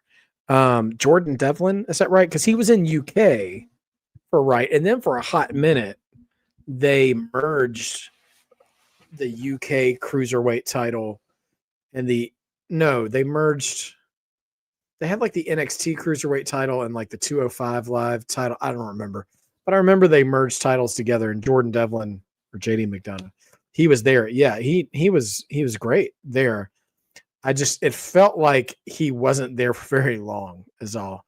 It feels like just in a flash he was gone. But yeah, that Cruiserweight division did not get they didn't let it breathe at all. Like they didn't give it enough time to do anything. Of course, now, I mean, they don't really have the depth for that kind of a division on NXT now. They also have the North American titles and stuff, and they brought in the speed titles anyways, which you can do everyone with and just have short matches. So there's that at least.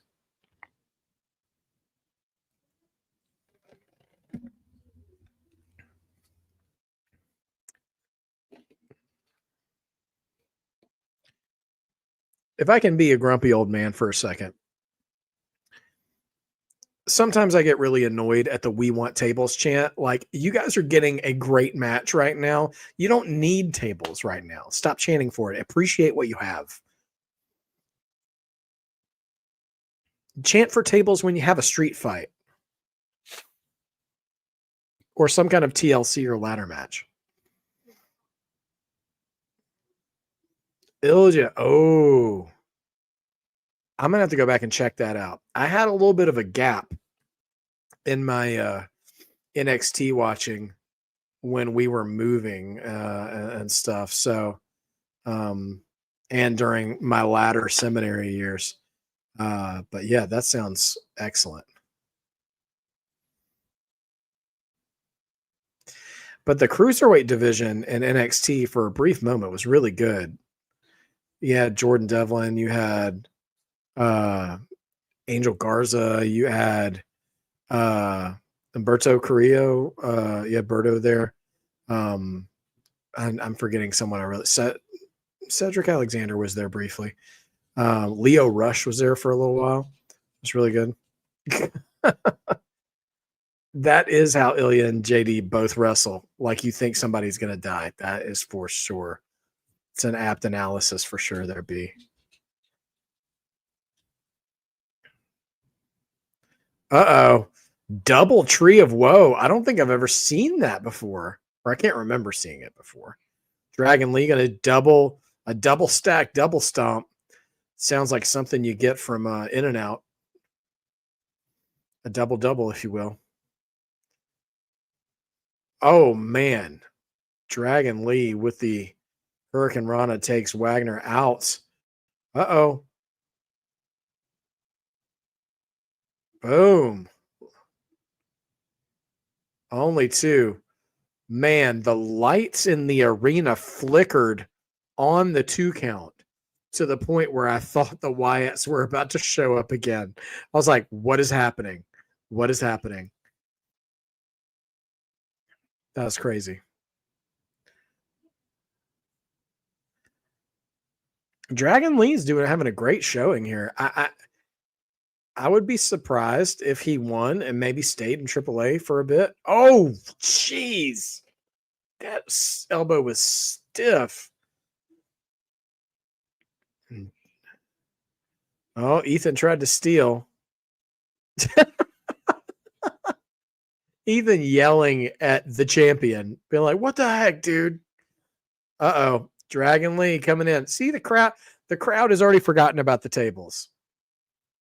Just be patient and go on the ride the Rock's taking you on. Except this time there's actually a plan in place. By the way, go see The Smashing Machine this fall. It looks amazing.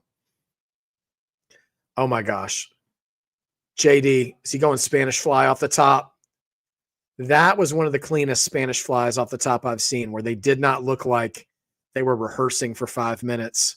JD almost took that, with Wagner still stuck in the Tree of Woe. Whew. Tell you what, JD McDonough has made a fan out of JBL.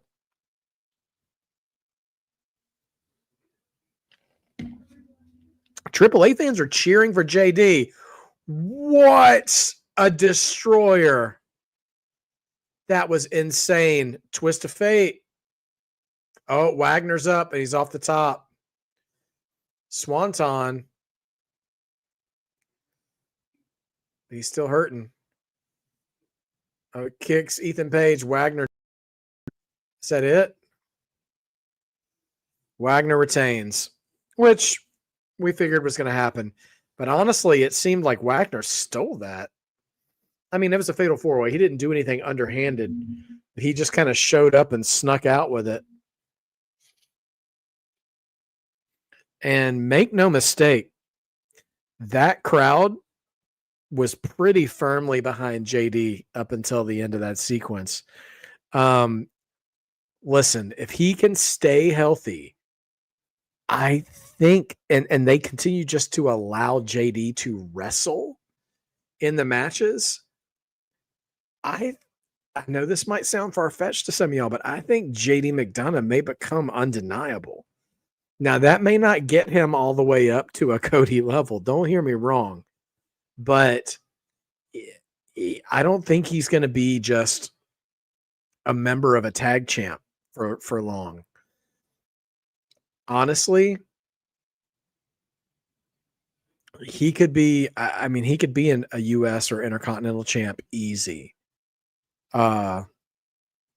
Within the next few months, within the next 12 months.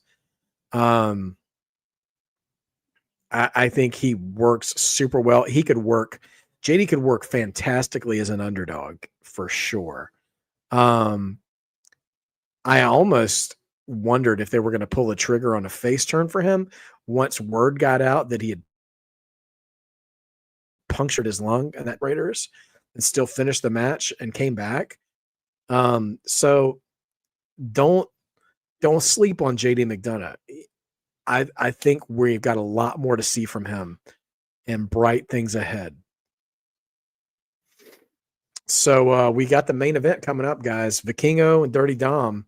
Who do you have? And by the way, Rey Mysterio said, I'm a man of my word. I will come down to the ring at the end. Logan Paul is here. Crowd's not here for Logan Paul.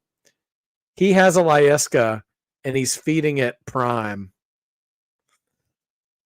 Logan Paul's a wrestling fan, though. Come on, dude. He's got a Lyeska. The man is a wrestling fan. Anyway. So what was I saying? That distracted me seeing Logan Paul. Yeah, but JD, watch out for JD. He's going to be something special.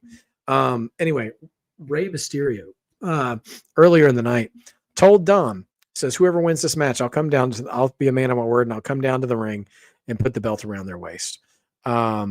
Which should be pretty wild if Dom were to win. So we'll see.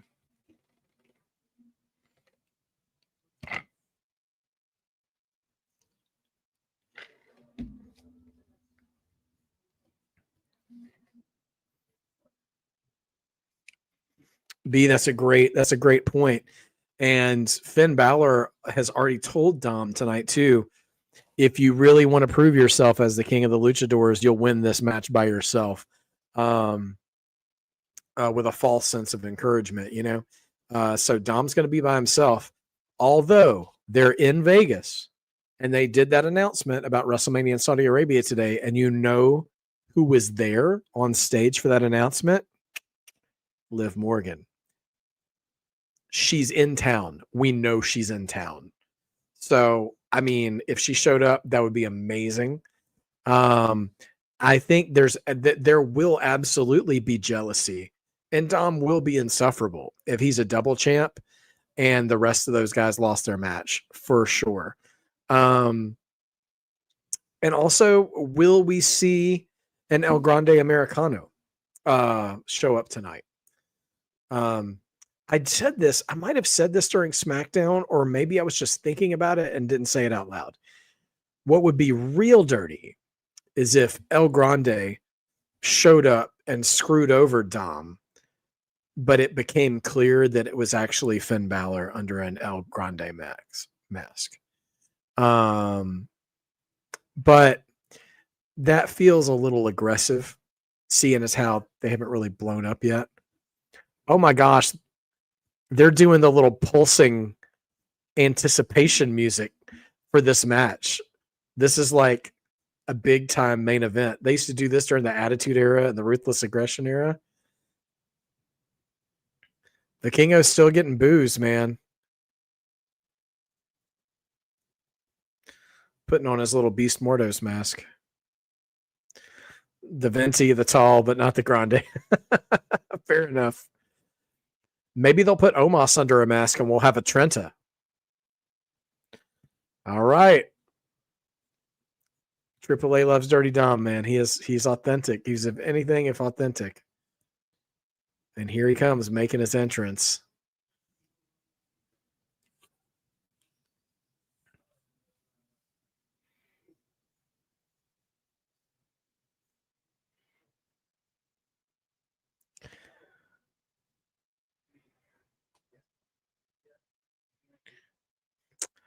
Well, Dom probably still has the best theme music of the Judgment Day, which is a really low bar to clear. But it sounds the most like Judgment Day style music.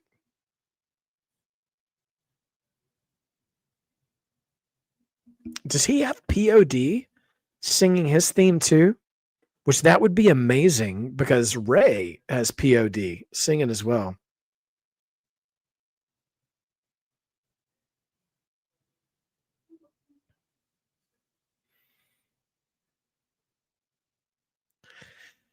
Well, Dossie, the Kingo was already booed in the walk backstage. So we'll see what happens. Wow, Conan is Dom's godfather.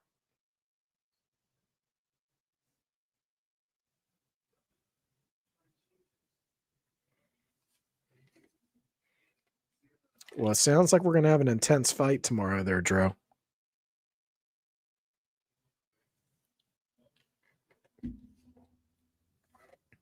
Yeah. The Kingo not getting that love.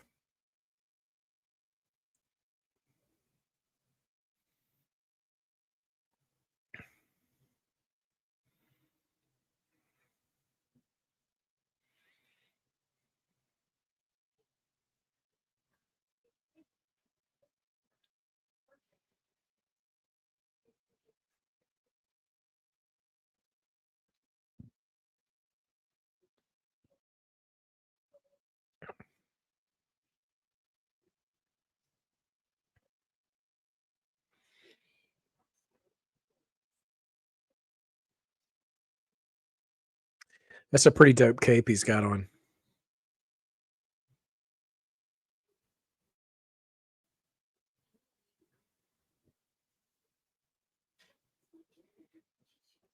I'd like to see the Kingo and JD McDonough one-on-one.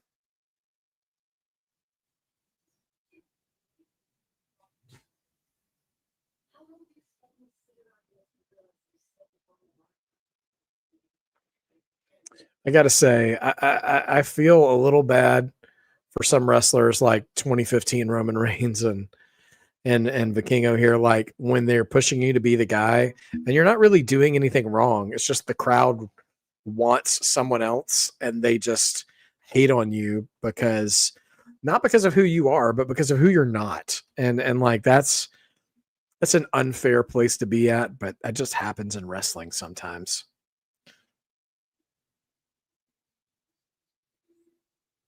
Although with Roman, sometimes it was because of who he was, but it was also because of who he wasn't sometimes too. Lillian Garcia has done a beautiful job tonight. Main event time.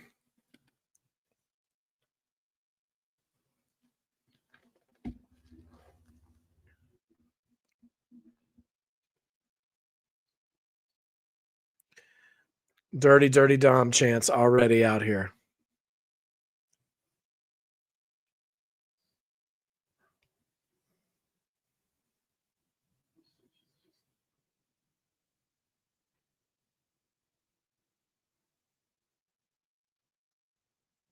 Hmm.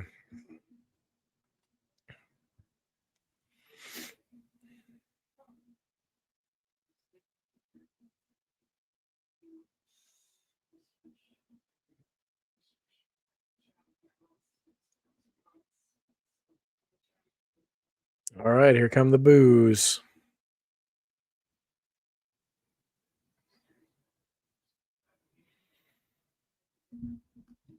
Dro, I'm calling decision, but again, I want to make it clear. I've never seen Canelo or Crawford have a fight, so I'm just going with my gut there that Canelo wins by decision. All right, crowd is behind. Crowd is behind Dom, and they're letting everybody know it. So here we go, Mega Championship. I won't be shocked, but I think I will be surprised if Dom pulls this off. I'm still predicting Vikingo here, but we'll see. We'll see what happens. Oh, no problem, Drew.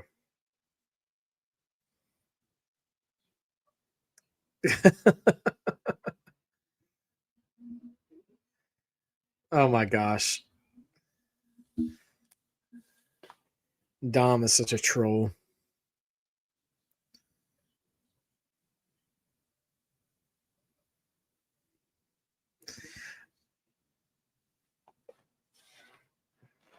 Man. I gotta say, Dom has achieved a lot to get here. You know, he came from a broken home, you know, did a stint in the joint, you know, and through multiple heartbreaks.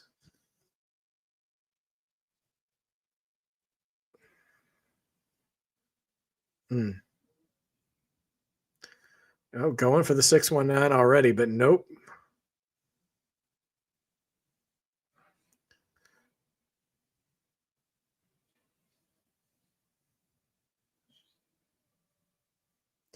This crowd is letting Vikingo have it, dude. It's crazy.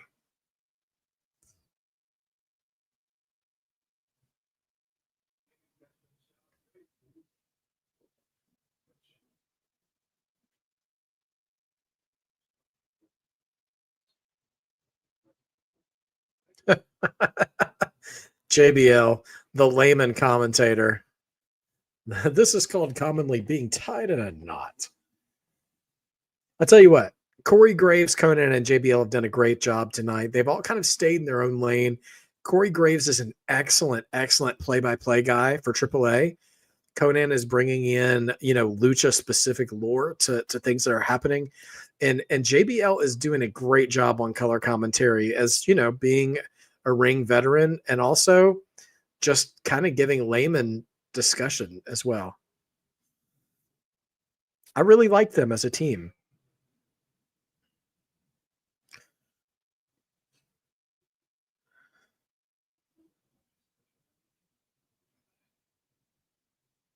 Mm.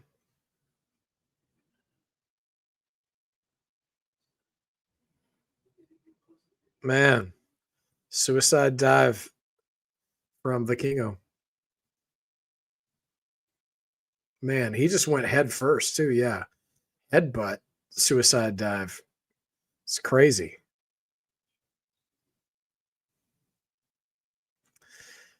Does anybody remember? I want to say 2015, 2016 when Seth Rollins he was like in the all white and gold outfit. I don't want to say it was against John Cena. Like Dom has that kind of version of his gear on tonight, like white and gold, blue and black. If you remember the dress controversy, never mind. But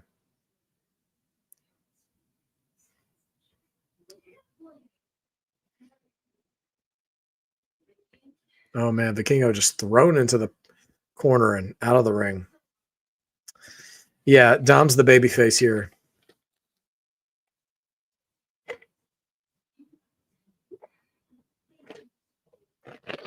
You know what we have on our hands here, everybody?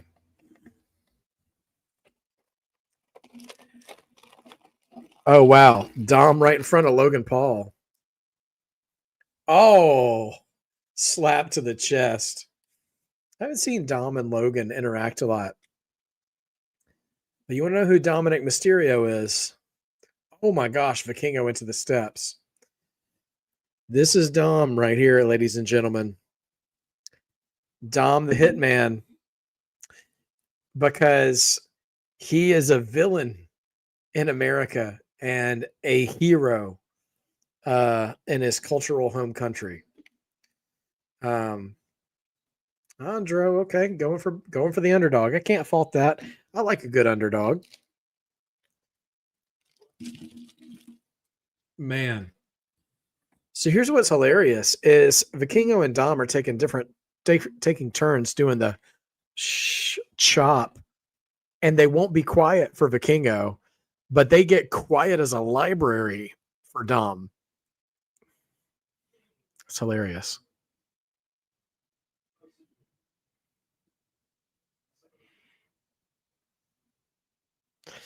Three amigos incoming.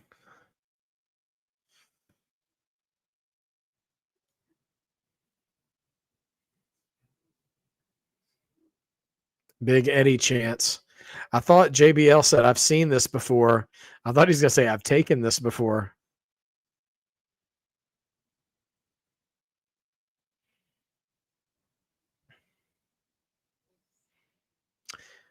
Really sweet moment on commentary where both Conan and JBL talked about how proud Eddie would be of Dom. And that, I don't know, it's just a sweet moment knowing how well Conan knew Eddie and JBL knew Eddie.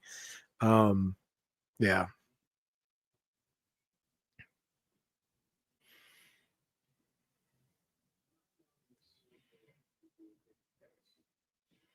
Oh, rebound off the ropes from Vikingo. Misses a kick here. Oh, drop kick from Dom.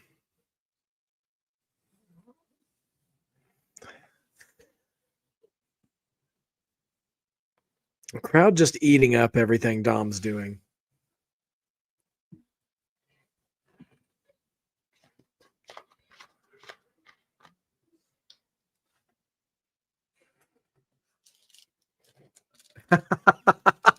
Even Conan is burying Rey Mysterio on commentary. He's saying, and this is helpful to know, Dom's gear is a throwback to Rey Mysterio Sr. And they were like, oh, the good Rey Mysterio, not the dead. And Conan's like, no, not the deadbeat one. They used to be tag partners. Come on, dude. So I guess Conan would know, I guess, you know.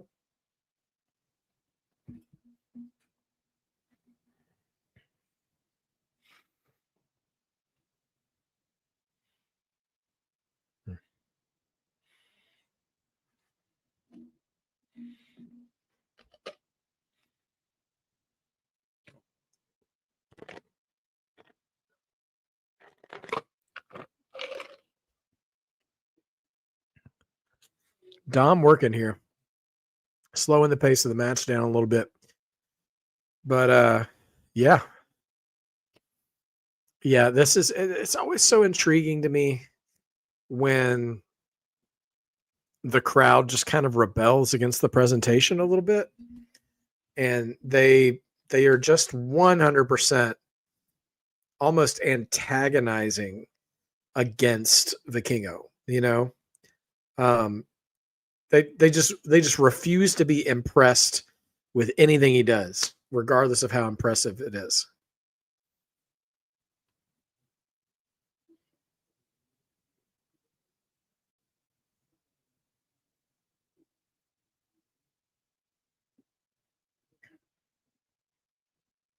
Oh gosh.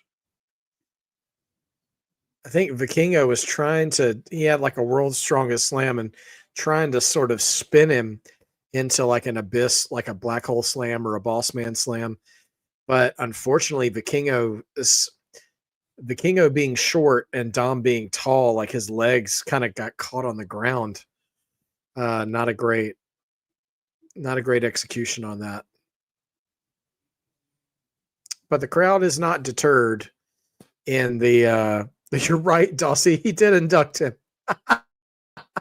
That makes it even funnier. Oh man. The crowd is not deterred and they're cheering for Dirty Dom though.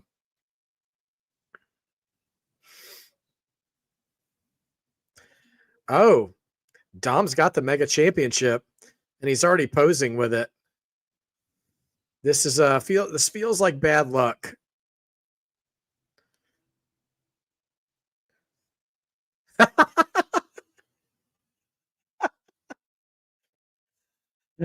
Dom just got in Conan's face. He's like, see that? You ever win that? Conan just said, shut up. Oh man, we do not deserve Dirty Dom. Dom's intangible instincts for being a heel in wrestling is like, I know you ever see on social media, like Instagram Reels or TikTok or whatever, the game of like, what's something, or like, what's one conspiracy theory you actually believe, or things like that. Or if you did believe in conspiracy theories, what's one you would believe? The longer we go, the more I feel like he's actually Eddie's child. like, I mean, Ray is a legend and a veteran in the wrestling business. But he's got such good instincts. Justin, no, I won't say yet that he's a better heel than Eddie Guerrero. Because they are a little different. Oh man, a running Meteora from Vikingo, and the crowd remains unimpressed. He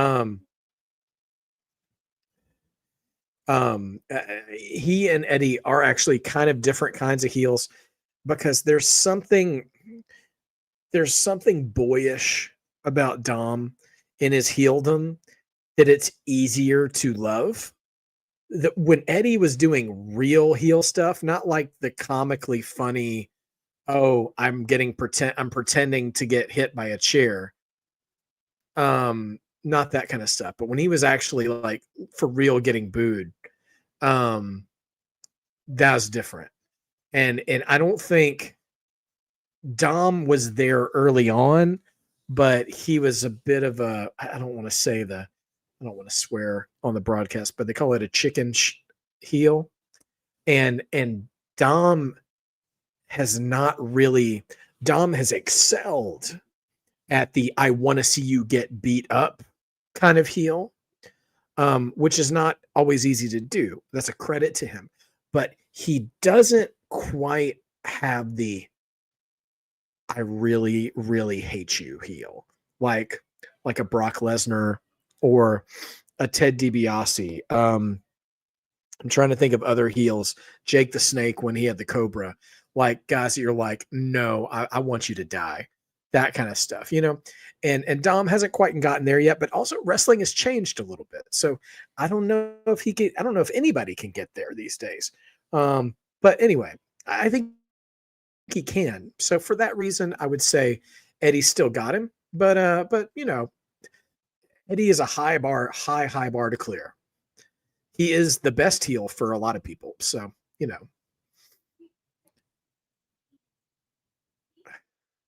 Vikingo looking really awkward with Dom's body. Their body composition, their bodies are so different sized.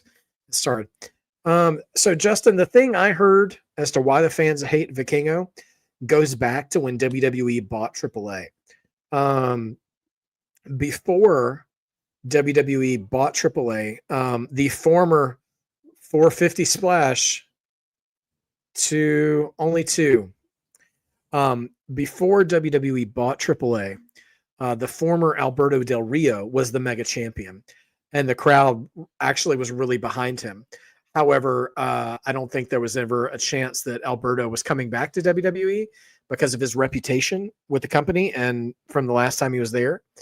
And so they were moving the belt off of him. And so the AAA crowd saw the title transition from Alberto to Vikingo as a corporate move. And so the reject is interfering. Michinoku Driver, only two. Finn and JD are both came down. JD hit with the headbutt, and Michinoku Driver only gets two. I'm very what? Oh, Finn's got the plate to put in his mask. The old El Grande special. Oh gosh. And he just got super kicked. The Kingo just super kicked him with the plate and his mask. Who's coming down now? It's Dragon Lee. Dragon Lee's here to neutralize JD McDonough, but the crowd is not behind Dragon Lee. They want Dom winning this match. So they're going to try to have a big breakdown here, but the crowd is pro Dom. Who's here? Oh, it's Ray. Now they do love Ray. They're kind of split on Ray.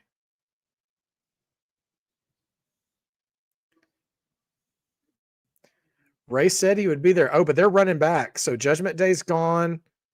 Ray and Dragon are gone. So it's 1-on-1 again. Oh, spinning kick by Vikingo. Uh-oh. Crowd is booing. We're about to get a 6:30, I think. Got him. Is that the finish right there? Vikingo crawling in to make the cover. 1, 2. No! Who pulled out the ref? El Grande is here, baby. El Grande Americano is here. Big pop for El Grande.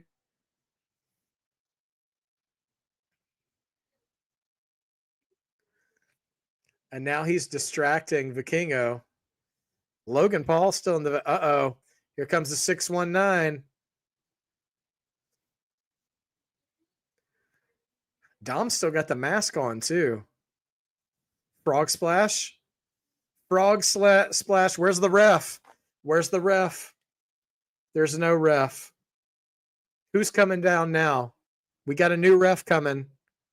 Is he going to 1, 2, 2.9? Oh. So close. I don't think we're getting it, guys.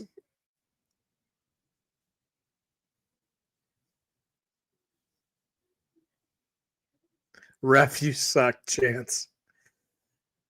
Oh my gosh. JBL saying the fans very smart people here. Now what are we doing? Roundhouse kick from Vikingo. Poison Rana.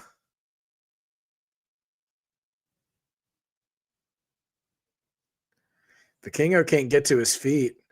Oh, here comes. What's El Grande doing? Oh gosh. Vikingo's unmasking El Grande. Don't do that. The disrespect. Oh, El Grande slid the plate. He slid the plate to Dom. He doesn't know that Dom's got the mask loaded. El Grande saw the ref is interfering. Loaded mask. Oh my gosh, this crowd's going to explode. He just hit him with the loaded mask. He just hit him with the loaded mask, and the ref is awake, and he's going up top. Another frog splash. They're going to do this. 1, 2. Dom 2 belts. Dom 2 belts. No way. And Ray's got to come down and put the belt on him. I can't believe they did it. Oh, they did it. Dom 2 belts. Unbelievable. And the crowd loves it.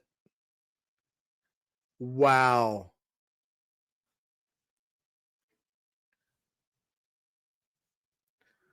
Unbelievable. With an assist from El Grande Americano. Dos straps, dirty daddy Dom. Yes, indeed. Now, where's that deadbeat dad to come congratulate his son? Oh, man.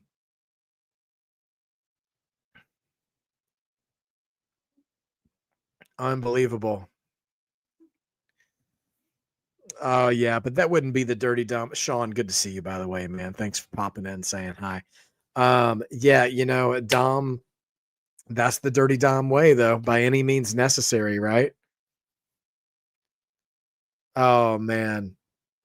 So come on, Ray. You got to come down and put the belt on your son's waist. Wow. I mean, I can believe that they did it, but also I can't believe they did it. Wow. What a show. That wasn't a bad match on the card. You know, some predictable finishes, even though there were great matches. And then we had the Wyatts come out tonight and lay waste to the clowns. Here comes Ray.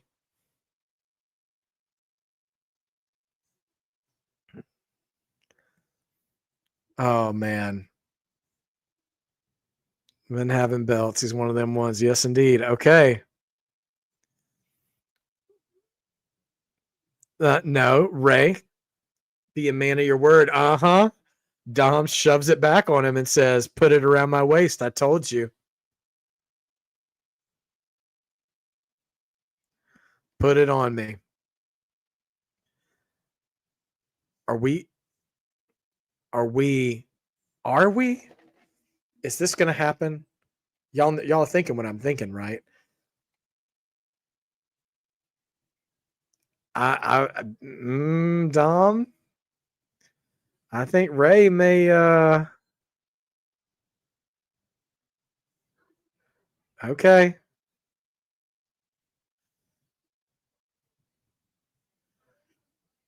He puts it on him. Wow. Now he's like, "Get out of my ring." He's so insufferable. Dom is so insufferable. And he's going to be amped up to 11. And Ray's just leaving. I really thought Ray might clock him with the belt and we might get Ray versus Dom for the Mega Championship. Wow. Man, oh man. And here comes the Judgment Day. Judgment Day all coming down. I know. I was hoping we'd get Ray and Dom one more time. But, you know, Ray may still not be in shape. I know he was hurt. But here comes all of the – oh, and here comes El Grande too.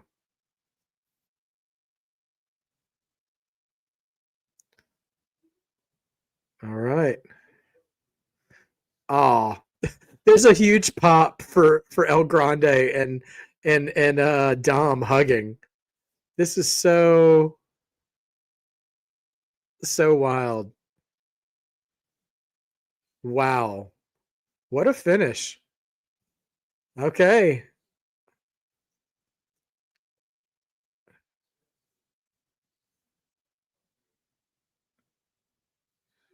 King of the Luchadors. Well, there you go, guys. There's the King of the Luchadors for you. Oh boy. Well, what a show. Thank you guys for those of you guys who stuck it out all night. It's been a long night. But what a show, man. What a great finish to Worlds Collide. This AAA acquisition has been a lot of fun. Them getting involved with the no, Americano's not in Judgment Day. He's just like had like a peripheral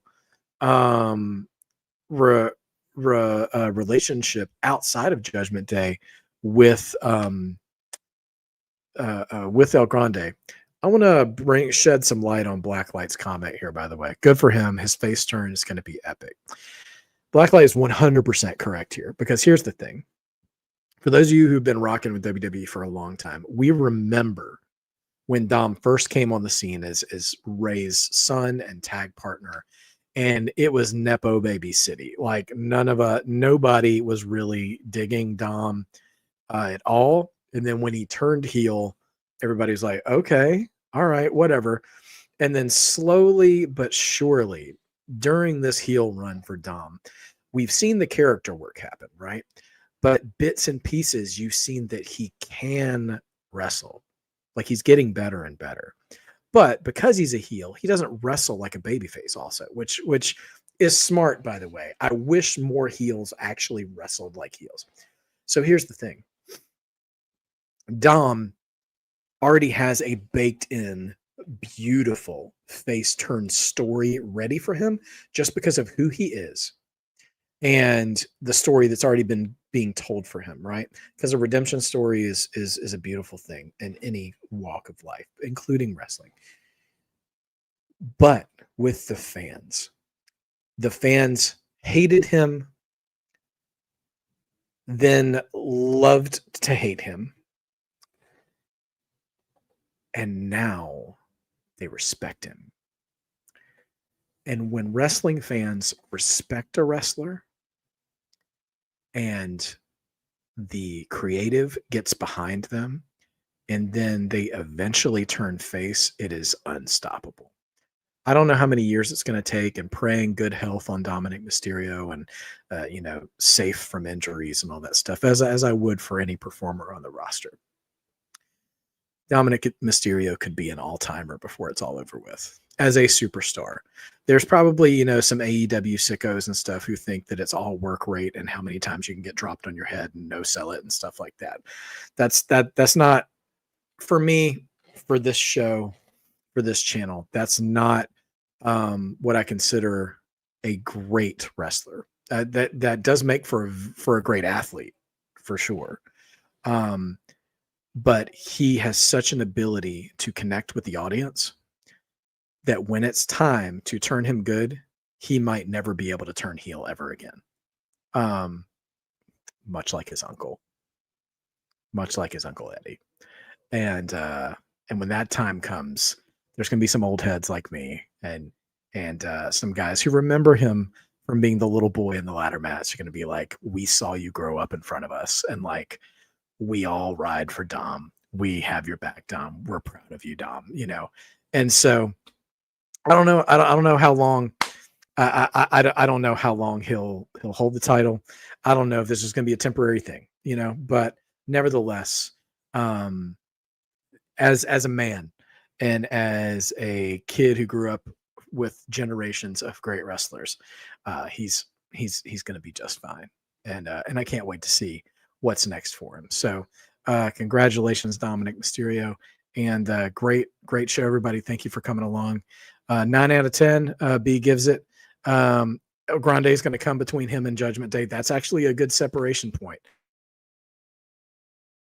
For sure. And to you, good night, everybody. By the way, I'm heading my way out myself because I've been on for a while, and I'm going to call it a night and enjoy my weekend. So I don't know, Justin, how long you'll hold the title. Sean, wherever he does turn babyface, he's going to be one of the most over babyfaces. You're 100% right about that. And then you got to do that, the right way. But I think they can for sure because again, Dom's just got wonderful instincts as a pro wrestler. So I think they'll do right by it. He is the first Mysterio to win the mega title. So there you go.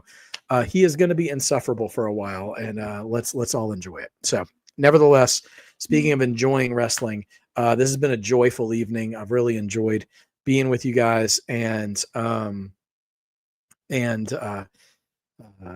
enjoying the world of wrestling and not getting bogged down by the things that annoy us, but instead celebrating the things that give us joy, that really spark us up and that we can appreciate about wrestling. So I say goodnight to you guys. As I say every single time, don't forget to be a mark.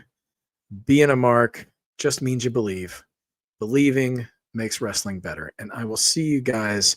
If I don't see you on Monday, I'll absolutely see you Tuesday night for NXT Homecoming, followed by WrestlePalooza predictions with the Coalition and Just Alex. So you guys take care of yourselves, take care of each other, and I